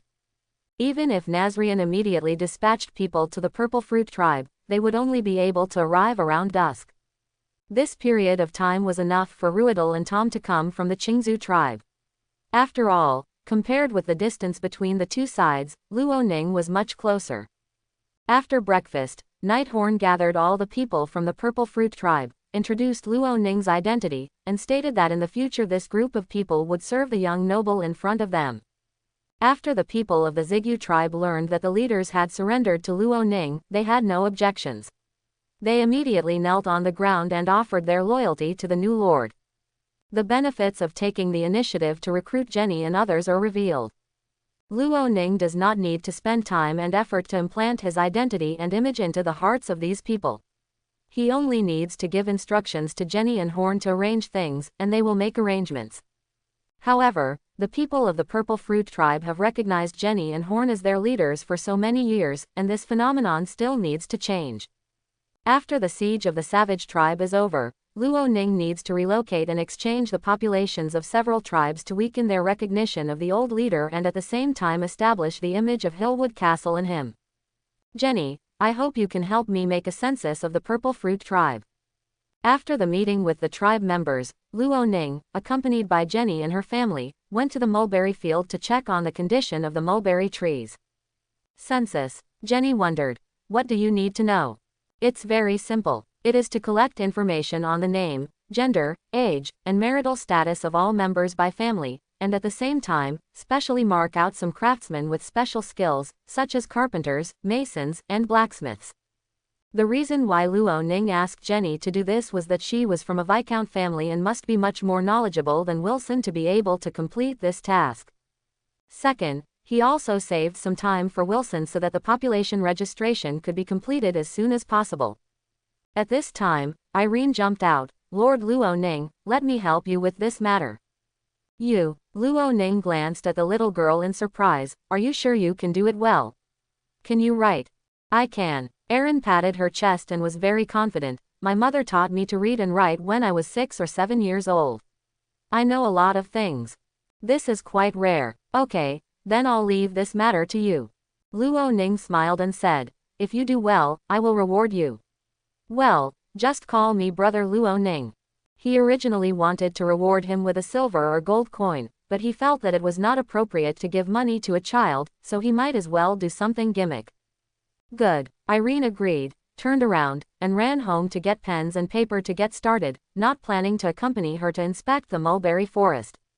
Ms. Jenny, I didn't expect that in this deep mountain, your cultivation of Erin has not diminished at all. Luo Ning turned around and said, maybe when she grows up a little bit, I can get her help in many places.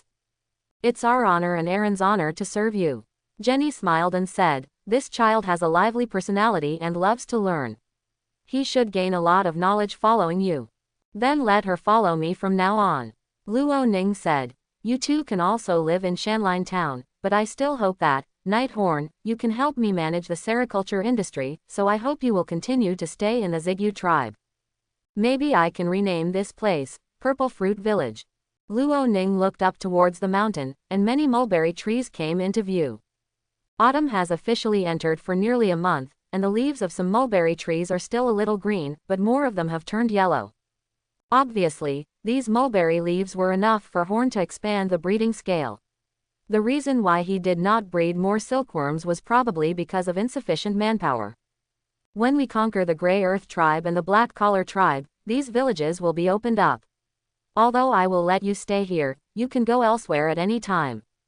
Everything must be obeyed, sir. Horn smiled. When people reach middle age, they will always have some strange hobbies. Although he is a knight, besides charging, his biggest hobby is this. Actually, I quite like studying these things here. I just didn't expect you to be interested in these things, sir. Silk cocoons can be used to make silk, and silk can be used to make fine fabrics and comfortable clothes. Luo Ning told his knowledge about sericulture, which made Horn and Jenny confused. They really couldn't think of any connection between ginkgo and cloth. They really can't understand, otherwise they wouldn't just eat the pupae in the cocoons. Several people walked into Mulberry Forest while talking. According to Horn's introduction, Luo Ning knew that the current mulberry trees of the Zigyu tribe were scattered across several acres of land, with one tree here and one there, without any planning at all. Most of these mulberry trees grow naturally, and only a few of them grow from mulberry seeds. They are not very tall yet. Luo Ning made some calculations in his mind. Based on the calculation that one mulberry tree can support 20 silkworms, the current 345 mulberry trees in the Zigyu tribe can support 6,900 silkworms. Theoretically, it is only enough to make 4 or 5 silk dresses. There are still too few trees. After the inspection, Luo Ning said to Horn, our first step is to expand the planting of mulberry trees. I suggest you plan 10 acres of land to plant mulberry trees to increase the yield of mulberry leaves. It's okay, but sir, what about the food in Zigyu village? Jenny was worried. The food of the Zigyu tribe was not enough, and it would be even worse if there was less land. Don't worry, I will bring food from Shanline town. Luo Ning said. the people who live in Zigyu village serve me just like the Qingzu tribe, so I will naturally provide them with food. In the past, Shanline town sold grain to Sainling every year. Now there is no need to sell it. There is no problem in transferring some of it to feed the more than 200 people of the Zigyu tribe. That's no problem. Horn agreed to the matter, but sir, we don't have mulberries now. If we want to expand our planting, we have to wait until June or July next year. Luo Ning was stunned for a moment. Do we have to wait until next year to expand planting? Suddenly he understood. It seemed that the other party had not mastered the cultivation method of mulberry trees. You can expand your crops without using mulberries. Luo Ning walked aside and drew out McCann's long sword and cut off a mulberry branch. When the mulberry trees grow green leaves next spring, pick strong branches like me, and control the length of each branch to a few dozen centimeters. At the same time, leave 2 or 3 leaves on the top, insert them into the soil and keep the soil moist, and the mulberry branches will grow into mulberry trees. Horn scratched his head. The meaning was obvious. Is this okay? Jenny knew little about planting, and asked in disbelief, is this really possible? Sure, Luo Ning smiled and said, this method is called the cutting method, and can be used in the cultivation of many plants. When the time comes, you should plan the land. The distance between each mulberry tree should not be too close, but also not too far apart. 1 acre of land would probably be enough to plant 1,000 mulberry trees. Horn exclaimed, Sir, you know so much. Jenny couldn't help but sigh. My lord, you are worthy of being a member of the noble Wuxian family. Your knowledge impresses us. Luo Ning laughed and said modestly, the more you read, the more you will know a little bit about everything. But many people only know a little bit about it, and we still need everyone to work together. Come on, Night Horn, I'll take you to cook cocoons. Cocoon cooking. Horn followed Luo Ning. Is it a new way of eating? In the afternoon, the sun tilted slightly, and young Lauren walked more than 30 miles non-stop with Jenny's handwritten letter, and finally arrived at the edge of the Grey Earth tribe. At this time, his whole body was wet with sweat, and he was stumbling, as if he would fall down at any time. His face was covered with dust and exhaustion, and his eyes had lost their light, leaving only the pain that the journey was not yet over. Originally, he didn't need to be so tired, mainly because he ran the last few miles in order to make himself look like he was about to die from exhaustion. This is Jenny's request. Only when Lauren ran out of breath could the urgency of the matter and the criticality of the situation be highlighted, and Slane be convinced of what happened to her and Irene. Finally reached. The Grey Earth tribe is different from the green bamboo and purple fruit tribes. There are many people here and it is on the front line.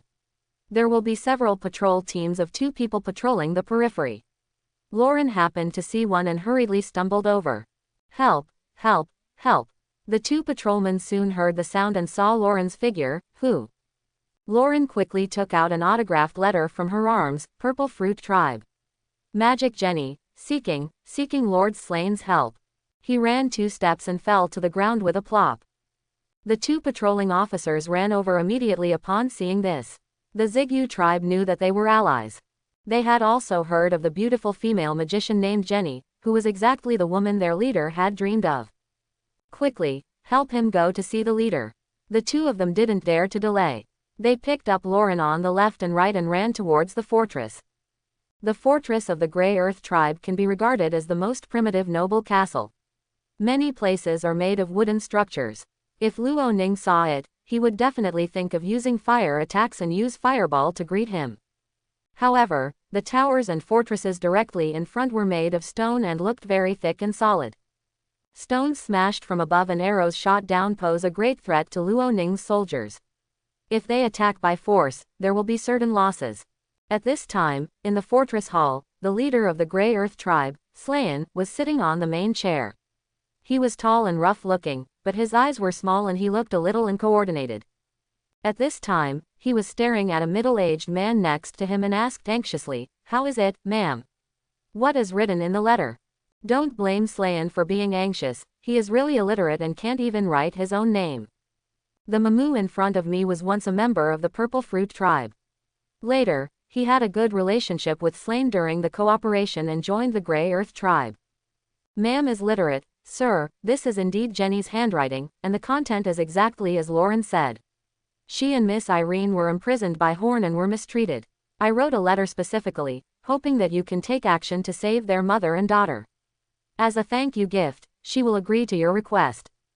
Ha ha ha, okay. Slayan laughed heartily, thinking of Jenny's appearance and the appearance of little girl Irene. The smile on his face became brighter and brighter.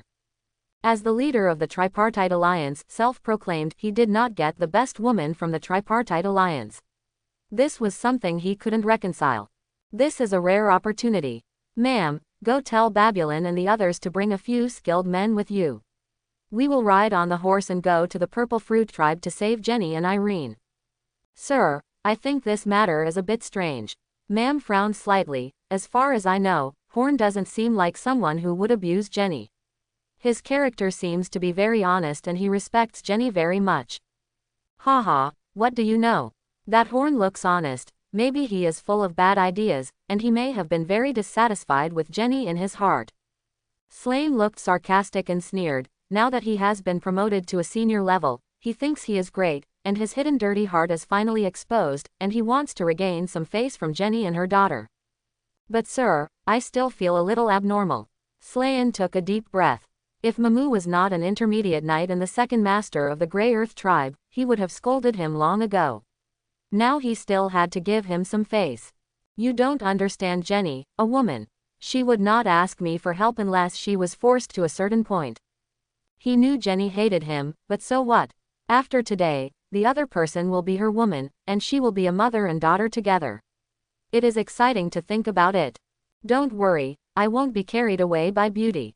Slain said to Ma'am.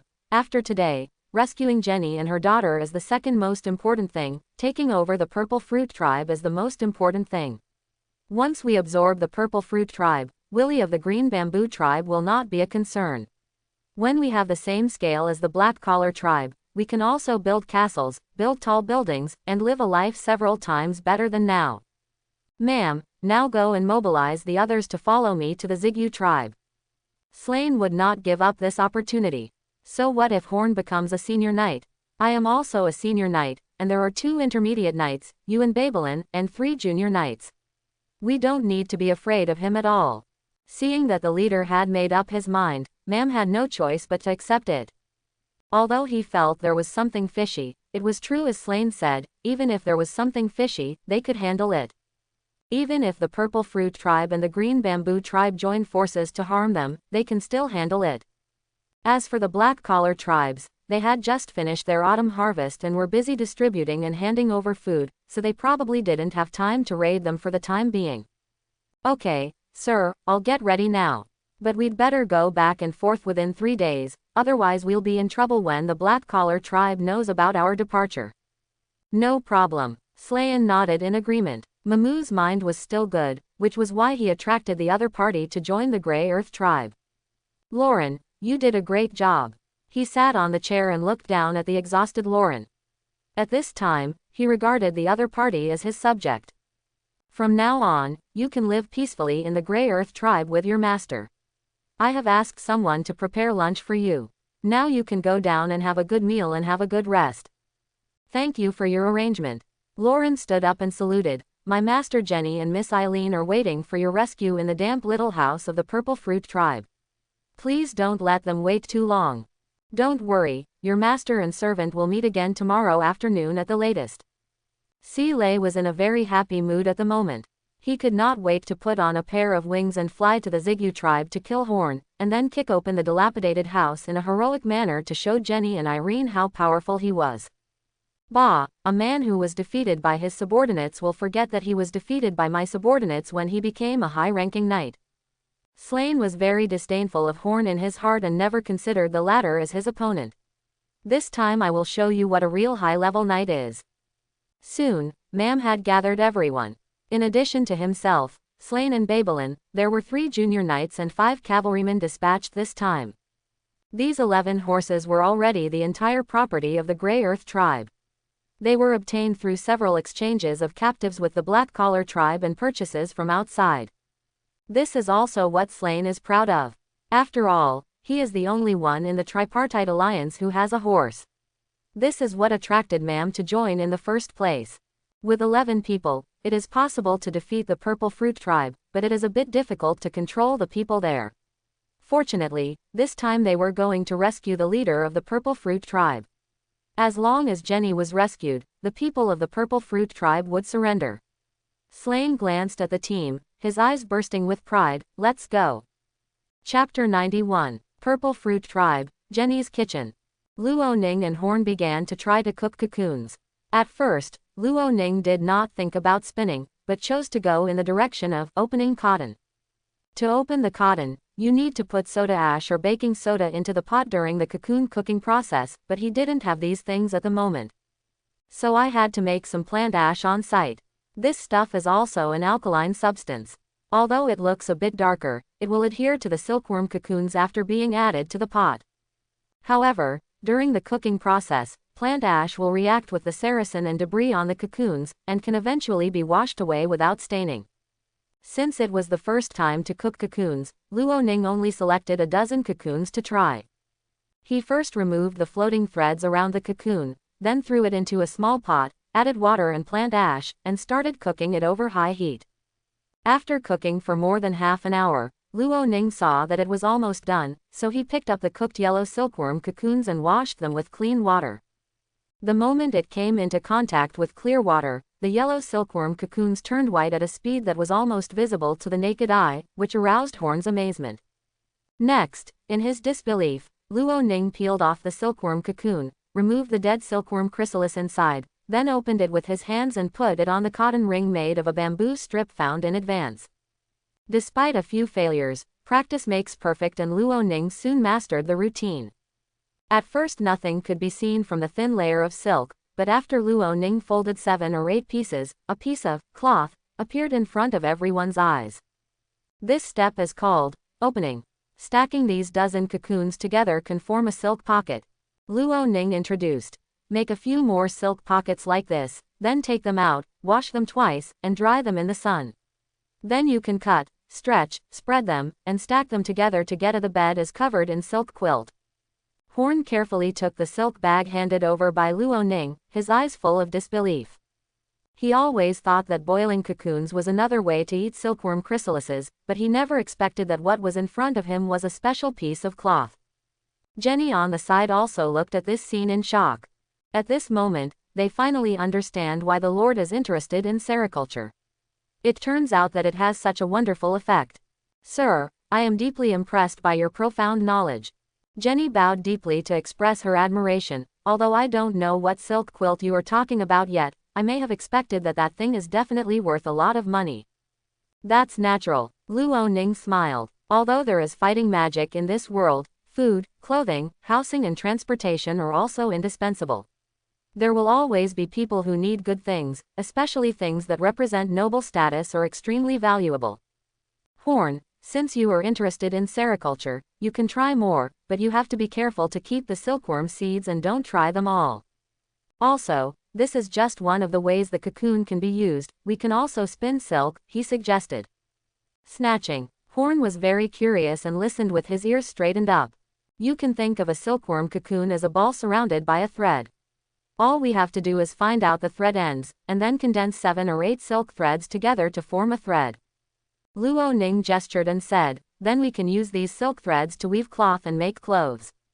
His description was still too abstract, and both Horn and Jenny were in a state of being like scumbags listening to the teacher's math class. But this did not prevent the two of them from admiring and marveling at Luo Ning. Just like Horn said, although I don't understand it, I feel it is amazing. Horn looked at the silk bag in his hand and thought of eating so many silkworm chrysalis and throwing away so many cocoons. He suddenly felt like a waste of resources. While the two were talking, McCann came in from outside. Sir, Redall and Tom are already here. Okay, Luo Ning introduced to Jenny and Horn. Redall is my commander, I'm going to meet him. Horn, if you are interested, you can try to open the cotton first, and we will study how to draw silk later. After saying that, he left the kitchen. Horn and Jenny were not aware of Ronan's intention of calling Redall over. They just thought it was to deal with Slane.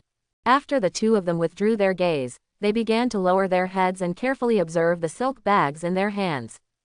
This thing is so light. Jenny stroked it. If it can be made into a quilt as Master Luo Ning said, it must be very light. In addition to quilts, it can also be made into clothes. The adults said that more than 1,000 cocoons can make a silk dress. Horn emphasized. My lord also said that in the future, we will recruit dyers to make colorful silk. The dresses made from it will be much rarer than ordinary noble dresses. He looked at his wife seriously. I must make a dress like this for you and Irene. Jenny was very moved. I believe you can do it. In Luoning's temporary room, he met Ruidal and Tom who came from the Qingzhou tribe. Sir, Wilson arrived safely at the Qingzhou tribe yesterday and has started the census today. Redall reported on the situation there. With the assistance of Zhu White and Sim, the people of the Qingzhou tribe are more cooperative. According to Wilson, he can complete the registration work today. Luo Ning nodded. There were only more than 300 people in the Qingzhou tribe, and their residences were relatively concentrated. It was indeed not difficult. Back to topic. Jenny and Horn should be fine, but it's necessary for you to come over. Luo Ning said. If things progress as Jenny expected, then the people from the Grey Earth tribe will probably arrive here later. Redale Tom, you take people to hide in the mountains and forests on both sides, and wait until they come in before breaking up. There is no way out. The Zigyu tribe is like a crater with an indentation. If you block the way back, you will be invited to enter the urn, close the door and beat the dog. Don't worry, leave it to us. Redall smiled and said, I heard from the political officer that the savage tribe in the forest has existed for 20 years. I didn't expect you to have solved most of them so quickly. If the outside world hears it, I'm afraid they will be amazed at your ability. They just don't want to put in the effort. Luo Ning shook his head. If the nobles were determined to get rid of the savage tribe, they could still do it, but they didn't have the motivation, let alone bear the losses. The reason why he was able to conquer so quickly was because, on the one hand, it was a blitzkrieg. The Qingzhou tribe did not react at all and formed a strong resistance, while the Zigyu tribe surrendered without any resistance. It was getting late, and Jenny had arranged for the servants to prepare dinner. In the warehouse, Horn followed the method taught by Luo Ning to select better silkworm cocoons to keep as silkworm seeds. This time, the number of silkworm seeds was larger, and hundreds of them were prepared. Redall, Tom and others went out early to ambush, but McCann stayed by Luoning's side, acting as a personal guard. How was the statistics today?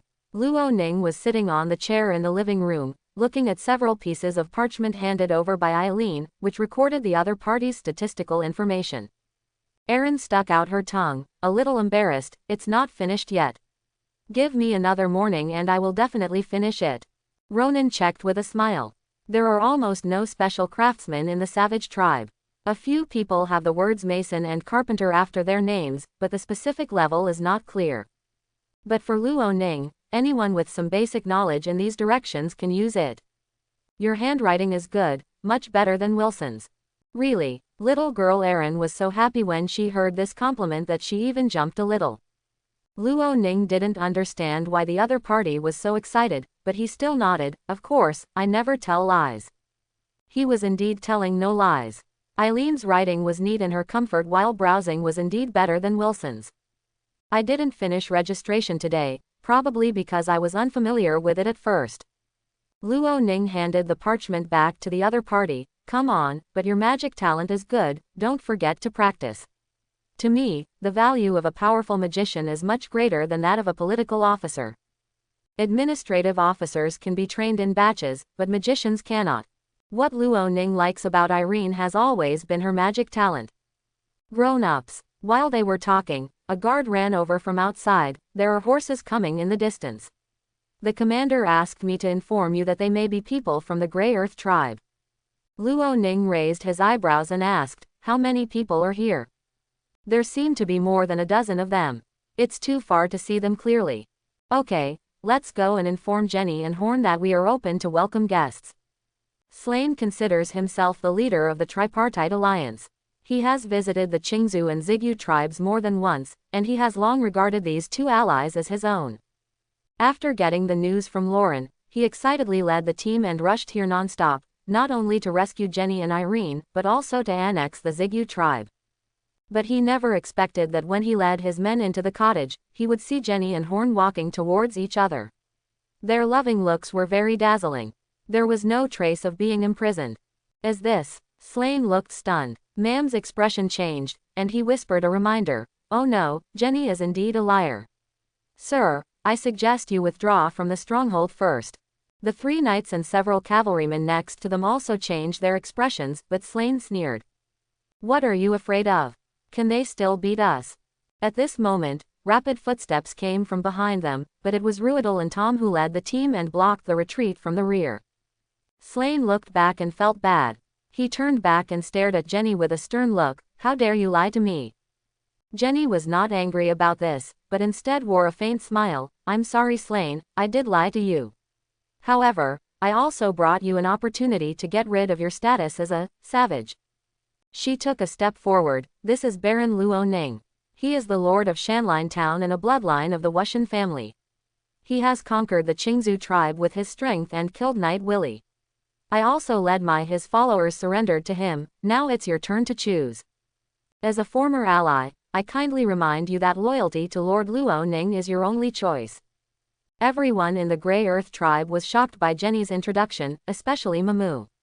He had imagined that the Purple Fruit tribe and the Black Collar tribe would unite, but he never expected that a noble would suddenly appear in the Wubei woodland, and this nobleman is a family member of the Lord of Wushan territory. Baron of Shanline Town. From the Wushan family. Slane turned his angry gaze to Ronan, his brows furrowed. No wonder he felt uncomfortable when he just glanced at the silver-haired boy. Didn't the leader of the noble coalition who originally chased them have silver hair? However, it was impossible for him to surrender to a noble. Slane's greatest wish is to become a noble himself, or, if he is not a noble, to be the leader of a party. This is much happier than being loyal to others. Even for him, surrendering to the Black Collar tribe was more comfortable than being loyal to the nobles. He slowly pulled out the long sword hanging on Ma Bei, narrowed his small eyes, and said coldly, "Silver-haired brat, you want me to surrender to you, dream. Drive." Slane suddenly clamped the horse's belly and launched a direct charge, leaving no chance for Luo Ning to negotiate. Jenny is right, this person is confident, arrogant, conceited and has no brains. "Sir, be careful," Jenny exclaimed, and the Horn Knight next to him was ready to take action. Their surrender was true, and they didn't want to see anything happen to Luo Ning. But there are people who are faster than them. McCann, who was always guarding Luo Ning, had already taken action when the opponent started to charge. He trampled the ground violently, and the surging fighting spirit poured out. The ground shook violently. Halfway through the opponent's charge, the ground suddenly rose up, forming an earth wall barrier. "Break it for me," Slane roared loudly, and struck the earth wall with a sharp sword light, shattering the earth wall into pieces. At the same time, fighting spirit enveloped his body and the horse's body, forming a huge galloping armor. With a leap on his horse, Slane stepped over the broken earth wall and broke through. Luo Ning's eyes lit up. This Slane's fighting style was very arrogant. If he conquered the opponent, he would be considered to have gained a strong general. But soon, his idea was extinguished. McCann was not afraid at all. Even without a war horse, his speed was extremely fast in a short distance. The two sides came towards each other and met each other almost instantly. "Die." Slane was condescending and stabbed McCann with his sword. He didn't expect that this knight was so unafraid of death that he dared to bring down his sword. The moment McCann passed by the opponent's horse, he seized the opportunity to attack and face the opponent with a powerful sword. The long swords clashed, and Piran's power exploded on the sword. McCann was knocked back by the shock, and Slane was knocked out like a kite with a broken string. He hit the ground heavily and spat out a mouthful of blood. The war horse he was sitting on was also overturned by the force of the blow. Due to its inertia, it plowed the ground for more than 10 meters and stopped a few meters away from Luo Ning. "Elrond, quickly, go treat this horse," Ronan ordered quickly. Elrond has finished making the healing spell scroll in the past 2 days. In addition to practicing, he will see if there is anyone in the Qingzhou and Zigyu tribes who needs his treatment. If there is any, he will throw in a healing spell, which can not only make the injured people get up and do something, but also spread the kindness of the Lord. Now I didn't expect that his healing skills were actually used on horses. Well, horses do cost a bit. As you wish, sir. The light magician accepted the order happily. When they started to save the horse, Slane climbed up from the dust. His face was frightened and his expression changed drastically. This baron was a bit strong. Ma'am, attack, let's all go together and kill this nobleman. We will still be the king of the forest. The roar woke up Mamu, who was shocked by the battle just now, and his mind changed rapidly. For him, surrender is also not a good option because he betrayed Jenny. Now that Jenny surrendered to Luo Ning first and offered such a good strategy, she must have won the favor of the baron. If he surrenders now, he will most likely be executed at the request of Jenny. At that time, the young baron would most likely agree to the request. Slane is dead. As long as I lead people to break out of the encirclement, I can become the leader myself when I return to the Grey Earth tribe. Then I can cooperate with the Black Collar tribe and rely on the power behind the other party. I don't have to be afraid of this baron. In an instant, Mam thought of an escape route. Babylon, and everyone else, Slane is no longer alive, rush out with me if you want to survive, the only thing left behind is death. That baron and Jenny or I won't let everyone go. Without any hesitation, he immediately turned the horse's head and rushed out instead of complying with Slane's words and charging towards Ronan. Babylon, 3 other junior knights, and 5 cavalrymen were stunned for a moment, then without hesitation, they turned their horses and followed Mam to charge outside. Many things in the Grey Earth tribe were arranged by Mam, and they trusted each other's judgment. Betrayal, how dare you betray me? Slane roared angrily, his eyes turned red, and the fighting spirit in his body became extremely manic. Kill. He couldn't control that much now. He only had a chance to survive by breaking through McCann's defense and seizing Luo Ning as a hostage. However, no matter how he charged or changed his offensive, he was tightly defended by McCann and could not move forward at all. On the other side, Mamu and others were about to rush out, but they were greeted by a large fire cloud. The fire cloud was like a red cloth covering the sky, covering them. The war horse neighed in fear and immediately faltered. The cavalryman on the horse was unsteady and fell to the ground immediately. Mahmudi's sword, which was slightly faster in reaction, slashed with fighting spirit, but was thrown away by the impact of the fire cloud and fell off the horse. Redall waved his sword and said, "Take them down."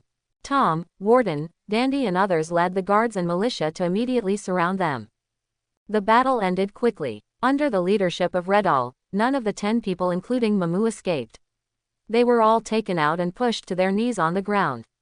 2 swords were placed on their necks, and they did not dare to move. At the same time, Slane, who had been completely beaten by McCann, was beaten to the ground and could not stand up. Jenny and Horn looked at the battle in front of them in shock. They didn't expect that Luo Ning could win so easily against these people from the Grey Earth tribe. Their eyes flickered to McCann and Redall. The fighting power these 2 people just showed is so strong. They definitely have high-level peak strength, and can even rival bronze-level knights. On the other hand, Luo Ning never made a single move from beginning to end. This calm and composed state shows that he is very aware of and trusts the strength of his subordinates. Jenny and Horn were very fortunate that they surrendered voluntarily that night. Ronan walked up to McCann. "How do you feel about letting you use your fists and kicks this time?" McCann smiled and said, "Thank you for this opportunity, sir. It's just that this guy is too weak. I'm afraid I can defeat him when I am an intermediate knight." C. Lane, who was next to him, heard Luo Ning approaching and turned around to stare at Luo Ning. A few hours ago, he was still enjoying the service of others and the leader who could decide the lives and deaths of hundreds of people. Now he became someone else's prisoner. And the initiator of all this was the silver-haired guy in front of him. "I am going to kill you." Slane clenched the sword on the ground. His extreme hatred prevented him from letting go of his obsession. If he hadn't been unable to stand up, he would have definitely pounced on Luo Ning. "Should I praise you for being a real man, or should I say that you don't understand current affairs?" Ronan took the sword from McCann's hand. Originally, he wanted to try to see if he could use the other party for his own purposes, but it was no longer necessary now. First of all, the opponent is not strong, just careless. Secondly, and most importantly, Slane's extremely hateful look just now made Luoning feel very uncomfortable. This kind of hatred cannot be eliminated by restoring his status as a free citizen. All things considered, even if such a person stays, he is likely to become a disaster in the future. Puff! Luoning pierced the opponent's throat with a sword, ending Slane's life. King of Slaughter, achievement achieved, attribute points +80, energy essence +160. Please call me the king of last hits. Luoning thought to himself. The last time the King of Killing achievement was triggered was when he killed the Skull and Bones magician Pedro on the way to Hillwood Town for the first time. New. Today, Luoning also happened to take the opportunity to kill Slane to complete the requirement of killing level 3 extraordinary units. He checked the achievement interface and saw that the King of Slaughter achievement had been updated. King of Killing. Kill any level 4 extraordinary unit. Reward, attribute points +200, energy essence +400. Although the rewards this time are much higher than the previous 3 times, if the 4th level extraordinary unit is a human, it will be a bronze level knight or a great magician. Extraordinaries of this level generally have some status and background, and it is not an easy task to kill them. For example, if a certain family has a bronze level knight, even if he and Luoning have a dispute and are killed, if the dispute is not serious enough to cost his life, then Luoning may face serious accountability from the family. However, if it were a Warcraft, that would be easier to say. Anyway, the achievement can be completed with just one last hit. Luoning will enter Wushan a few times when the time comes. He should be able to encounter level 4 monsters, right? Sir, what should we do with these people? Redall came over and asked, pointing at the people of the Grey Earth tribe who were being controlled and kneeling on the ground. Luoning walked over and scanned the group of people. Which ones are professional knights? I am. Me too. A total of 5 professional knights, including Ma'am, rushed to respond. In this world, professional knights are more popular than ordinary people even if they are defeated. Even if the victors do not need their allegiance, they can be sold to the slave exchange, so that they can still survive. Luoning nodded slightly and looked at the remaining 5 cavalrymen. Are you willing to be loyal to me, or do you want to be like Slane and would rather die than surrender? These prisoners all rushed to say, I do. At this moment, they had no other thoughts. Even Ma'am, who had just escaped, was like this. Since he couldn't escape, he could only kneel down and beg for mercy. If Jenny pursues him, he will risk his life and beg for forgiveness, all just to survive. I accept your allegiance, but I don't like traitors. Luoning finally looked at Mamu. This person reminded him of a legendary figure, Lu Bu, a slave with the 3rd surname. But after all, Lu Bu has real abilities, but this Ma'am is far from it. Luoning conquered the savage tribe too easily this time. The image he showed on the outside was that of a kind person who was willing to forgive others, and was not too harsh.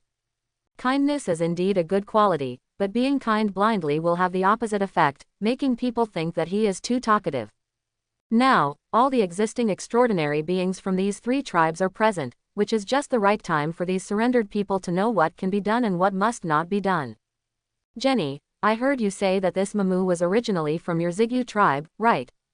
Luoning looked back at Jenny, only to find that as the battle ended, many people from the Purple Fruit tribe gathered around to watch the fun, and the timid Erin also stood beside her parents.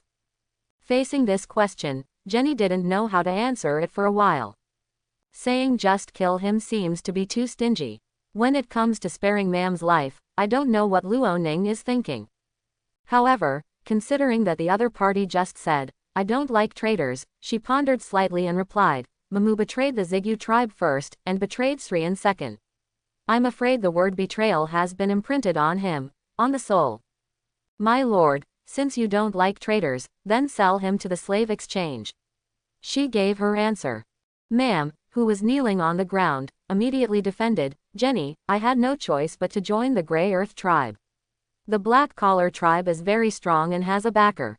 If the Grey Earth tribe cannot stop it, our 3-party alliance will soon be hacked.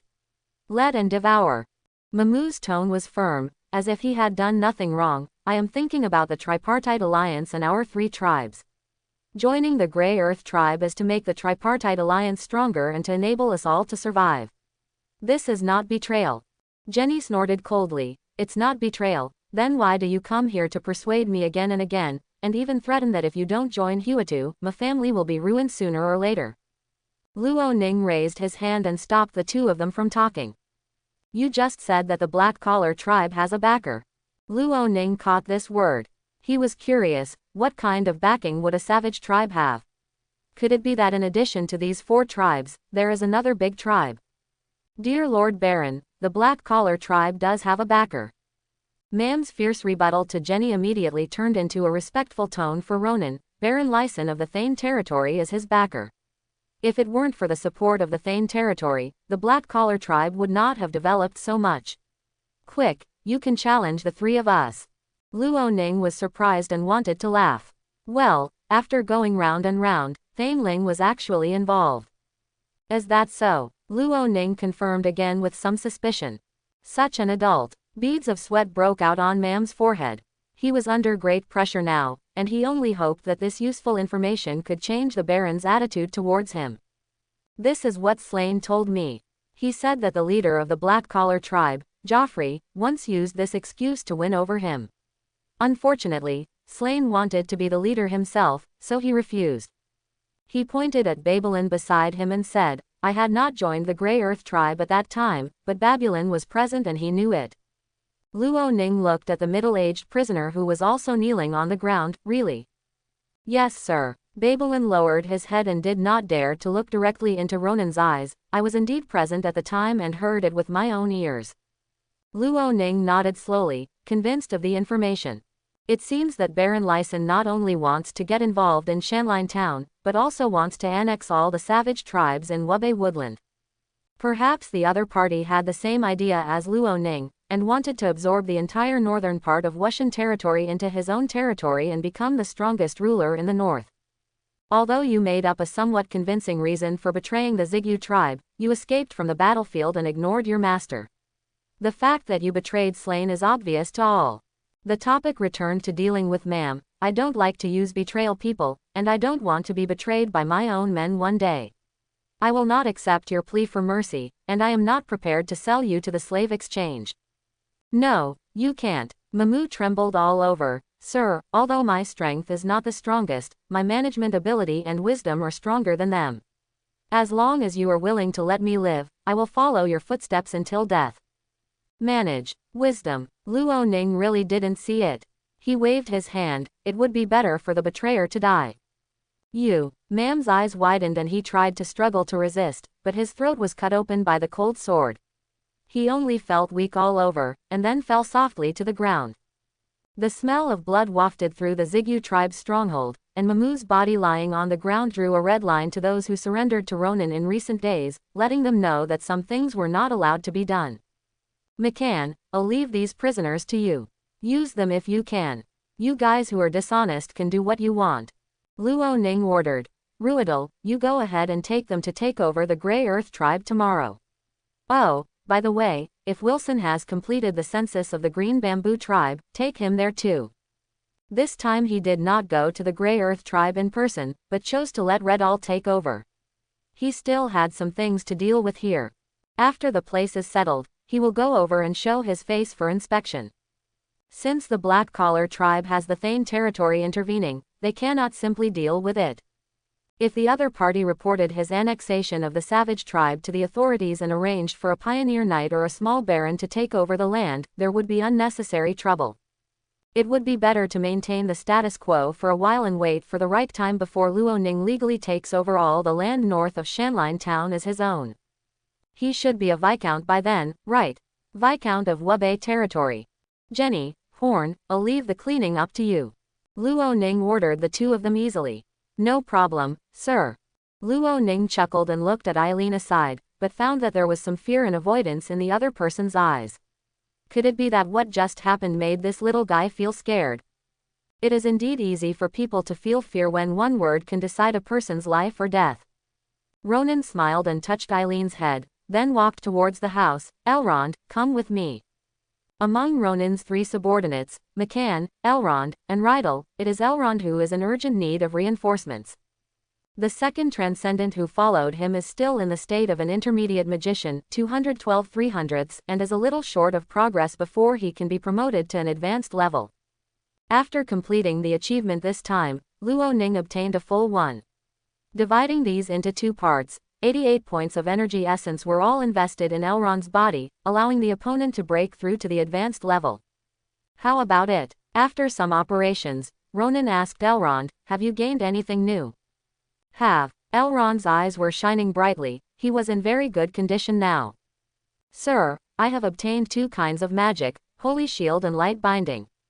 "Oh," Luo Ning became interested, "tell me about it." Holy Shield, a 3rd level light attribute magic, simply puts a light shield on the target, which can absorb damage from magic and fighting skills, but cannot resist physical attacks. Light Binding is a kind of confinement magic. In Elrond's words, it uses the tentacles of light to bind the limbs of the person who is being cast so that they cannot move. In this breakthrough, Elrond still has no offensive spells, but is getting further and further in defense.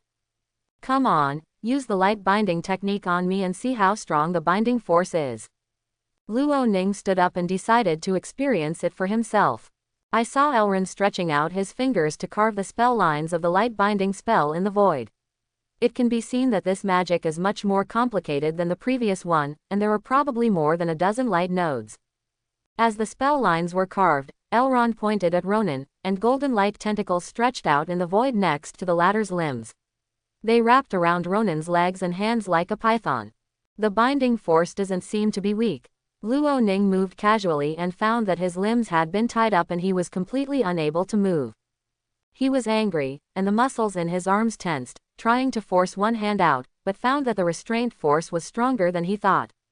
With his early intermediate level, he could not stop talking. "A little stronger than I thought." Luo Ning opened the panel and added all 80 attribute points to his knight progress. At this moment, he reached the intermediate knight 133 200ths. "Cut it off," Luo Ning shouted in a deep voice. His limbs suddenly exerted force, and the tentacles of light that bound his limbs became unstable.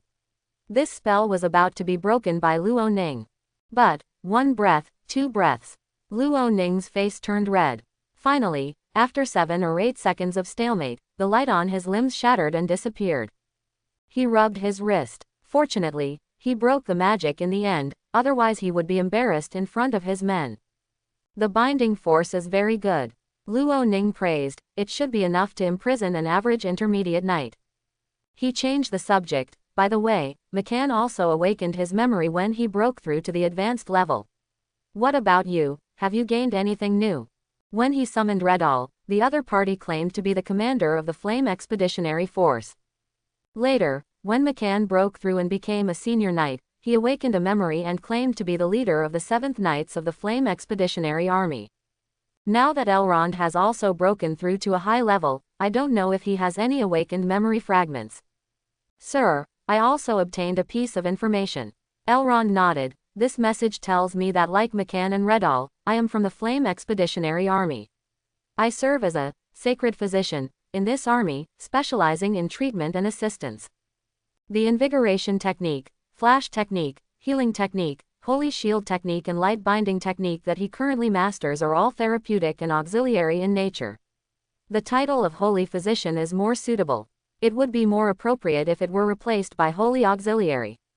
Luo Ning was finally sure that the 3 people he summoned were definitely connected. And as their strength improves and their memories recover, it is likely that they will bring him some information that the world does not know.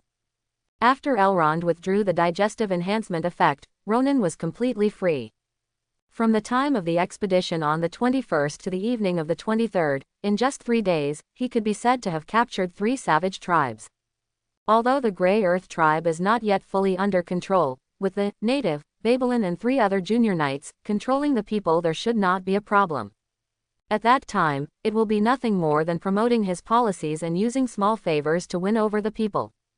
As long as the living conditions of these savages are not worsened in a short period of time, and many of them have seeds of hope for the future, everything will be easy to handle. I didn't expect things to go so smoothly.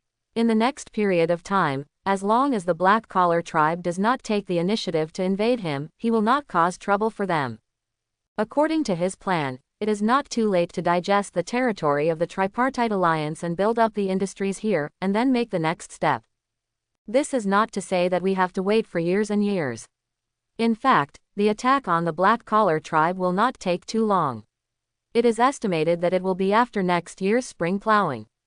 I wish my dual career breakthrough to the advanced level would be a little slow. He is still far away from reaching the advanced level. After reaching the advanced level, he needs 300 points for the knight level and 400 points for the magician level. In other words, he still needs 7 bronze knights and great magicians. Step by step, it will take more than 5 months, almost exactly after spring plowing. At that time, when he breaks through, Shanline Town is likely to have 4 level 4 extraordinary professionals at the same time. Even if the black-collar tribe has the support of Thane Leader, it will be difficult to resist Luo Ning's offensive.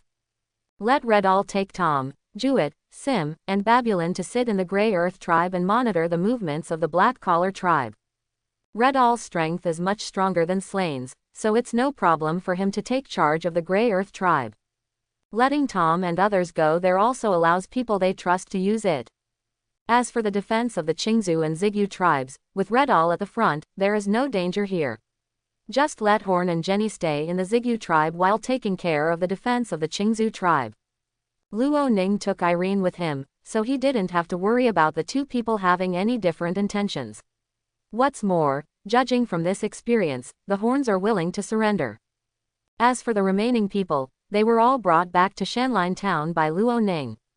At this point, in addition to himself, the extraordinary people in Hillwood Town also include McCann, Elrond, Aaron, David, Warden, Dandy, and the 3 knights of the Grey Earth tribe who surrendered but whose names are unknown, a total of 9 people.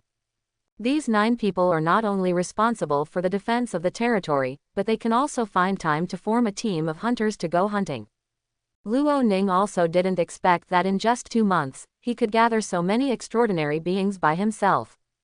Once the horses, weapons and equipment, infantry, archers, etc. are all trained, he will be able to form a regular team of knights.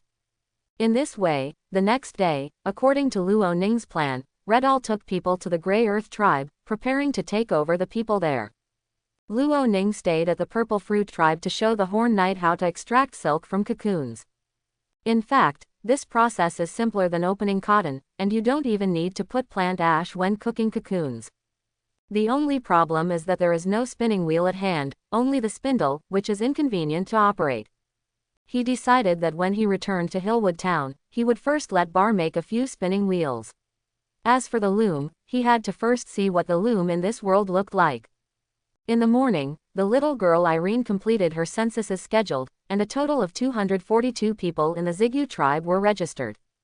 In order to reward the other party, Luo Ning allowed the other party to call him brother. But this little guy didn't know whether it was because he was afraid of Luo Ning's intimidation yesterday, or he was a little shy, so he coyly didn't make a sound for a long time. My brother didn't shout out, but he called Wilson over. After being separated for so many days, Wilson kept thinking about the Lord and was afraid that something might happen to the Lord, so he was extremely excited when he saw him in the Purple Fruit tribe. While greeting him cordially, he exaggeratedly praised Luo Ning's strength. This time Wilson came and brought his census results from the Qingzhou tribe. Including Warden and Dandy, there were a total of 354 people in the Qingzhou tribe, all of whom were registered. So far, the population of Luoning territory has increased to 2,725 people. Ronan praised Wilson's efficiency and assigned him a task. Train more village chiefs and send them to the Qingzhou village, Zigyu village and Huatu village that he renamed, preferably those who master the ridge farming method. For him, extraordinary people only need to be responsible for defense and do not need to intervene in construction. When Wilson heard that he was actually going to be the political officer of so many territories, his eyes shone brightly, and he immediately said that he would train and select the most suitable ones as soon as possible after returning. Of course, the first thing the hardworking political officer has to do is to complete the census of the Grey Earth tribe. I believe that soon, Luoning's population boom achievement will be completed. After the intense offensive rhythm ended, Luo Ning's pace of life slowed down again. Although life in Zigyu village was not as comfortable as in Shanline town, In order to teach Horn the two planting methods of mulberry cutting and layering, Luo Ning needed to spend a lot of time and patience to demonstrate, especially later. A method he had only seen others use, but had never tried himself. During the past 2 days, Luo Ning also inspected the reclaimed fields in Zigyu village, and at the same time selected 10 acres of land and planned them as a mulberry planting base. Mulberry cultivation also requires the use of ridge farming, and compared to wheat cultivation, the ridges of mulberry trees need to be higher. Luo Ning taught this method to Horn in advance and told him that when planting, keep about 8 or 9 inches between two plants. 10 centimeters spacing. After all, oral teaching only serves as a guide. The specific extent to which the expansion of mulberry trees can be implemented depends on Horn's operational ability. Seeing that the other party was very serious and took detailed notes, I should still have some expectations. Luo Ning does not expect this matter to be completed within a year, which is not practical. He is only 17 years old, and time is on his side. He has a long time to improve conditions and finally bring silk out of this mountain forest. 3 days later in the afternoon, Luo Ning, accompanied by Horn, came to the northernmost part of the Zigyu tribe. Wubei woodland is not small, and there is a large area further north, but there are no humans living there, let alone savage tribes. In other words, there were some fleeing nobles who took their people to the north and took root there to form tribes like yours. But later on, these tribes disappeared. Luo Ning stood on a high slope and looked to the north. He seemed to be able to see the sea surging with waves on the horizon. It is said that the northern part of Wushan territory is surrounded by the ocean, but it has always been in an undeveloped state, which is unusual. Logically speaking, shouldn't the seaside be more prosperous? For example, the Zhangjiao city in the Ocean territory is the seaport city of the Ocean territory. Port Dennis connects the Ocean territory and the kingdom of Alduin. Trade is extremely frequent, and an unknown number of gold coins are paid to Ocean Fort every year. Surrounded by the sea in the north, it is somewhat surprising that there is no development. He spread out the map and took a look. It was possible that the protruding area in the north was too isolated overseas, and the trade routes with other places were very long. In addition, no very profitable developments were found, causing the north to there are no human footprints. Yes, sir, Horn said. I went to the north to explore, and there were indeed traces of human activity there. I saw wooden houses, stone houses, and a lot of bones on the ground, but I didn't find any more people. He recalled, with a hint of panic on his face. I felt that it was unusual for people to disappear there, so I didn't dare to go deeper. Is that so? Luo Ning frowned and looked at the guard officer McCann who was guarding him. The latter understood. Don't worry, sir. When I have time, I will lead people to explore all the land in the north and mark out the dangerous area in advance. Luo Ning nodded. Purple Fruit Village has existed safely for these years, and even if there are any dangerous areas, it will not have much impact. Please consider the investigation after you are promoted to the Bronze Knight. Okay, sir. Horn stood aside and listened to the conversation between the two masters and servants, feeling strange in his heart. It is not easy to advance to the bronze level. Some people will be stuck at the advanced knight stage for a lifetime. But listening to these two people talking, it seemed like it was a sure thing, and it was even a very easy thing.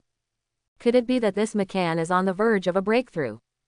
Horn thought of the scene where McCann tortured Slain a few days ago, and nodded secretly. It was really possible. Da da da. The sound of horse hooves sounded, and several people couldn't help but look up, only to see Irene and Jenny riding over on horseback. Ronan left 3 of Slain's horses with Jenny's family. They have been learning riding skills in the past 2 days, and now they seem to have mastered them well.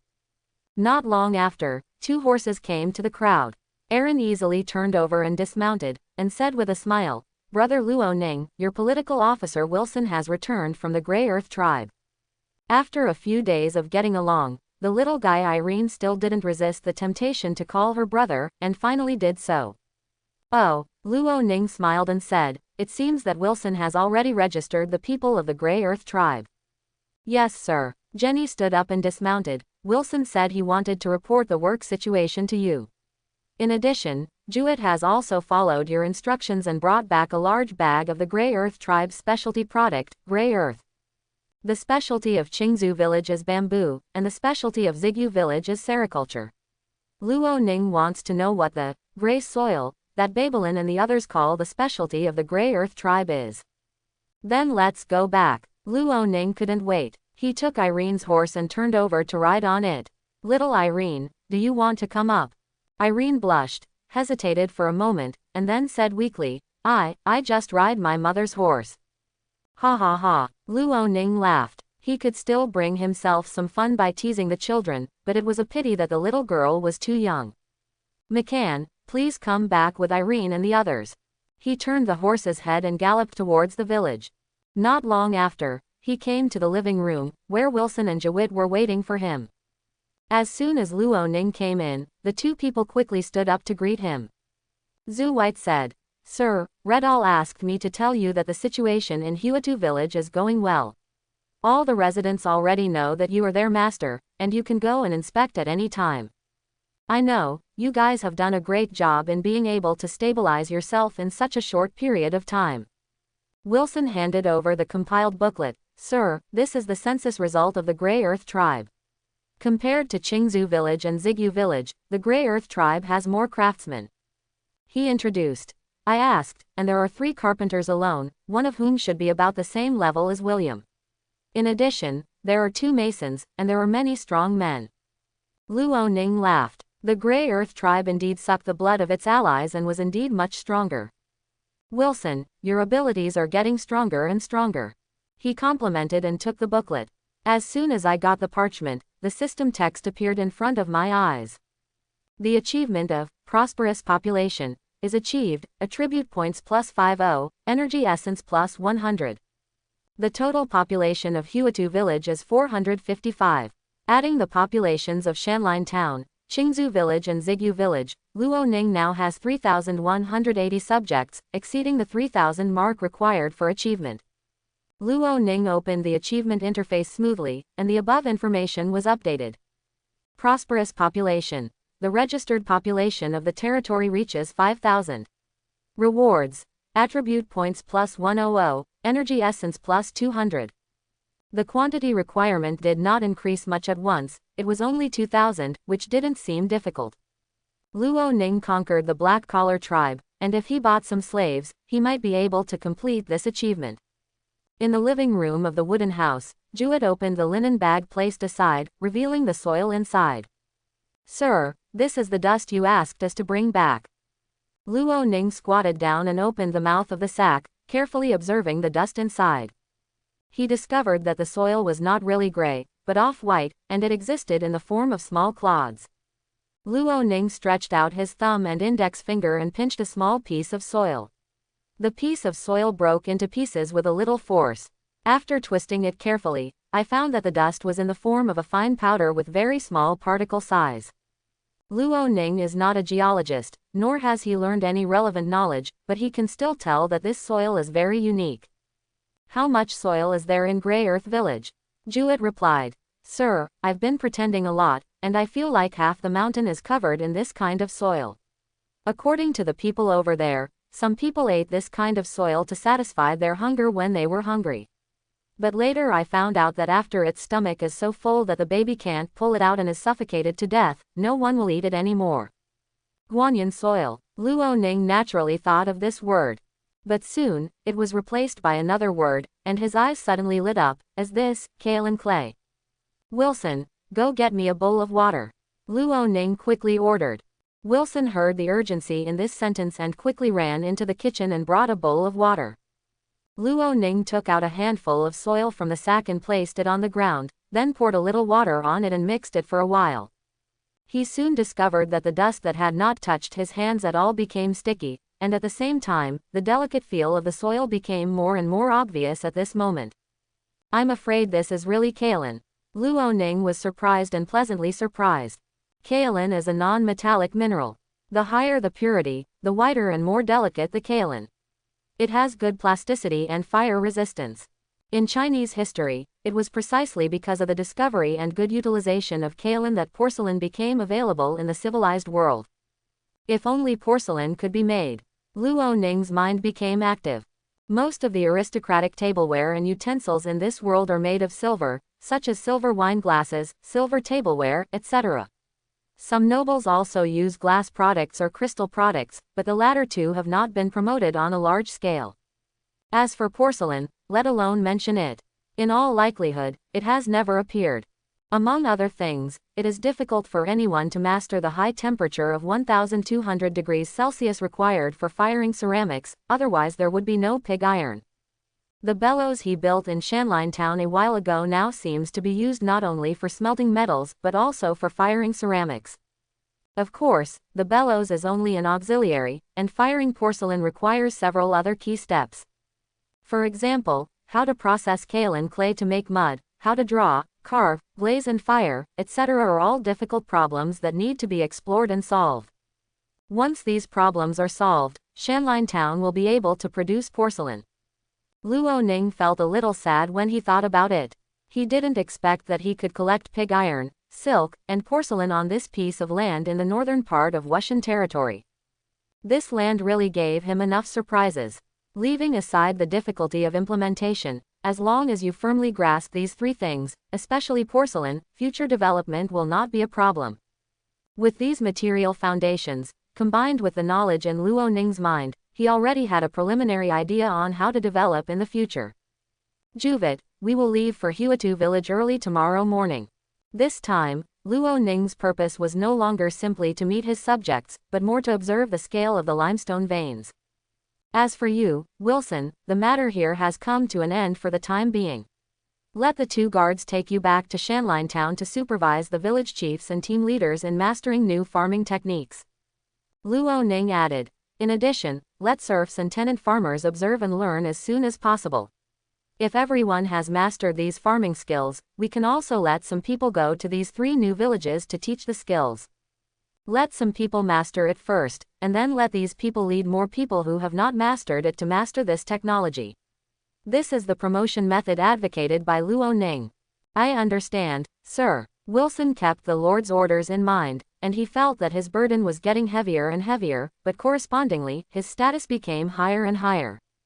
At least there will be more and more village chiefs and team leaders under him. Sir, Commander Redall has one more thing for me to give to you. Jewett said, picking up the second sack from the chair next to him, and there was a jingle inside. After we arrived at Grey Earth Village, we took control of Srian and Mam's women. The commander arranged for them to continue working for you in Grey Earth Village like everyone else. In addition, what's inside is Srian's and Mam's women. Wealth, he asked me to pass it on to you. Oh, Luo Ning took it with a smile and asked curiously, how many are there? Wilson smiled and replied, Sir, Redall gave me a count. Mam doesn't have much money, only Dansrian has a lot of property, 3. In addition, there are 5 knight swords, a shield and a set of chain mail stored in Slane's warehouse. In addition, it is said that more than 2,300 acres of fields have been cultivated in Huatu village, and there is wheat harvested in the autumn in the warehouse. The specific amount has not yet been determined. Luo Ning was a little surprised. Slayan, the leader, is really generous. As the leader of the savage tribe, the savings of the killed knight Willie was only equivalent to 8 gold coins, but the property of leader Slayan was equivalent to more than 40 gold coins. Moreover, the amount of cultivated fields in Huatu village far exceeds that of Qingzhou and Zigyu, making it worthy of being the strongest in the tripartite alliance. I wonder how much savings Horn and Jenny have. It's a pity that the two of them surrendered without any resistance, and Luo Ning couldn't take advantage of their private property as his own. But the Zigyu tribe is the weakest. I guess they don't have much savings. Luo Ning quickly pulled his thoughts back. It was not the behavior of a good leader to always worry about the little property of his subordinates. Jewett, ask Redall to inform the others that in view of the perfect victory of this expedition, all the militiamen coming out of Shanline Town will be rewarded with 3 copper coins each, and the guards will be rewarded with 5 copper coins each. Other professionals include you, Wilson, in addition. The reward is 1 week's salary, which will be paid together with the next month's monthly salary. As for the money, he took the bulk of it, and he always scored a little bit to make his subordinates happy, not to mention winning the battle. The guards and militiamen seemed to have little effect, but they still played a significant role in arresting, controlling, and patrolling the residents. Luo Ning's reward for the 3 armies was barely calculated, and it was only about 5 or 6 gold coins. He just divided the money he got from Night Willie. Wilson and Jewett looked at each other and saw the joy in each other's eyes. My lord, you are truly a lord who knows how to reward and punish. Thank you, sir, for the gift. The next morning, Luo Ning took McCann, and under the leadership of Zhu White, arrived at the Huatu tribe, which was the renamed Huatu village. This place is worthy of being the strongest party in the tripartite alliance. As the forefront of facing the enemy, the larger number of people in Huatu village is just an appearance. The light labor force here accounts for a large proportion, and the elderly population over 50 years old accounts for a very small proportion. I don't know if they all died or were transferred to Qingzhou village and Zigyu village. For Luo Ning, the more young adults here, the better. They can run Huatu village well without him having to transfer people to Shanlin town. In addition to the population, Huatu village has also built more fortifications. Especially the place where Slain lives is really similar to a noble's castle. Although the area is a bit small, it has fence exterior walls made of wood, as well as solid towers and fortresses made of earth and stone. Without the intelligence and strategies provided by Jenny, it would indeed take some effort to lure Slain and others out to fight and capture this place. After arriving at Grey Earth Village, under the arrangement of Redall, Luo Ning had lunch with everyone. When things here are over, he will return to Shanlin town, and all the houses in Huatu village will be handed over to Redall to manage. In fact, not only defense, but anything here can be left to him. In Luo Ning's heart, people with Sun-level qualifications who are unlikely to betray him are worth cultivating. Let Ruidal learn some experience in Huatu village now.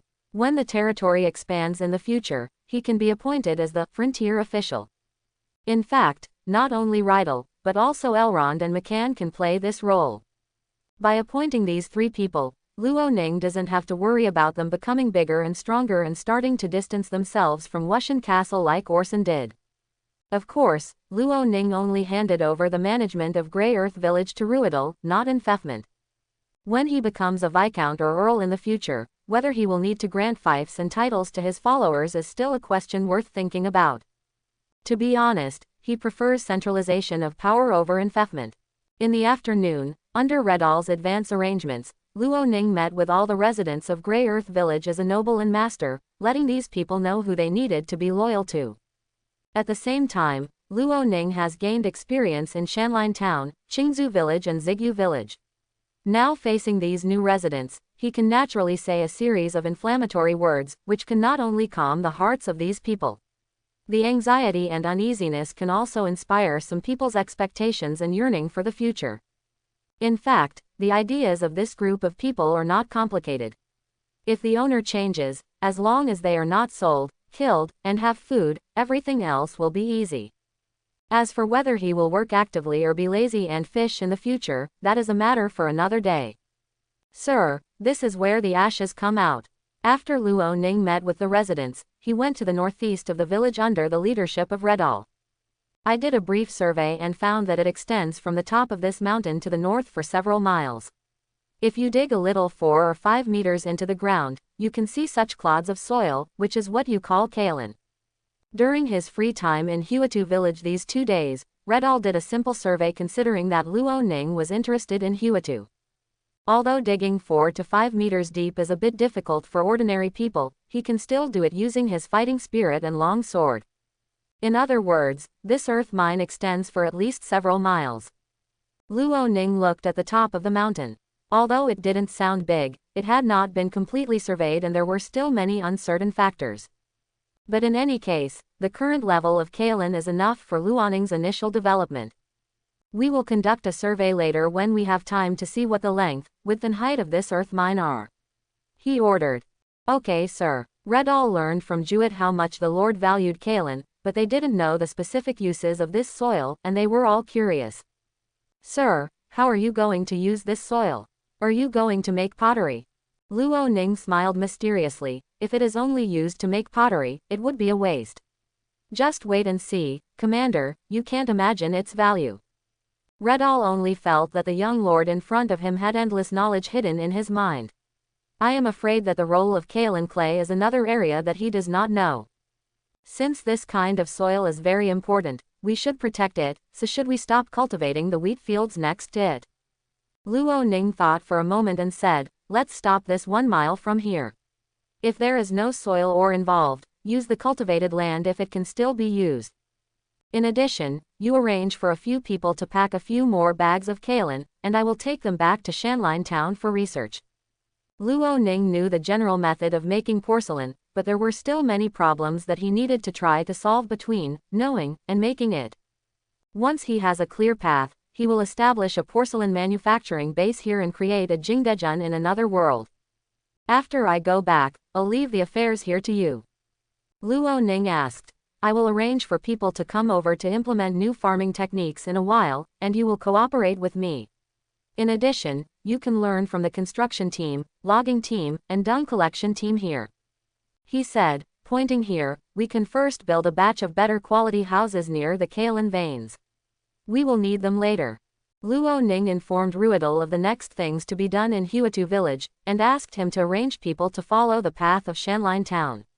The efficiency may be lower, but the basics must be there. In addition, there were 3 carpenters and 2 masons in Huatu village. Luo Ning left one of them behind and brought the rest back to Shanline Town. The carpenters were put into ironwood workshops and making plow shafts for the curved shaft plows, while the masons were brought back to Shanline Town to build houses. In any case, Shanline Town is geographically connected to the outside world, so there is no doubt that priority should be given to developing here. It's a pity that his territory has a population of 3,000, and the number of craftsmen is still very small. He can only ask these existing craftsmen to bring more new people. Luo Ning stayed in Huatu village for the next 3 days. On the one hand, he inspected the environment around the tribe, and on the other hand, he walked around more to stabilize people's hearts. In addition, he also spent a day traveling to the southeast of the village to spy on the black-collar tribe from a distance. As a place controlled by the Baron of Thane territory, the black-collar tribe was much more rigorous than the 3-party alliance. Before Luo Ning could reach the opponent's range, he discovered that there were several guard towers at a distance along the way, which should be to guard against sneak attacks by the 3-party alliance.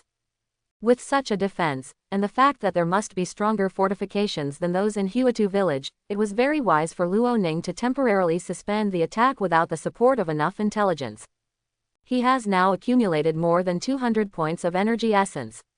When he becomes a 4th level transcendent, he can add more points to Rydal and McCann, so that their strength will be improved to a certain extent after they advance to the bronze level.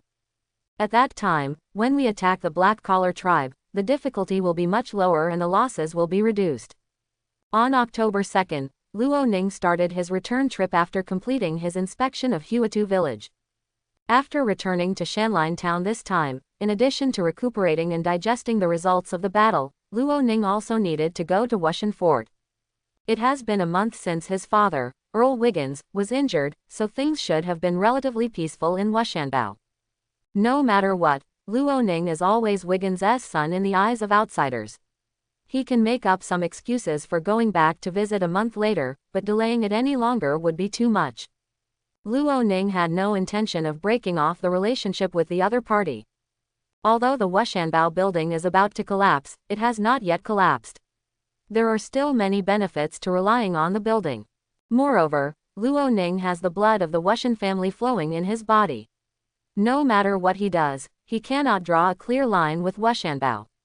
Wushan Fort is really going to fall, and I'm afraid it won't be good for him. So after returning to settle down a little this time, Luo Ning was ready to set off for Wushan Fort. Of course, visiting Wiggins is only one of the purposes. He can take this opportunity to see if he can get more resources for Hillwood Town. Money, craftsmen, labor, etc., he needs them all. Outside Zigyu village, Horn and Jenny were riding on horses, looking at the direction in which the team was leaving. X.com. Although they stayed in Zigyu village, their daughter Irene followed the team to Shanline Town. Although the distance between the two places is not far, and they can visit from time to time, this is the first time that Irene travels alone away from her parents. No matter which world they are in, parents have the same feelings for their children, and these two are no exception. Jenny quietly wiped the corners of her eyes and wiped away the tears she shed when parting. I don't know if it is a good thing to let Irene follow the Baron. Horn sighed and helped his wife wipe the tears from her face, but we have no other choice, right? Even though they were treated with courtesy by Luoning, unlike Warden, Dandy and others in Qingzhou village who started from the probation period, even though Jenny offered suggestions and advice to successfully conquer the Grey Earth tribe, in the end they were still reduced generals. In addition, their previous identities were remnants and savages, so it was impossible for them to gain 100% trust from the Lord in such a short period of time. So when they faced Ronan's request to take away Irene, they had no reason to refuse. Horn said with relief. Although the Baron has performed very well, he is only a 17-year-old boy. It can be seen that he loves Eileen very much. When I get along with him these days, he is always very kind and friendly. Kindness, I think he will be kind to Eileen. Jenny shook her head. Even if they sleep together, there will be a foundation of affection. But Luoning is always a scion of the Wushan family, and his marriage partner is either the daughter of a big noble, or the daughter of a wealthy conglomerate. Without exception, are people who can consolidate his position, but what do we have? She sighed. We are just ordinary second-level extraordinary beings. In her opinion, his daughter would definitely be abandoned from beginning to end, and in the end she might become Luoning's lover and raise several illegitimate children. After all, many nobles are like this. But our daughter is a 13-year-old magician. As long as she doesn't give up her practice, she will become a magician sooner or later. Horn's words were very confident. No one can despise a magician. What's more, we still have the opportunity to become high level, or even go further. Don't be so pessimistic, Jenny. The Baron also attaches great importance to sericulture. As long as we do what he told us well, the future will be better. Jenny hesitated, but nodded slowly. Horn is right when he says that instead of being depressed and pessimistic, it is better to do what needs to be done. In fact, they really wronged Luoning. He took away Irene. On the one hand, it was indeed to make Jenny and Horn stop thinking and running around and do their jobs well. On the other hand, given that Irene has such a good magical talent, he really wants to take her out to see her, broaden her horizons, and cultivate her.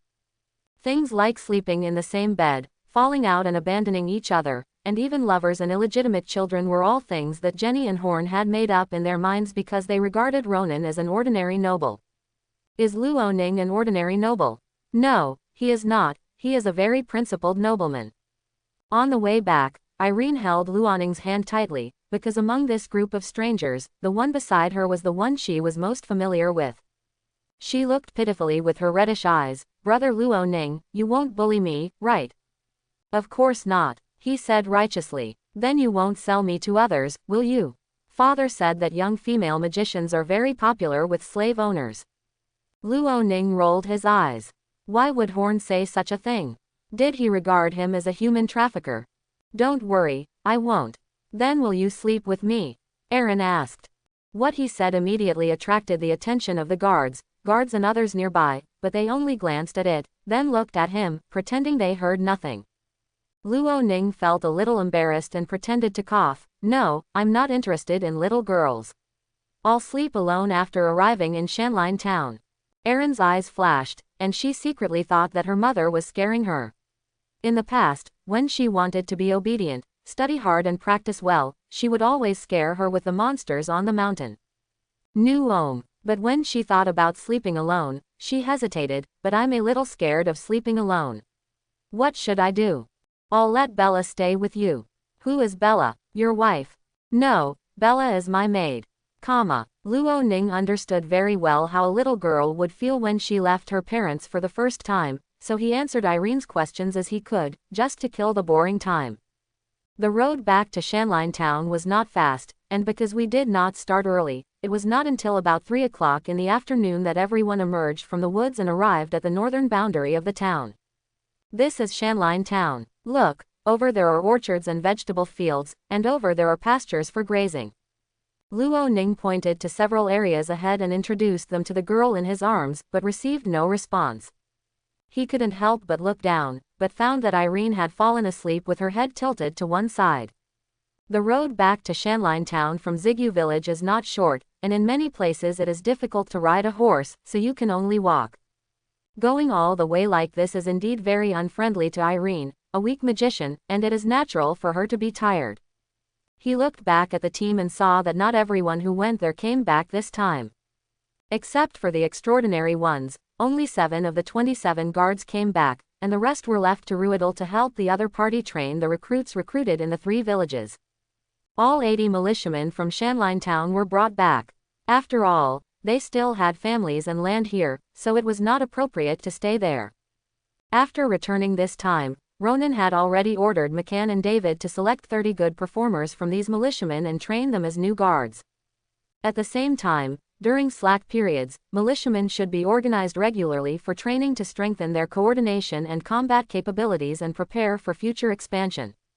Let's go, everyone. If we don't hurry up, we won't have time left for Shahar to prepare a dinner for everyone. The team marched towards Shanline Fort in a mighty manner, naturally attracting the attention of many working people along the way. Wilson revealed intentionally or unintentionally that the people in the territory knew that the Lord had launched the clearing operation against the savage tribe for their safety, which made Luo Ning's image even taller. In addition, Wilson, who returned to Hillwood Town 2 days ago, boasted, and the people knew that the Lord had defeated 3 savage tribes in a row and achieved an unprecedented victory, and they respected the Lord even more. Seeing the victorious Luo Ning, all the people cheered loudly and rushed to tell each other. When Ronan returned to the castle, housekeeper Shahar led all the servants to stand outside the castle gate. "Master, your loyal servants, congratulations on your triumph." Led by Shahar, Galen and Bella all bowed deeply to Luoning. Erin, who had woken up early, was stunned by such a scene.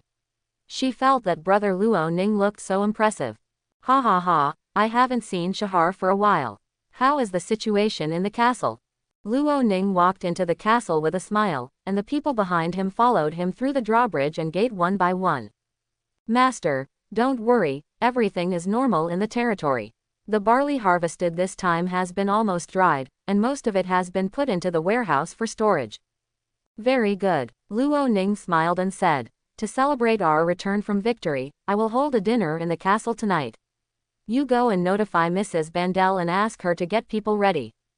"Okay, sir." Shahar followed step by step, but there are a few people who have been coming to Shanline town for 2 days. They said they want to see you. I wonder when you are going to meet them. "Oh," Luo Ning stopped and asked, "Who is coming?" Luo Ning had visited the Silva Magic Energy Chamber of Commerce during his last purchase in Muma City. At that time, he made an appointment with Hook, the other party's salesperson, to come to Shanline town to pick up and deliver the goods in early October. Luo Ning didn't expect Hook to be so punctual. He actually arrived in Shanline town on the first day of October when he said he was in early October. However, because Luo Ning led the expedition, outsiders were not allowed to enter Shanline Castle without the permission of the Lord, so Hook and his companions lived in a temporary house arranged by Shahar for the past 2 days. "Ha ha ha, dear Baron Ronan, long time no see." Hook, who was brought into the castle by Shahar, walked up enthusiastically and opened his arms to give him a hug. He had been traveling recently and couldn't sleep well, which really made him too tired. Fortunately, today the customer finally he was very happy to go home. Luo Ning gave the other party a brief hug and said, "I'm very sorry, Hook. There is still a lot of unfinished construction in Shanline town. You and your companions have worked hard these past 2 days." When he spoke, he glanced at the 2 knights behind Hook. If his guess was correct, they should be professional knights affiliated with the Silva Magic Chamber of Commerce, and their strength should not be weak. To be honest, Earl Wiggins is a little confused for you to live in such a dilapidated town. Hook didn't say any kind words, and the environment he lived in these 2 days was really not flattering. "I heard that you defeated 3 savage tribes in this expedition. With your strength, you should have a better town, or even a big city, instead of condescending to this place." Luo Ning smiled slightly. "Shanline town is a good place. Although it is a little dilapidated now, it still belongs to the Wushan family's territory. This is also what I should make up for the mistakes I made before." "I admire your mind." Hook bowed and returned to the topic. "Sir, according to your agreement with me last time, I brought enough magic ink and magic beast leather. I wonder how much you need this time." Ronan only bought a month's worth of materials last time. Now he and Elrond have used up all those materials. If they want to make a spell scroll, they can only buy it again. "Let's not talk about this matter for now." Ronan glanced at Elrond, who understood and quickly took out the spell scroll and placed it on the long table next to Hook. This is the spell scroll we made this month. There are 18 healing spells and 4 wind blade spells. Please count them. In so many productions, Elrond failed a total of 7 times. Although Luo Ning only failed once, he only made 5 pictures in total. If he made more, there would definitely be failures. When Hook walked over in surprise, and checked it with his people. He showed a satisfied smile after finding that it was correct. Mr. Elrond's abilities are amazing. Hook praised. You can make 22 spell scrolls in 1 month, your success rate is astonishingly high. He didn't know that the Wind Blade spell scroll was written by Ronan, and thought that Elrond was a dual-system magician. Facing such praise, Elrond felt a little guilty. He made a total of 25 times and failed 7 times, with a failure rate of 28%, which is quite high. However, he has now been promoted to a senior magician. If he makes a healing spell scroll, the failure rate should be reduced a lot. Sir, we have already counted the spell scrolls. According to the previously agreed price, we will pay you a one-time payment of 3. This 3, but even after removing the cost of 270 gold coins, Luo Ning still made a net profit of 97 gold coins. This amount of money sounds small, but it is enough to pay Luo Ning's salary for nearly 3 months. Now we can discuss what to buy from you. Although he really wanted to pocket all the more than 300 gold coins, he still needed to purchase them from Hook if he wanted to continue making spell scrolls. The other party came to Shanline Town in person, probably to sell more things. Hook smiled and said, "When I come here this time, I brought you hundreds of bottles of second-level magic ink and dozens of pieces of the second-level Warcraft leather you bought last time. If you don't think it's enough, I can trouble you." Knight Coulter returns to Wrangler City to pick up the goods for you. Ronan looked at the knight he was referring to, and Coulter gave a knightly salute to Ronan. "I'm always ready to serve you." It can be seen that Hook is very well prepared this time, but Luo Ning cannot eat so much. Not to mention anything else, just 100 bottles of level 2 magic beasts would cost plus the 3 gold coins just sold. The supply you brought this time is very sufficient, far exceeding my needs. Luo Ning did some calculations before reporting his needs this time. You can leave 55 bottles of second-level spell ink and 11 pieces of second-level magic beast leather. Excluding the spell scrolls one sold today, I still need to pay you 127 gold and 8 silver. This is the amount he has prepared for the next 3 months. He spread his hands and couldn't help but smile. Look, not only did I not make any money this time, I also took out hundreds of gold coins. Hook, the money-making ability of your Silva Magic Chamber of Commerce is really enviable. Ha ha ha, Lord Baron, this is to pursue greater profits, and the rewards you will receive in the future will be far more than this. Hook looked helpless and hardworking. We at the Silva Magic Chamber of Commerce are just running errands for you and people like Elrond Magician to earn some hard-earned money. Sir, please don't joke around. After some discussion, Luo Ning only had 35 gold left in his pocket. After this month's salary was immediately paid, he had less than 20 gold left. There is not enough money. Luo Ning felt a touch of sadness in his heart. Unless he sold the newly made spell scrolls next month, he would not be able to pay next month's salary. After all, after conquering 3 tribes this time, he has 9 more extraordinary people under his command, and there is also an intermediate magician with a very high monthly salary. After discussing the business, the atmosphere in the living room became more harmonious. Hook began to brag about Luo Ning's achievements in conquering the savage tribe, while Luo Ning humbly asked him what he thought of Hillwood Town in the past 2 days. Through the conversation, the 3 main feelings of the other 3 people were nothing more than 2 points. The mountain road was difficult to walk, and Shanline Town did not provide decent accommodation conditions for the caravan. Especially the latter. When they go to other towns, they have hotels. Regardless of the environment, they are at least more comfortable than the low, damp wooden houses in Mountain Forest Town. This also gave Luo Ning some inspiration. He still needs to start a face-saving project, at least to give the caravan a passable accommodation in Shanline Town. Maybe he needs to build a hotel for visiting guests. As night fell, the castle in Shanline Town resounded with the long-lost bustle. Today's dinner is to celebrate the victory of this expedition, and by the way, it is also a welcome to the 3 hookers. This is a good start. However, Precisely because of the visit of outsiders, the news of Luo Ning's capture of the savage tribe is likely to spread. He must make plans in advance and put the trip to Wushanpu on the schedule as soon as possible. The banquets at Shanline Castle are very simple. They are nothing more than eating and drinking. Unlike some nobles who have music and dancing, here there are only old men who cannot dance, so they can only focus on eating, drinking and bragging. newigh.com. For this reason, Luo Ning paid for a pig, 6 sheep, a dozen chickens and ducks, and an unknown number of fish. Fortunately, the militiamen only took some food and went back to their homes. If they had participated, Luoning would have been destitute. Oh, by the way, Shahar has complained about the drinking problem in the castle more than once. Several barrels of sour beer have been consumed, and there are only less than 100 bottles of medium beer left.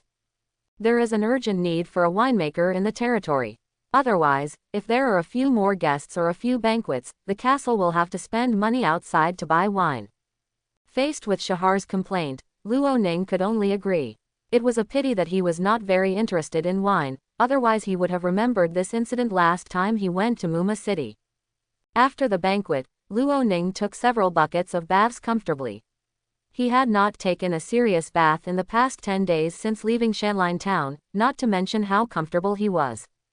Luo Ning, who had changed into loose clothes, returned to the study and saw Irene sitting on a chair nearby, holding a book in her hand and reading engrossedly. Luo Ning glanced at the name of the book, walked over quickly, and closed the book. This startled Irene, who was concentrating on reading. But after seeing the person coming, Irene laughed in surprise. "Brother Luo Ning, it's over." "Well, it's over," Luo Ning responded with a smile, and at the same time calmly took the book back into his hand and put it on the bookshelf again. "This book is not suitable for you. I will choose a book suitable for you."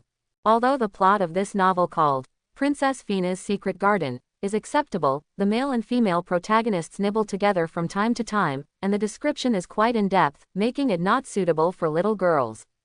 Luo Ning picked a history book from the bookshelf and handed it to Irene. "Read this, A Brief History of the Empire, more and gain insights."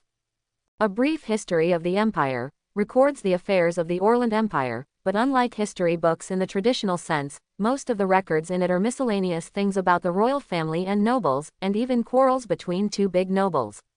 All are recorded. Although there is not much valuable information, at least it is more suitable for girls to read than the night novel just now. Eileen took the book doubtfully, her mind still stuck on the previous book. She asked in confusion, "Why is that book not suitable for me to read?" Knight Ivan is dueling for Princess Fina. Will he win? Of course he will win, and in the end he will live with the princess forever. Ronan smiled and revealed the story. "Okay Aaron, Bella has prepared a room for you. She is waiting for you outside. Don't keep her waiting too long." Aaron's attention was brought back from the book. "Okay, good night, brother." After saying that, he quickly left the study. Luo Ning shook his head helplessly, and then began to review the documents handed over by Shahar and Wilson on the table. This includes the production status of each team, the autumn harvest results of each village, and the food statistics of Shanline town, etc. He looked at the latter too emphatically. The total amount of barley harvested this time is about 830,000 jins, which is similar to previous years.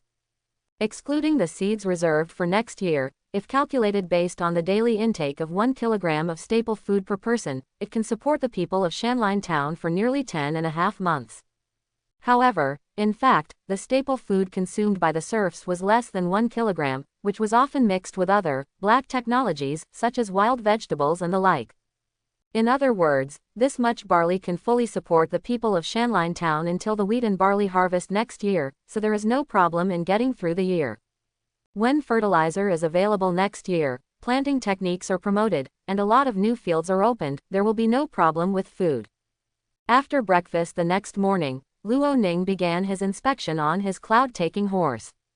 With his achievements and the consumption of attribute points accumulated by signing in recent days, he has now entered the stage of a third-level transcendent.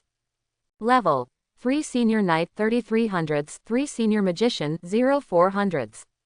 Looking at the entire Shanline town, Luo Ning's strength has already ranked among the top 3. Now he no longer needs anyone to escort him when traveling. At most, he can bring Shahar, who is in charge of the feces collection team, and Galen, who is running errands, as well as those who want to follow. Visit Aaron in Hillwood. The first stop for Luoning's inspection this time was the fertilizer base. This base was planned when Luoning established the manure collection team.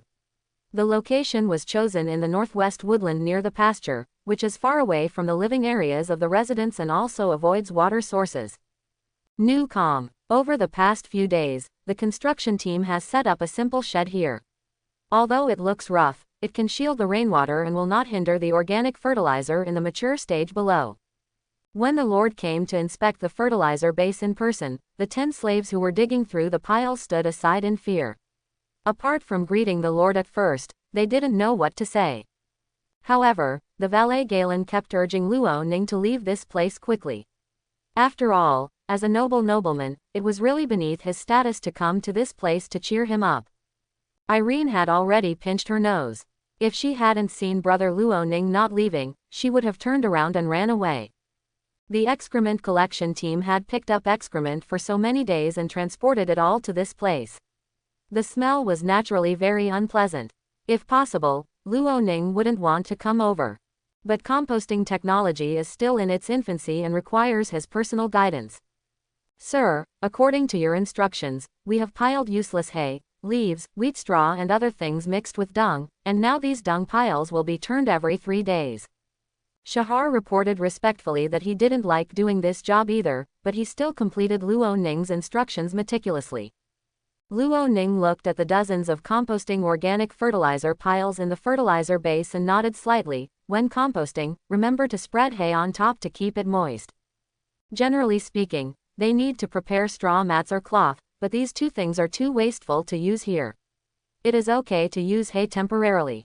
He walked to a compost pile and moved a little closer with his hand. The temperature was still quite high, indicating that it was still in the fermentation stage. Without a catalyst, this natural fermentation process will last a little longer, probably about 1 to 3 months.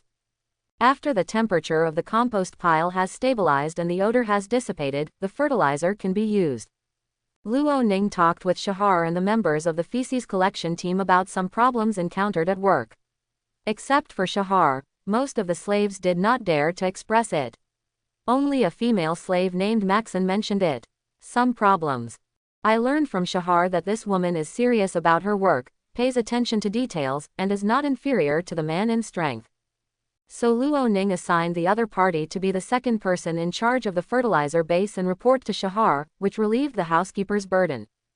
After all, just the food storage in the castle requires a lot of energy to deal with, and later it also needs to coordinate the food distribution with the 3 villages outside. People like Shahar who have good literacy and numeracy skills will naturally play a greater role.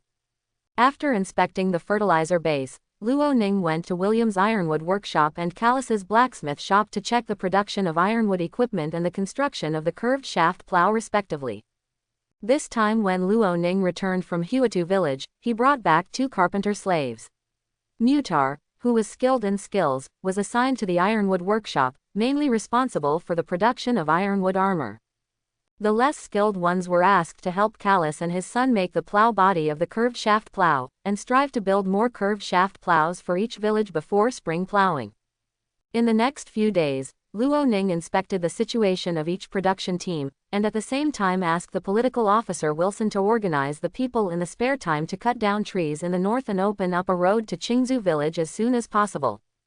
Luoning does not need to pay these people to participate in the work, but unlike in the past, in order to stimulate their enthusiasm, Luoning allows half of the wood mined by the people to take home to repair their houses, or store dry firewood in preparation for the winter. He didn't want any of his people to freeze to death in winter.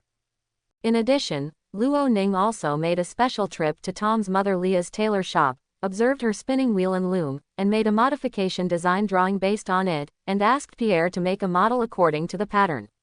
A small spinning wheel. As for looms, most of them here use waste looms. Luoning wanted to build a foot-operated loom, which required more detailed design and experiments. He just told William, Peel and his slave Multa about the principles and simple structural diagrams, and ask the latter to first try it yourself. There are many trivial matters in the territory. For example, some conflicts among the territory's residents require him to arrange for mediation or trial. Some men and women of the right age who want to get married need Luo Ning's approval, and at the same time, they also need to collect wedding taxes. Luo Ning directly waived the wedding tax, which was not conducive to population growth, and replaced it with a day's work for free. After working for several days, he finally made all the arrangements. On October 8, Luo Ning took a few guards with him, traveled lightly, and embarked on the journey back to Wushan Fort under the early morning sunshine. I hope everyone will support it and subscribe more.